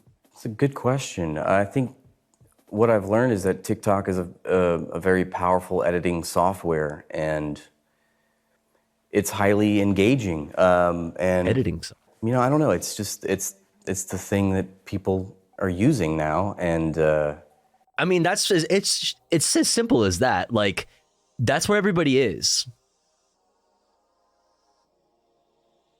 That's everybody's there. Everybody's there. Like, that's, people love short form content. The app is like the leading place to create and consume that type of content. So much so that other existing social media, companies are emulating it or with their own apps, or like adding features or whatever that are similar with shorts and like stories and like whatever.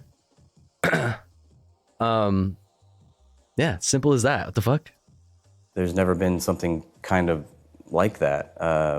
But yeah, I find that, I don't know, TikTok is just, it's not like I was banned on TikTok. I was releasing music videos and... Canceled, dude. Oh, dude, tell homegirl that you were canceled.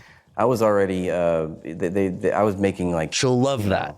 Political songs, and they banned me. And then I didn't like TikTok for a while, but then I just figured I'd start talking about it, because that's sort of how the app works. You know, it works better when you're, looking at a camera and speaking. And I had no idea that it was going to catch on. And I mean, the page that I started is only a few months old, but it's somehow, my message was, became popular, and I'm just kind of going with it.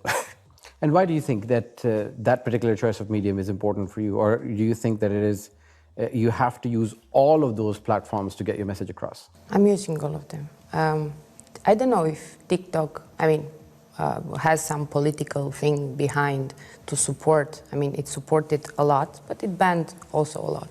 So it's just funny to see politicians like Nikki Haley being so outraged and saying that 1 hour of TikTok is turning our teenagers 17% more radicals. Like, why are you so scared? I mean, you have all the media. You can fact check everything. We can get banned because we don't have the facts. Like Al Jazeera can fact check something and they can prove it's true. I'm just Nicole. Why are you so afraid of me? And the masses are important. So it's the first time in a long time that a massive group of people, especially how we call it the Gen Z generation, the new generation, that they're speaking, and then imagine the frustration of paid propaganda to be taken down by so many teenagers. Because we know that they paid millions and billions in apps, in Google, in YouTube. And actually, I don't mind the territory. If it's Instagram or Facebook or Twitter, I don't care. I just do the same, what I need to say, because you think she's on Twitch? Is burning, and just take it. I can translate in all the languages I know, and just who wants to listen will listen. But I'm doing my job before. I know exactly who I'm talking to, and I know exactly who's gonna get hurt. And yo, Mad Cat, understand that when they thank talk you for about the whole year. This war and this situation, thank you, it's thank not you. only about the conflict itself. Okay. We cannot even call it a conflict. I mean, the hypocrisy in Europe. Don't let the stream of consciousness is killing me. Yo, Mad Cat. Yo, thank you for the 5 bomb. I appreciate it. If you got a gift me from Mad Cat, please make sure to thank them. That's very, very kind. Thank you, thank you, thank you, thank you, thank you, thank you, thank you, thank you. Really, really appreciate it. I really don't know what is up with Homegirl. I really don't know like what her deal is. Thank you for the year of great content, Tovagos. You're the best. Hey, thanks for being a part of the community. I really appreciate that. Thanks for being here. Thanks for supporting. Thank you, thank you, thank you. Means a lot. Stretch time, chat. Stretch. I really don't know what's up with her. I'm really interested. Holy heck, she's apparently the Oracle. Not some little Nicole. Wait, what? Posture check. Hydrate time. Do it. Do it. Do it. She's very interesting. I'm fascinated.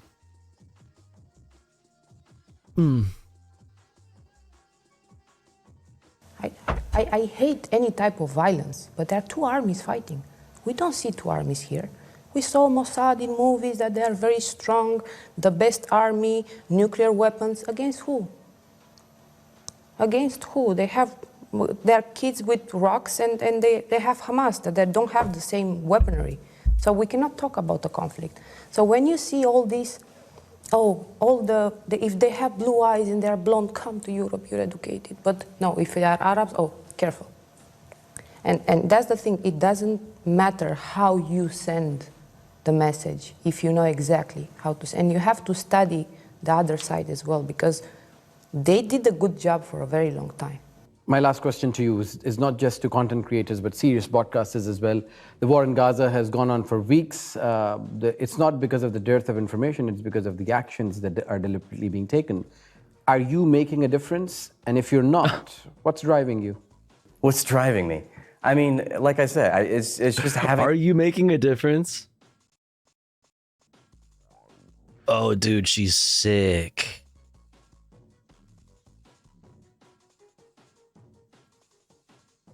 Oh, dude, she's dope. The master and the system is...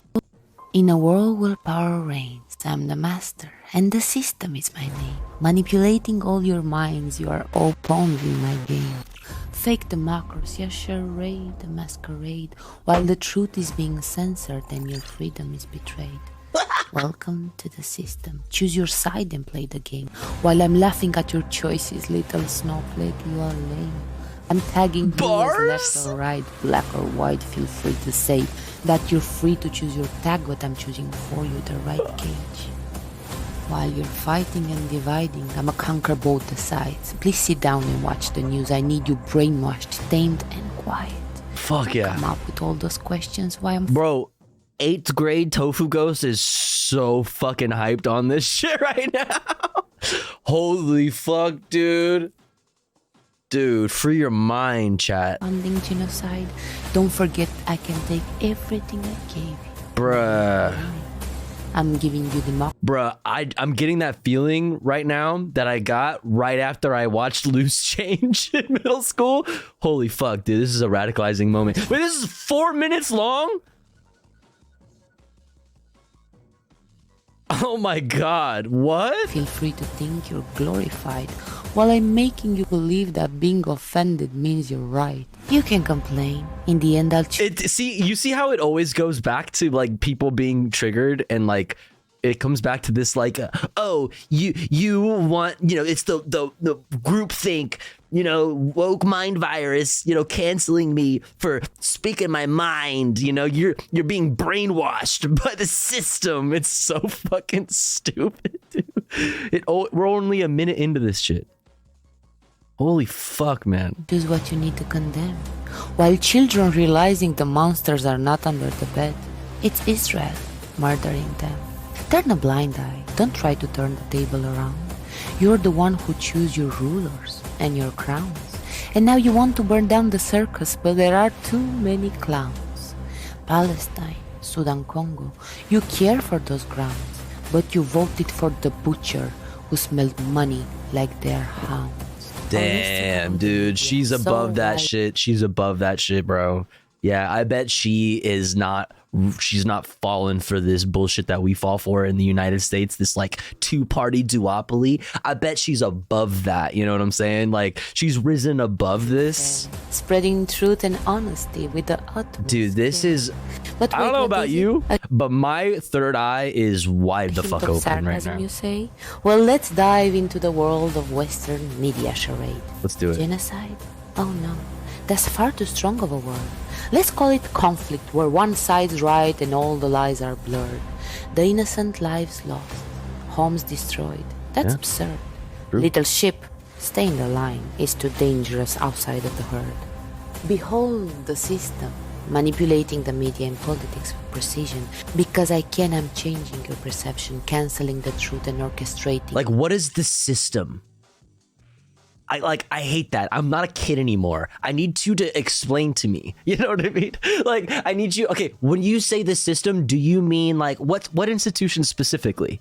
because there are specific institutions that are like run by specific people. Like we can talk about this in a realistic way that is set in reality, or we can talk about this mysterious shadow force, this cabal, if you will, this dark shadowy system. You know what I mean? As the Matrix letters, green Matrix letters fall behind me. It's fucking so ridiculous. A mastermind of propaganda waving a web of lies, obscuring the genocide where innocent blood dries. I twist the facts and I'm manipulating all the news, divert attention, create a smokescreen. My mission is to confuse. Genocide? Oh no, it's merely a clash of two sides, a complex situation where reality just hides. Why does this have to rhyme? I mean, like, see, I don't know. See, if this was short form, you know what I mean?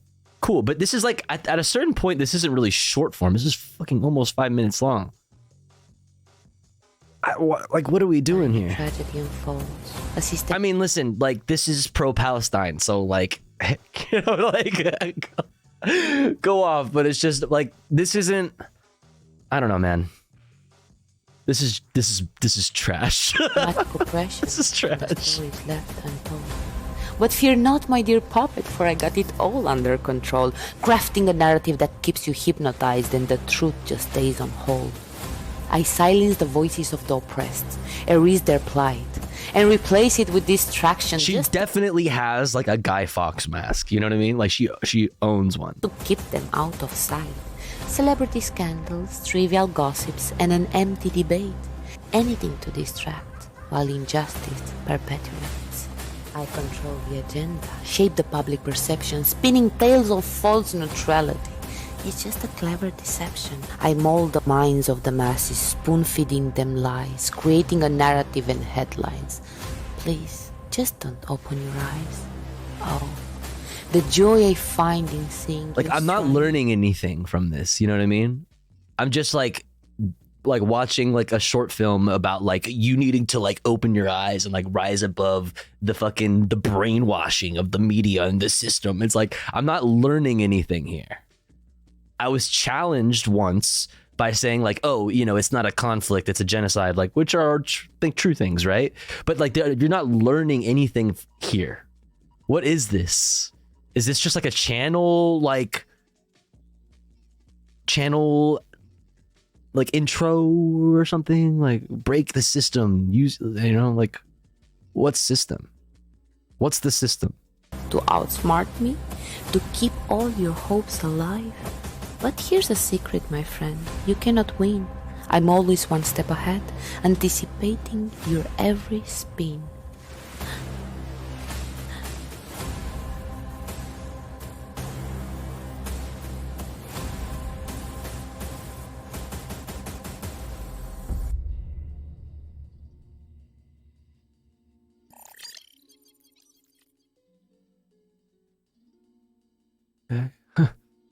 All right, like, cool, thanks. I don't really know what to do with that, but like, all right, cool. Fuck yeah. I'm radicalized, dude. I'm ready, dude. I'm ready to take on the system now. I don't know about you guys, but I'm fucking ready. That deserves a fucking follow from me, dude. I need to know more. A spine and having basic moral understandings, having critical thinking, and I guess you could say just a commitment to principles, basic principles. What about you, Nicole? I have to say that Western world really failed Palestine. And I want to represent here the Western world by saying that I'm really sorry. And I have to wash the sins by saying that if we didn't do it until today or until 7th of October and we start doing this, we have to apologize first. And we have to understand that if you don't have a heart, it takes just a heart. You don't need anything else. You don't need religion. You don't need politic views. You don't need anything but a heart to understand those things. So what drives me, I had rage, but now I have passion. Because I think most of the countries of the world, they are ruled by Israel, but Palestine. We think we're free in Palestine when Palestine freed us and showed us what human values we Wait, lack. what? This is what happened. Did she say, we think...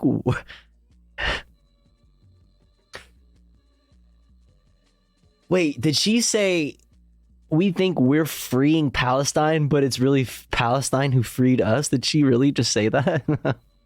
Are ruled by Israel, but Palestine. We think we're freeing Palestine when Palestine freed us.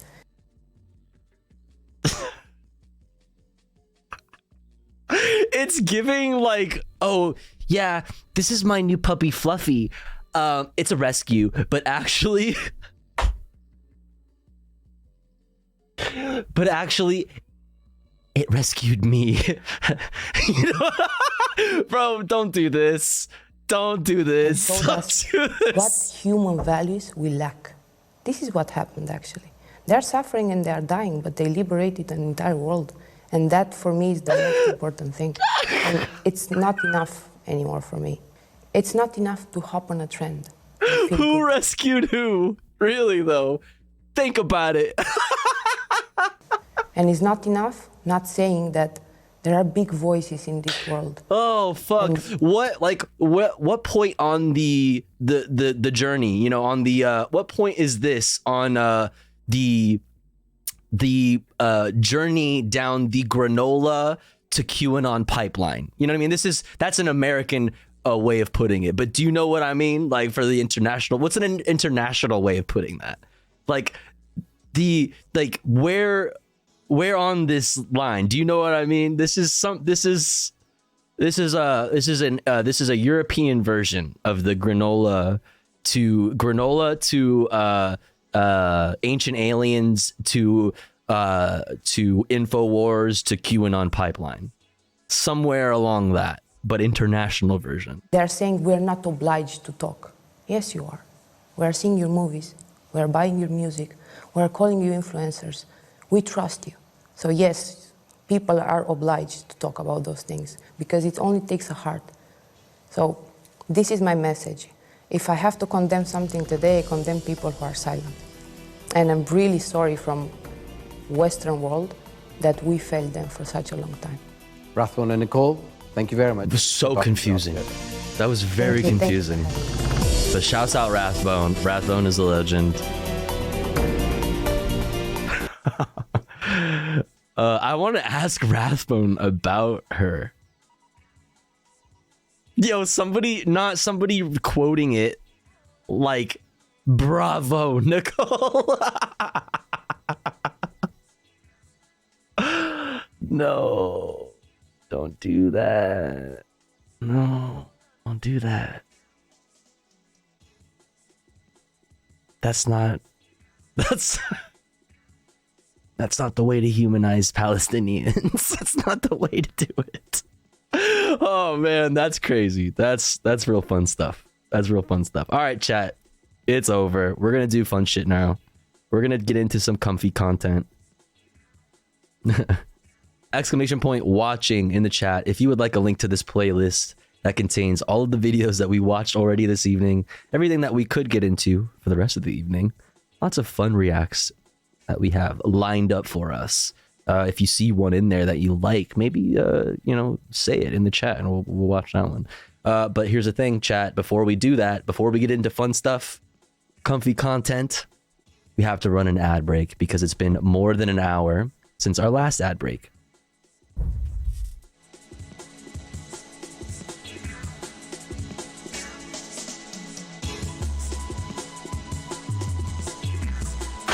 But don't you worry, because here at the Tofu Ghost broadcast, when we run ads, we run them while I'm away from the stream. That way, even if you are unsubscribed to the channel, you don't miss out on any of the content. But if you would like to support the stream and get access to cool Tofu Ghost emotes, as well as an ad-free viewing experience like DC Statehood now just did for 12 months in a row, let's fucking go. Thank you so much, DC Statehood now. Welcome in. How's it going? All you got to do is subscribe for $5 or for free with the Twitch Prime. Or let's say you are already subscribed to the channel and you're feeling generous and you have the means to, maybe consider gifting a sub to one of our unsubscribed friends in the chat. One of our unsubbed comrades in the community that may not be able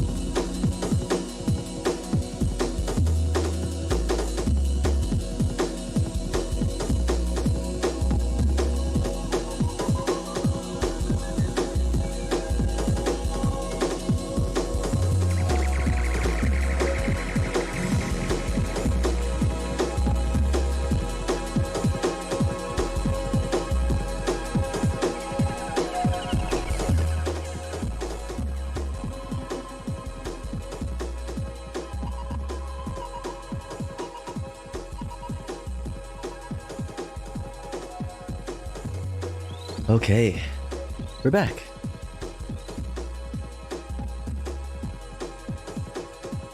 We're back. Dun, dun, dun, dun, dun. What's up, Chloe?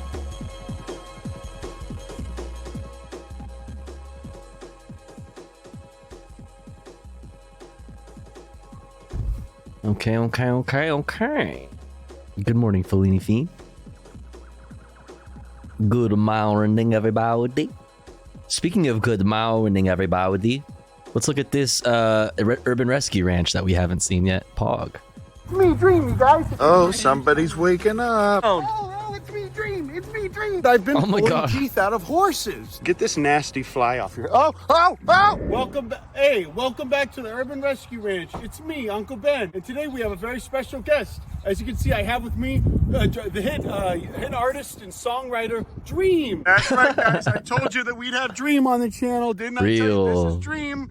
Go ahead, say the line. Guys, it's Dream. That's what the mask is. That's what the music's for.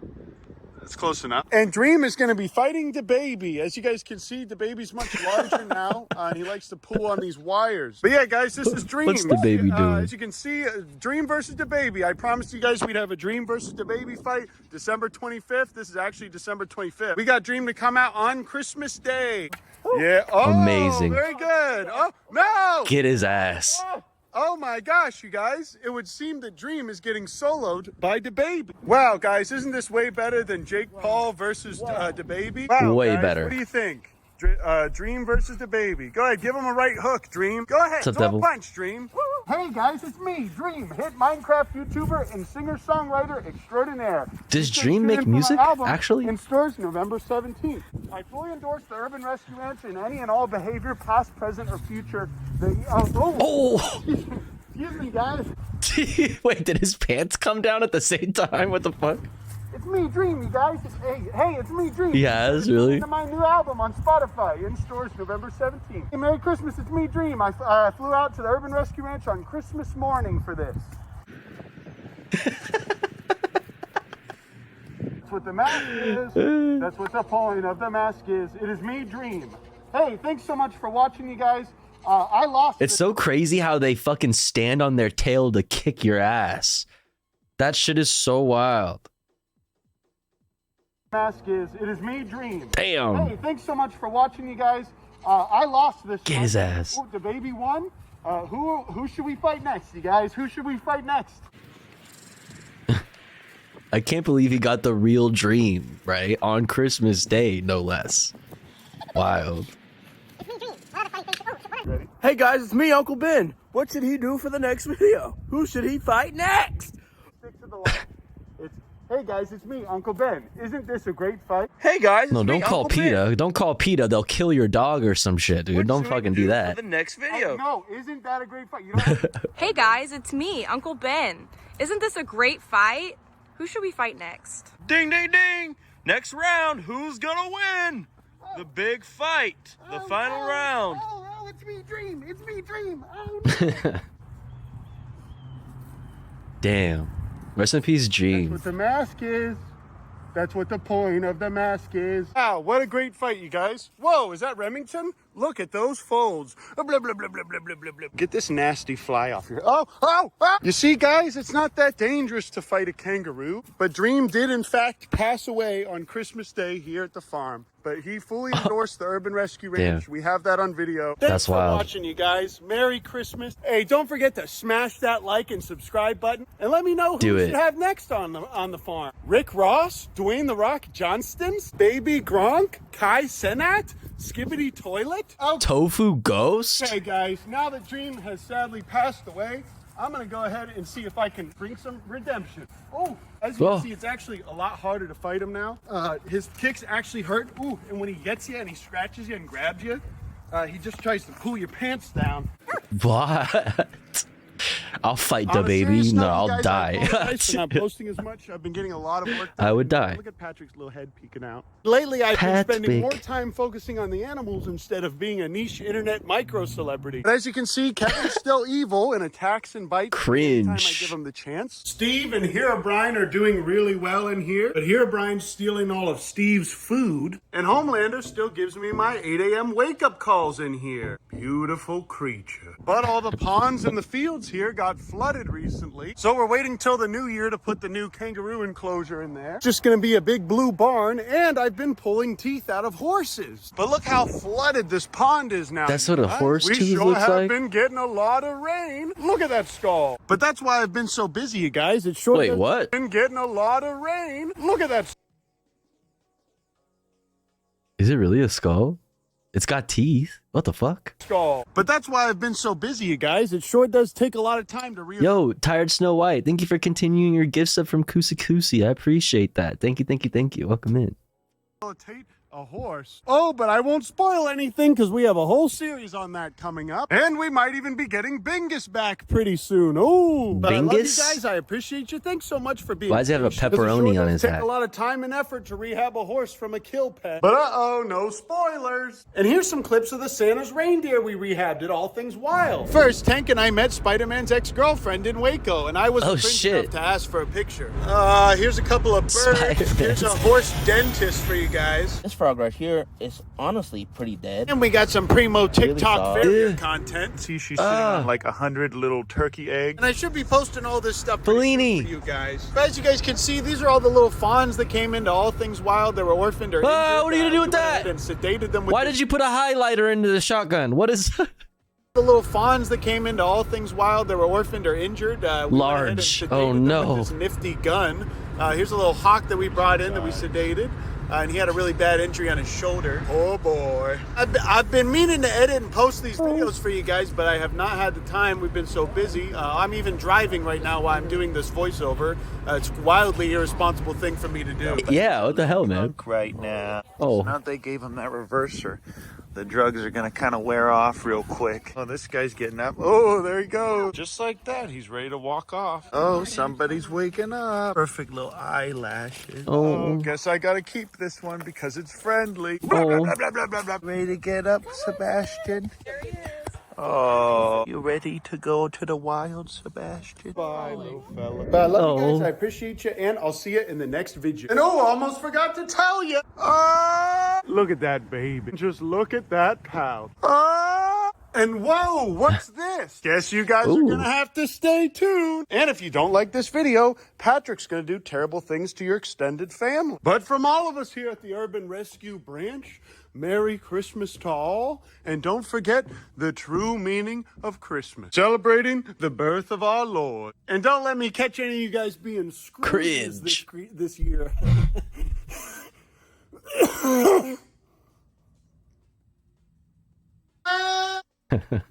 I want to. All right, cool. Good video. Urban Rescue Branch. Let's look at this. Capitalism and Personas by Red Means Recording. I have so many questions. I mean, you had me at the title, right? Or at least the I guess not the title, but the fucking thumbnail.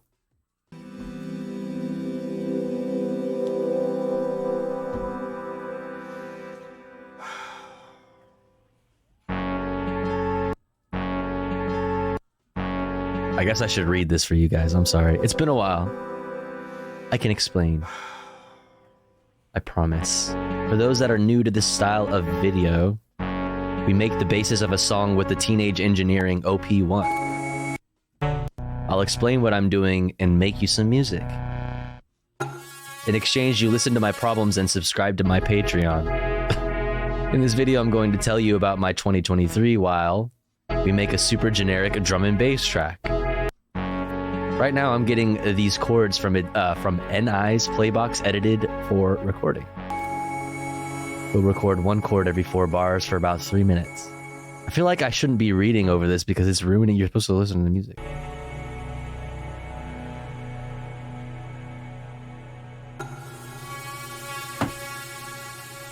it sounds amazing, but it won't fix my depression. Well, then what the fuck is the point then?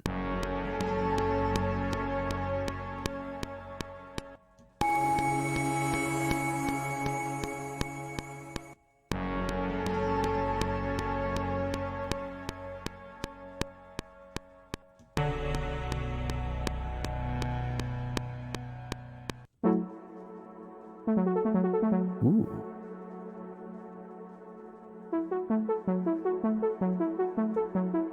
Trying to learn to synth? I mean, I already know how to synth, but I like to watch people synth.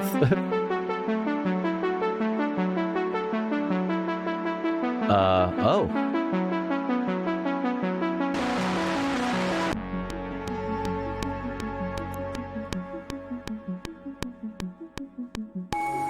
I'll perform this art for the entire song. Good morning, Doom Nukin.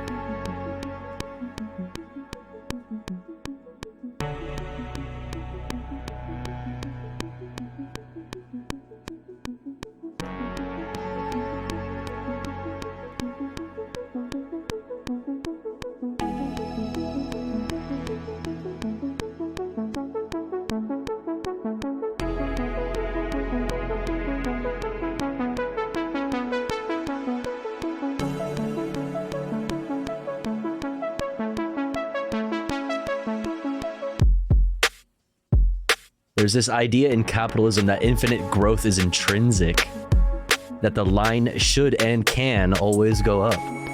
Oh, that philosophy has infected everything we do now. Whoa, this just took a turn. That philosophy, or programming these drum beats into the finger sequencer. I'm sorry? I'll do 3 patterns for this main drum beat. Where did that just come from? What the hell just happened?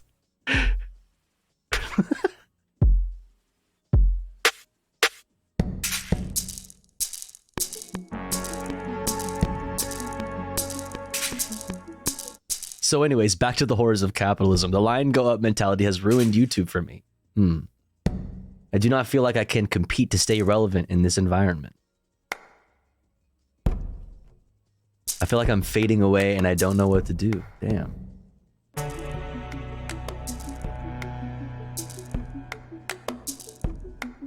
I don't even feel like I can just go get a real job anymore. Real. This is the new terminal effect, which is a bit crusher. It also will reduce the sample rate, which gives us crunch. We'll use this as a colorful texture layer behind the main beat. Creatives are some of the most undervalued employees. What is this, like, jumping back and forth between... And here you see I'm applying a reverb to the snare. Anyways. And in 2023, everyone terrible got a boner for AI to make that worse. Oh. AI boner, stuck between not wanting the pain of this but terrified of the other. Okay. And my lack of agency in all this is a source of ideation. This will eventually be our base, but not yet. Okay. I'm preparing the base for a ladder pass. Ass? I don't know what's happening here. Haha, ass. Okay. I would give up YouTube today if there was a gig where... This is a very interesting video. I was respected as an experienced creative and as a human being. You're looking for a job to do that? Well, here's the thing. I'm convinced that in this decade, that's a fantasy. Yeah, it's called communism. This is actually the root of why I got into the furry stuff years ago. Wait, where does furry... I don't know... So we saw a picture of a fursona a second ago, like a couple minutes ago, but that was all we got. What happened? Where are we? Human beings are a fucking terrible design choice. Okay, cursed with self-awareness and trapped in a monolithic system. Why is that? That's not intrinsic to being human though, right? A monolithic system of coercion and exploitation for our entire lives. Of course I would rather be an animal. Yeah. Oh, look, it's another art appreciated line. Let's record a pass of this. He really likes ass, or they. Same. Just have to find the right octave and chord shape. It's really pretty. Now I just have to stretch my stupid fingers everywhere. Your fingers are not stupid. Don't be mean to your fingers.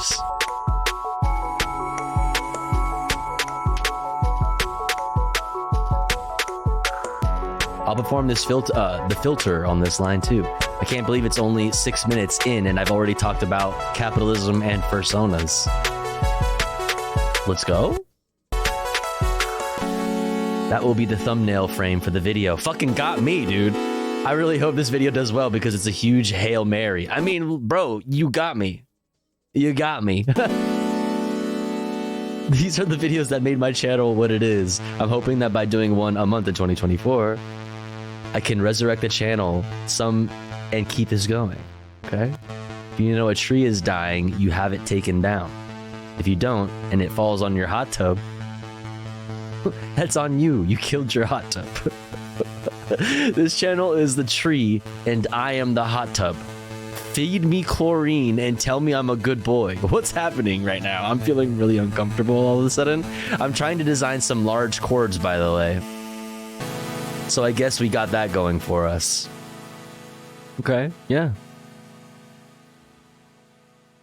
Searching, searching, searching. Oh no, that's far too disaster piece. Okay.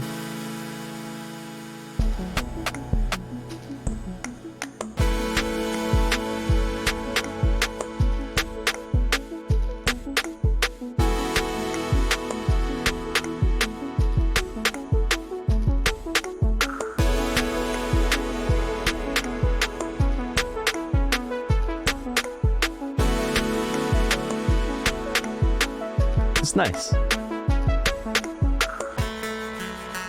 Every synth engine in the OP1F sounds better, including the Car Plus strong string engine. We'll shape this to be a sort of lead. Eventually.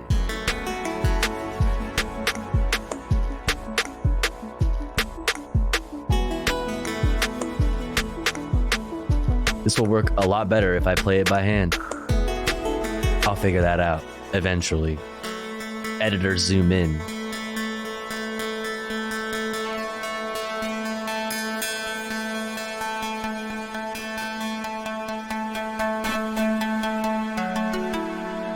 Ooh, pretty. Ooh.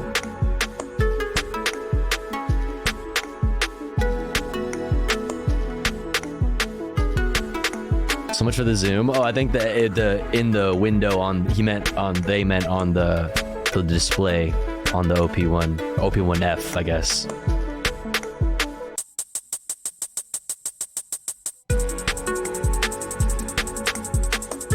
Mm, 16th notes is a bit much, I think, especially with that hat.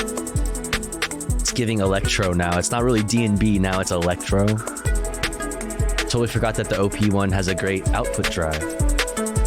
Turning that up just a bit.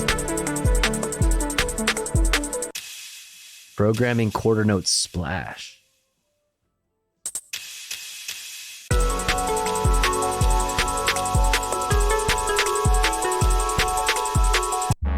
Okay, we're going to perform the bass for the entire song now. I'm going to take this opportunity to tell you about my year. Wait, we didn't already do that? Let's get started, okay? I mean, okay. The first video of the year was on the Groove Synthesis Third Wave, nicest synthesizer I've ever touched. Ooh. Then I did a video on the Polyend play that made Polyend sad because I didn't wait for a firmware update. Wait, what? I did a video asking music technology brands to value creators fairly, which made a bunch of people angry. A video on a Reverb VST did better than almost everything else all year. I don't know why. This is Jeremiah Samsonite. He loves gold and sponsored content. Okay, a video on acoustics and sound treatment did poorly, but that's okay because we got Echo that day too. I love her with everything. Is that a... Oh, it's a puppy. I did a video on Christian Henson, the co-founder of Spitfire Audio and Transphobia. I'm sorry, the co-founder of Transphobia. What?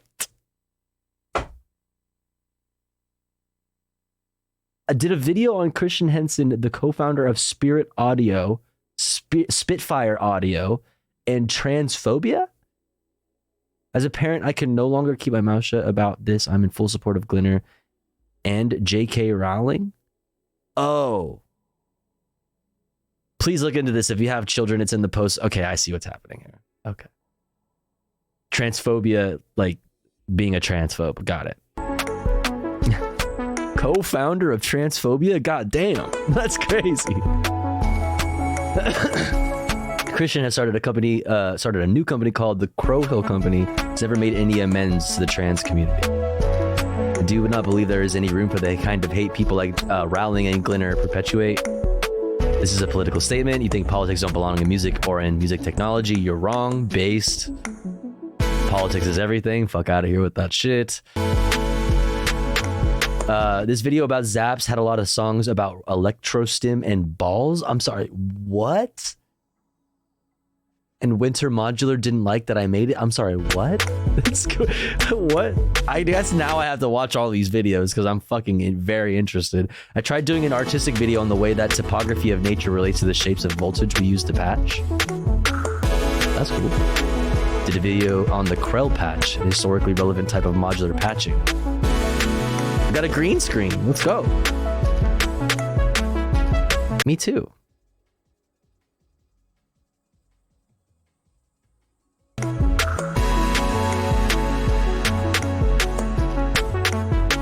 Berlin in May for Superboo, that was the high point of the year. Started writing an album in Berlin that became the drum and bass album Heart Sing on the Dirty Wave M8. Released with a video history of drum and bass. I did a video on the massive positive influence trans makers have had on the music tech scene. Word. People didn't like it because it wasn't a video on music gear. Oh, come on. Stick to reviewing gear, buddy. Stick to making beats on the OP1, pal. Keep politics out of music, bud. So here's a gear video where the Make Noise Strega was put on trial for being a carrier wave of an evil alien intelligence. Here's a gear video where I dressed up as Mario and sang about wanting to make love to Bowser. Okay. Here's a gear video where I dressed up as a wizard and tried to convince the moon not to make werewolves all the time. I went to KnobCon and met some very nice people and got COVID. Oh, fuck. Well, that's not good. I released a video I had been sitting on for a year. What's up about my partner and Sudus? This is really loud all of a sudden. So when I told my partner I had been thinking of suicide, damn, fuck. I made a cartoon about different piano synthesizers fighting and piano tech shooting Moog with a gun. I realized my fourth batch of 10 tracks for the YouTube audio library video did so poorly. This is going too fast. I'm just gonna let it ride. You gotta read it, chat, sorry.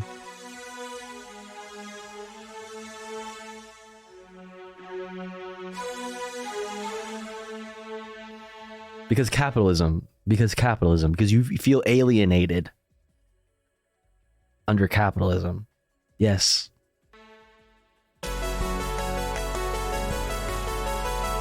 Do I just stop doing this and get a real job? Or do I keep doing this but continue to chase the algorithm in order to make a living? And do things that I hate, do things that make me tired, and do things that don't, whatever.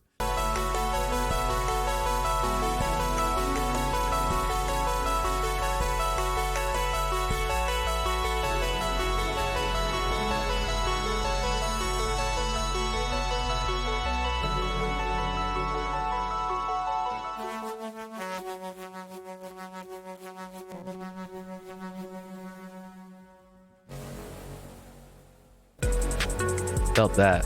Let me read it. Fuck, I'll read it.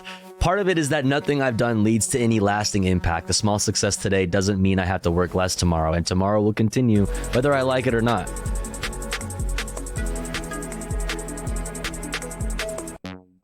I want for myself and everyone I know a form of peace, a peace that comes knowing that you will be fed and clothed, that when illness comes, it will be healed,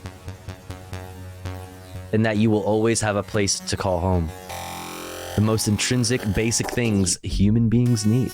not paywalled or hidden behind a lottery or algorithm. Because if all things humans have discovered and designed can't make our lives secure, happy, and healthy, you might as well go fucking feral.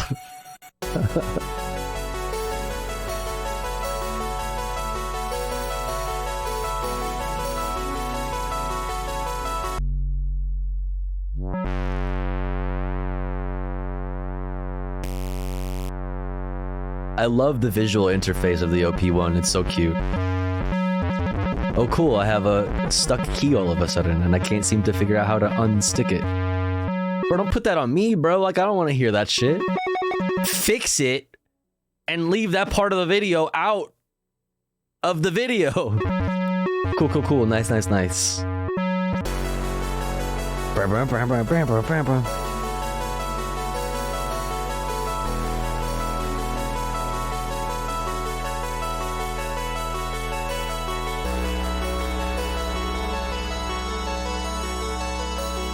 They're always, I mean, Teenage Engineering is really creative with that kind of stuff, like the visual interface. I mean, and just the way that they lay out all of their knobs and buttons, and they're really satisfying. Really fucking expensive shit though. The new sampler though, I'm thinking about if I get an extra $300, copping one of those, because the new sampler actually looks pretty fucking cool.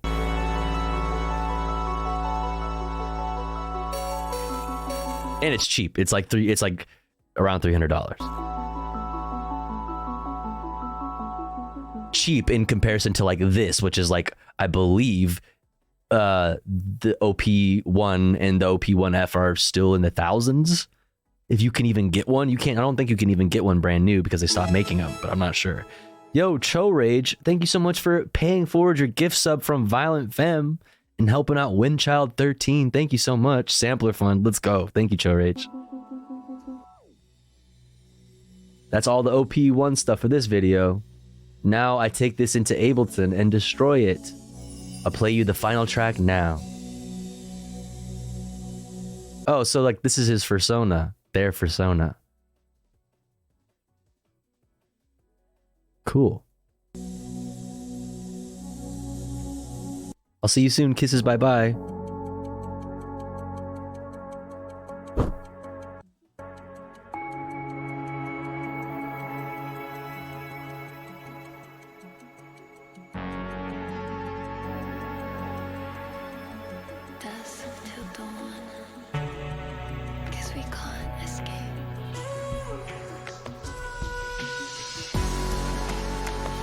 Okay, we got some vocal lines in there now.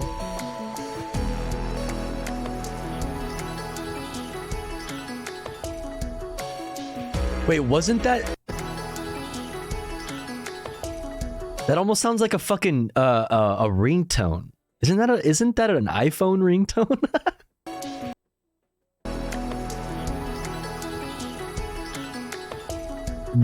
Those chimes in the back there.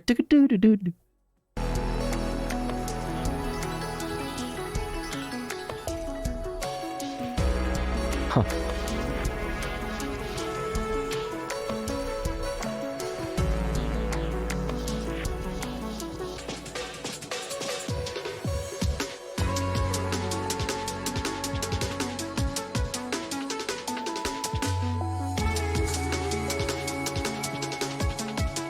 There are two wolves inside of you, chat. One of them is on acid.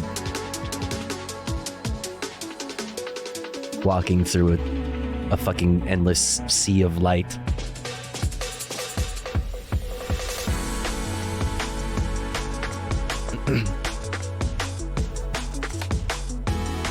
The other one is an Apple user.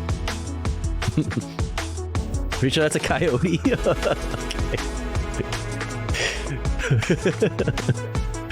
Oh, it's a spicy dog. You're all wrong. It's a spicy dog.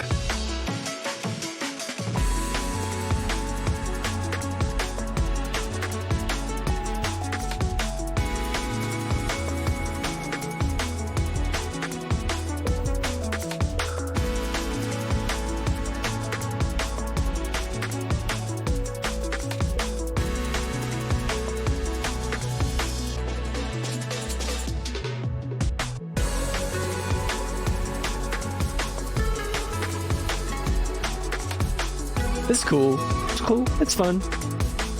How much longer? Damn, that's a long song. All right.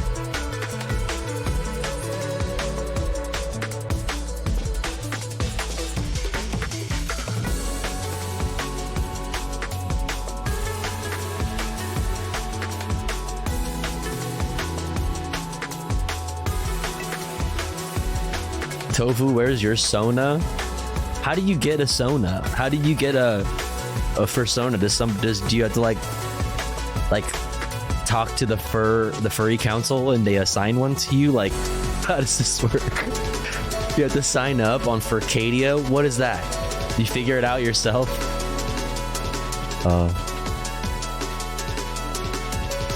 Tofu's Sona is obviously a tofu block. True. True.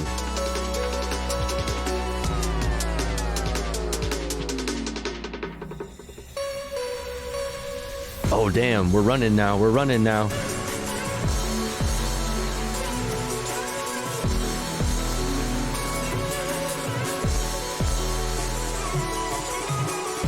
A block Sona? It's a persona.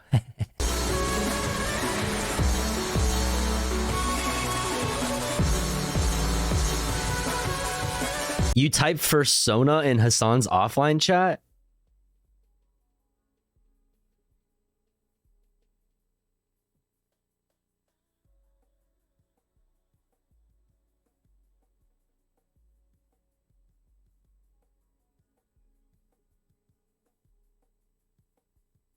Fuck, where'd it go? Come back. There you are. I'm a zebra! Wait, oh shit! Let's go! W. Wait, okay. Let's go! Oh, Nori's a hedgehog? W. Let's go. Let's go. Stupid. That is stupid as fuck. Recipes boiled water. You will be missed. Stupid, bro. Get out of here with that shit. God damn. I'm a zebra. I got a dumb lion. Lions are not dumb. Okay, don't say that. That's not nice. There is no Cappy emoji, so I cannot participate in that. Damn. Guess we can't escape. I mean, I guess the song was cool. You had me at fursonas and capitalism. Okay, you had me. You had me. Explaining Deleuze with drum machines sounds so interesting. Sorry. Gilles Deleuze, along with his intellectual companion Félix Guattari, is one of the most... Okay, is this gonna be Sleeper though? Vagina, mother, father, sexual... It's not vagina.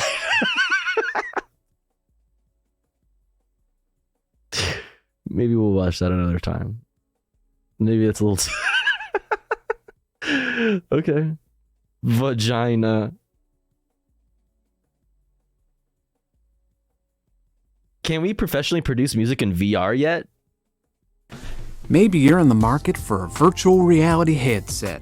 Or maybe you just got a MetaQuest 3 for Christmas. Or maybe you woke up this morning and thought to yourself, I really want to check out the metaverse. And do know that if you did, you are the first person in history to do so. If you fit into any of these categories, I really want to check out the metaverse today. You may have asked yourself the question, can I make music in VR yet? 3 years ago, I asked myself the same question and spent a few weeks trying to find out the answer. And that answer was not really, no. But now we have way more powerful headsets in the same price range, and they have advanced hand tracking and pass-through, and most importantly, many of the promising alpha and beta apps that I tested out 3 years ago are now finished products that you can buy in the Thank you for 15 months. So now Let's as we go. run headfirst into 2024, what does music What's up, James? How you doing? VR look like? Thank you for 15 months. the sausage.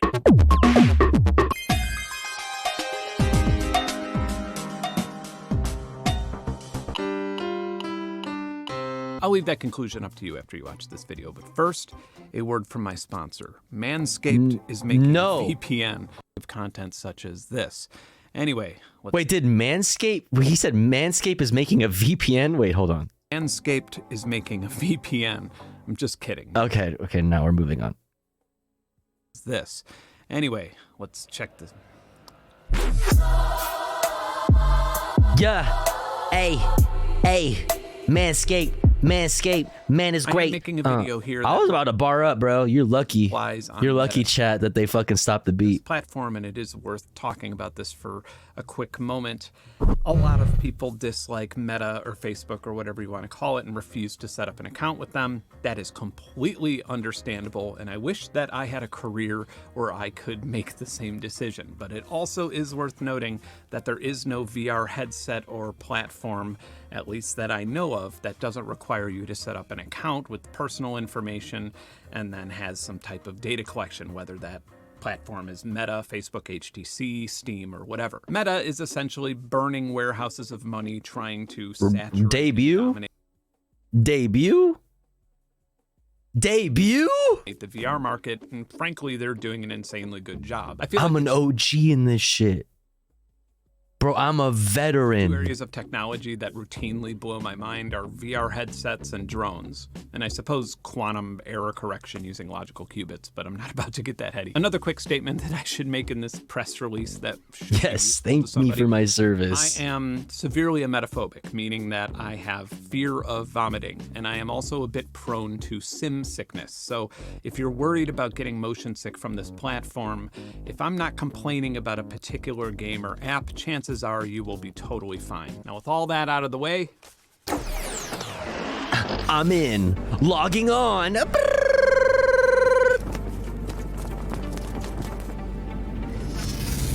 Logging on to the Tofu Ghost broadcast. I swear I paid for this app.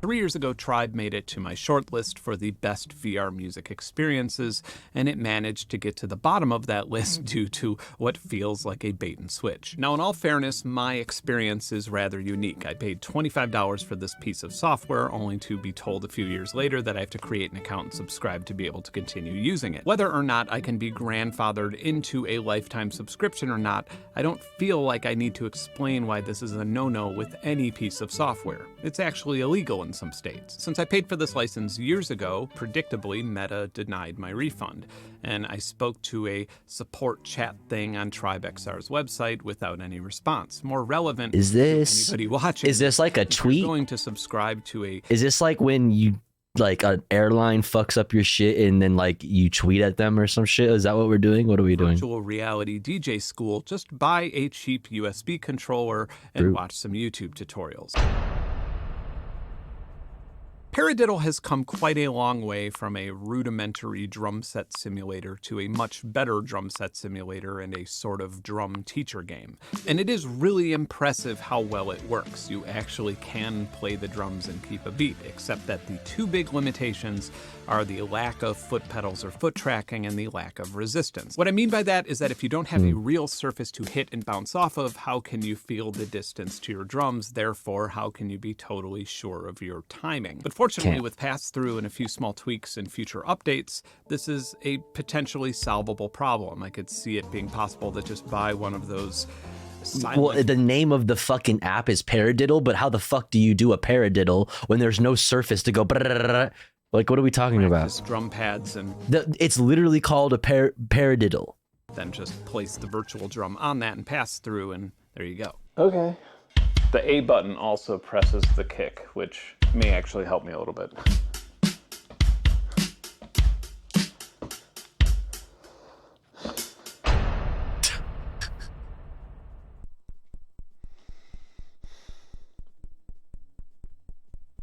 Okay. What is that? Oh.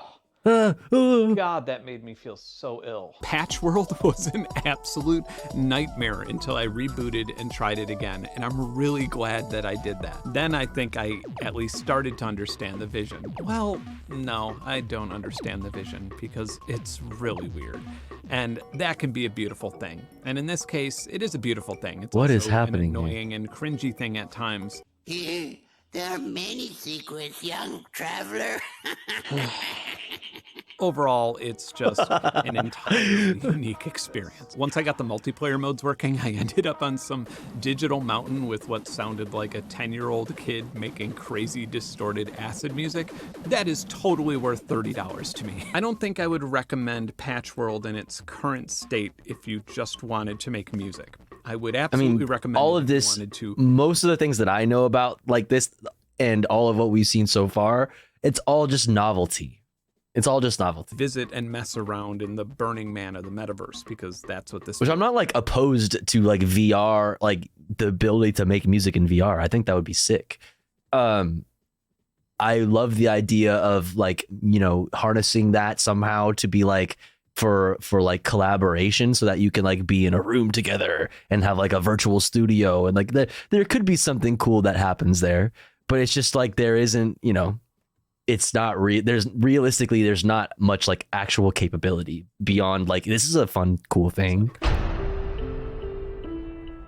Piano vision is like an obvious selling point for VR and such an obvious use for pass-through technology and hand tracking. Oh, that's cool. But it also feels like it was rushed into the store to be first. The sounds are meh.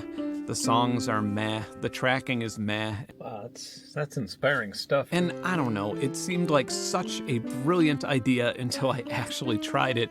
And then to me, at least, it seemed like a step back from just putting stickers on your piano keys with the notes written on them. Yeah. Nothing is in alphabetical order. This is something that I see being able to like this. I see this as something that could get better. This, you could update this if you have a physical piano or like a keyboard. You're just looking at the keyboard and it's like doing lessons with you on your actual keyboard. That seems cool. I think could be possibly a use there. It just seems like the technology is lacking behind or something. It just needs some more development. Yeah. Like, this is the most useful, practical thing that I've seen so far. For $400, you can get a physical electronic piano that teaches you how to play. That's true. That's true. The legendary producer, Mr. Bill, and myself had an idea. Virtuoso can sync to Ableton Link. We'd put on some MetaQuest 3 headsets, link up Virtuoso sessions with Ableton Link, and make some music together in VR. I feel like I made my organ too big and now it's Ableton Link. small again. I wish I had that problem. I feel like I would need Wait, what? What did he say? Link and make some music together in VR. I feel like I made my organ too big and now it's impossible to make it small again. I wish I had that problem. I feel like I would need like headphones into your session to understand what's happening. It's like yeah, I just sort of recorded my looper and then saved it. Let's go to the show. The theater. Hey baby. Let's go to the show. Theater. There's like a wave editor. I did not realize that.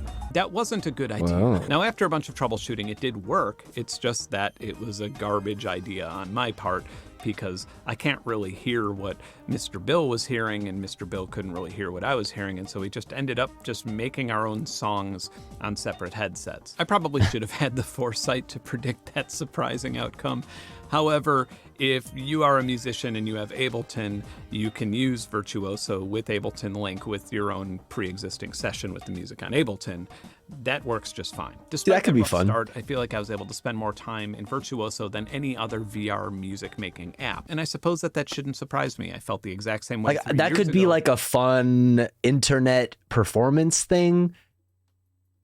Perhaps like if you're able to, through Ableton Link, have your existing songs and like whatever that you can just like perform live in VR straight from Ableton. I mean, I don't know.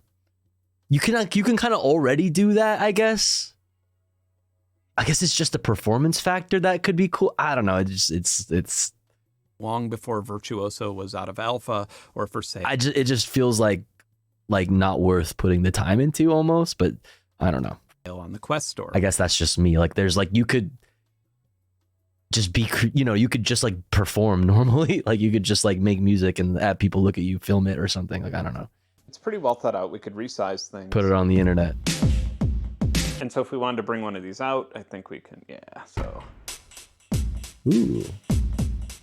Then we could tempo sync all of this stuff. Open up. See, like, it's cool if you have like, you don't have a space to make music, or if you're traveling or something, you don't have physical hardware, whatever. You don't have like, I don't know, but I guess you still need like an Oculus.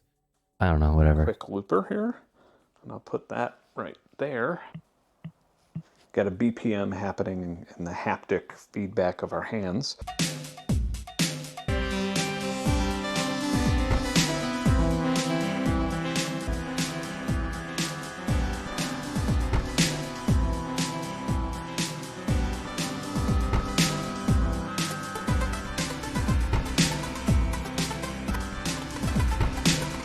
It seems like the developer just concentrated on what worked and refined it until it more or less works instinctively. If I had any complaints, I'd say that the sounds are a bit lacking, and I'd be happy to see some sort of internal or external sound editor. I think that could also spoil the positive experience I had with Virtuoso by allowing me to spend all of my battery power making a single sound. Interesting. Korg Gadget is a pretty fun portable DAW for iPad, Nintendo Switch, and I believe that the sounds are even Nintendo Switch PSP plugins. It's generally stable and, for lack of better terms, useful and unexciting. So when I noticed that Korg was bringing Young boys these off of better. VR, I imagined the gadgets in True. a sort of virtuoso type setting True. and workflow, and I got really excited and threw my money at it. Unfortunately, this is about the 7th time that I've launched the app, and this is the first time I've been able to get in. In fact, on 2 of those occasions, I had to hold down the power button and restart the entire thing and reboot the whole VR system here. Oh, there it goes. So I can't move any of my surroundings around me. So I guess like the ideal place to use this would be like an empty yoga studio or something. I'm just using my imagination here, but it really seems like some higher No, up in a spinny chair, dog. You don't need to be in a yoga studio. A spinny chair. Not on a couch. Okay, so you're looking back at the couch all awkwardly. Demanded that they make a VR app by next week, or wouldn't take no for an answer. Or maybe a third-party company was like, hey, we can make a VR app, and then just totally shit the bed. I have so many questions. This motherfucker is like, this is so uncomfortable. Yeah, dude. Given that the obviously incredibly shit experience will be a lot of people's first experience with the Korg brand. Meta refunded my purchase, and I guess that's that. Wait, that's what he's saying? Like, people are going to be turned off from using Korg products in the future because that'll be the first time they were introduced to Korg? That would be a weird reason to be like, you know what? I'm never using a Korg. Oh, what's that? Oh, you have a fucking a Korg Electribe sampler. Like, fuck that. I had a VR app one time that sucked ass. I'll never use Monitor it. projection, just using the software. Well, look, it's that they FL usually use Studio. to make music on a laptop or a desktop. And See, this is practical, I feel like. Just another display, but in augmented reality. That's practical. If you're monitoring like an EQ or something over here while you're looking at your screen, that's cool because you can have one screen, or like he's using his laptop, and then you can have like 5 displays all around you. That's dope. That's a good idea. Projecting it to a virtual monitor on VR, allowing me to make music in a hotel room or something with all of my monitors and amenities that I have. Imagine you're on a plane. Imagine you're on a plane and you're like looking at all your different monitors, and there's people sitting on either side of you, and you're just looking directly at them.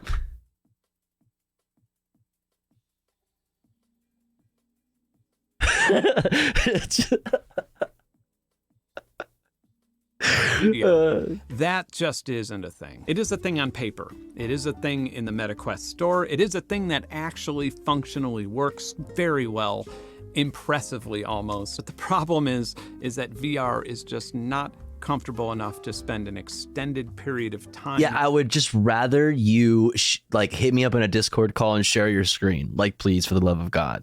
Like, I don't want to like get motion sickness and throw up all over my fucking keyboard. Like, what are we talking something about? Monotonous. Imagine gooning with this. Yeah, now we're fucking talking. Now you're getting into the realm of practicality. You know what I mean? Watching some fucking goon material with your bros in VR. You know what I'm saying? Multiple fucking windows open. Multiple different pieces of gooning material. Come on.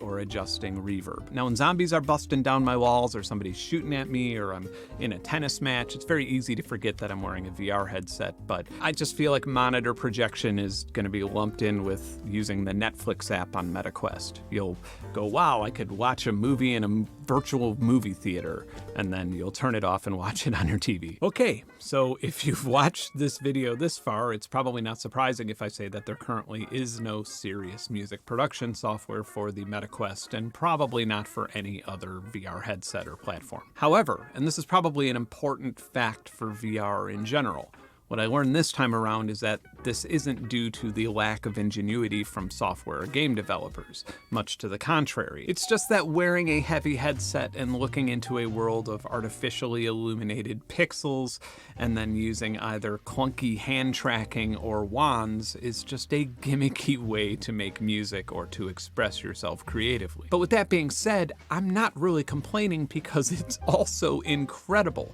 It's fun, it's new, it's relatively affordable, it's probably worth the money for a lot of people, and It's it can fun. even be inspiring. It's- But is it an alternative to a real recording It's fun. studio? It's the novelty. No, we're not there yet. Thanks. I'd I say that if fucking you're new hate to the Korg now. platform, Yeah, I'll never use a piece of Korg Quest Store hardware or ever. Start.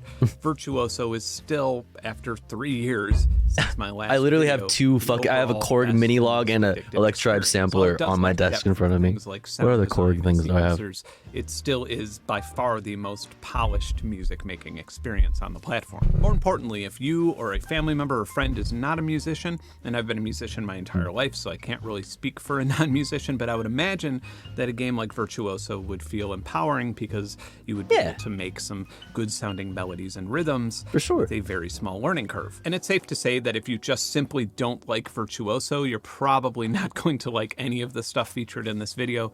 Fortunately, MetaQuest has a pretty good return policy. I think that if you use something for under 2 hours within 2 weeks, you could get your money back. Now, of course, there are other music apps and games that I didn't cover in this video, especially if you're using something like SideQuest, which allows you to install things outside of the Meta store. One of those, for example, is SynthVR.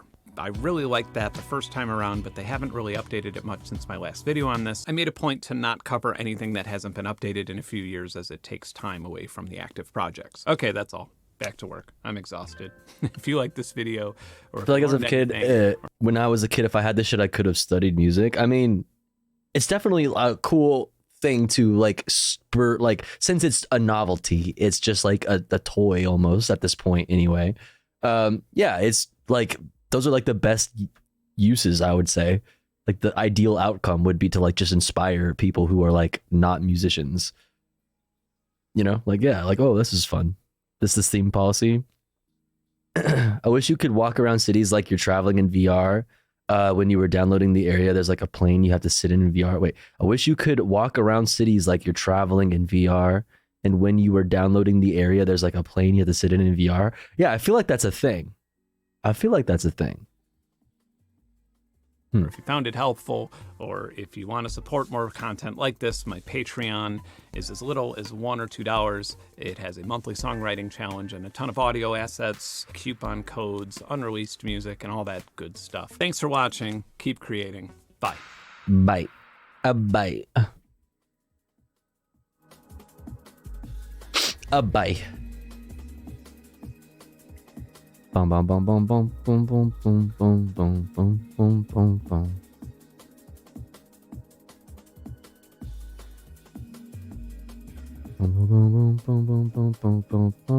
bum. All right, chat, listen. It's been a good first day back. Thanks for hanging out with me. I hope you enjoyed the stream, because I enjoyed your company. Thanks for hanging. Sorry it's been a while since we streamed. Had a lot going on. But I will be back again tomorrow, aka later today, for more news, more politics, comfy reacts, maybe some gaming.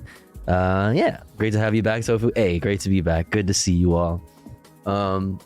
Appreciate you all. Thanks for all the love, all the good vibes. Thanks for all the support. Thanks for helping me destroy the sub goal today. Really appreciate it. As you probably know, as I'm probably sure you could guess, lost a lot of subs over the time I'm not streaming. That's how that goes. You don't stream, you don't make money. That's how that works. So thank you for all the support. Thank you. Really, really appreciate it. Let's send this party to somewhere else. Where, though, is the question. Let's see. Yo. Whoa. Yo. James, thank you. What the fuck? Yo, if you got a gifty from James, please fucking thank them. Thank you so much. It's very, very kind. Holy crap. Destroyed the sub goal. Obliterated. Thank you, James. Very, very kind of you. Could you raid Sadia Moon? Who the heck is that? Who is that? Namaste. Yeah. Let's see. Who is that? Who's live? We got C-Spam. We got VO doing Ayaya-a-thon. We got the Nandre. Do.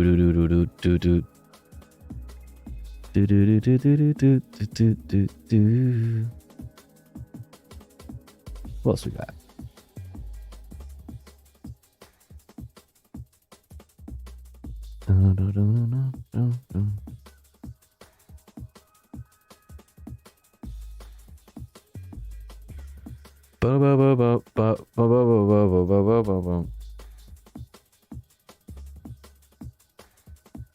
Let's see. Left flank vets or Nandre chat? What are we thinking? The Nandre. The true. Ragnar. Is Nandre doing Grand Theft Auto? Oh, fuck yeah. Oh, I think they might have just gone to bed. Ah. Yeah, he literally just went to bed. That's funny. He was doing Grand Theft Auto.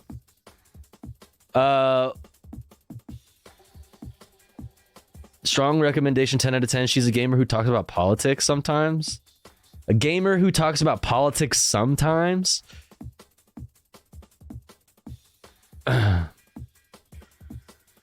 Oops. What the fuck? So literally the opposite of me.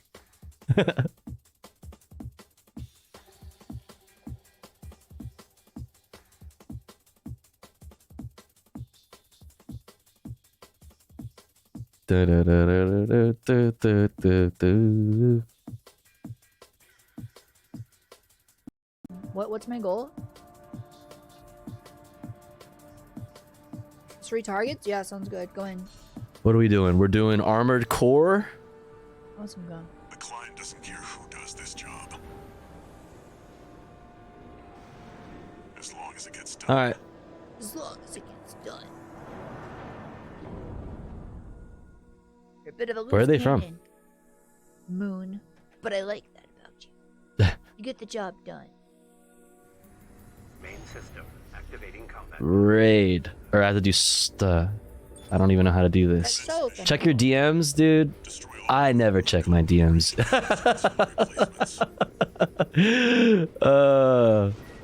I will eventually. I promise. All right, let's raid there. Be nice. I know you will. Be wholesome. Spread some good vibes. I know you will. I know you will. Spam these emotes. Spam the good vibes. See you guys tomorrow, aka later today, for more news and politics and comfy reacts and other stuff. Much love to you all. See you guys later. Sweet dreams. Night night. Remember to take your meds. Remember to drink some water. Remember to be nice to yourself.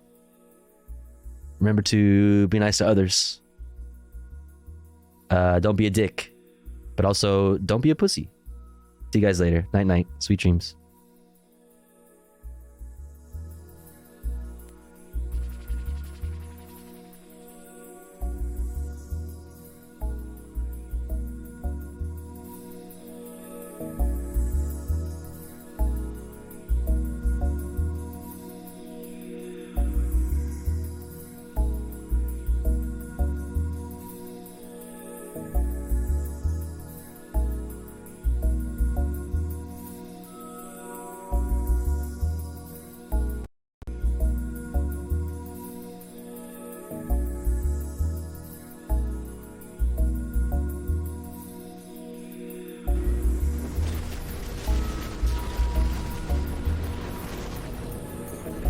Hello?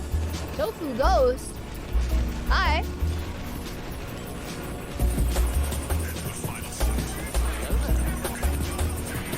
What? You juked me. Hello? Hi, welcome.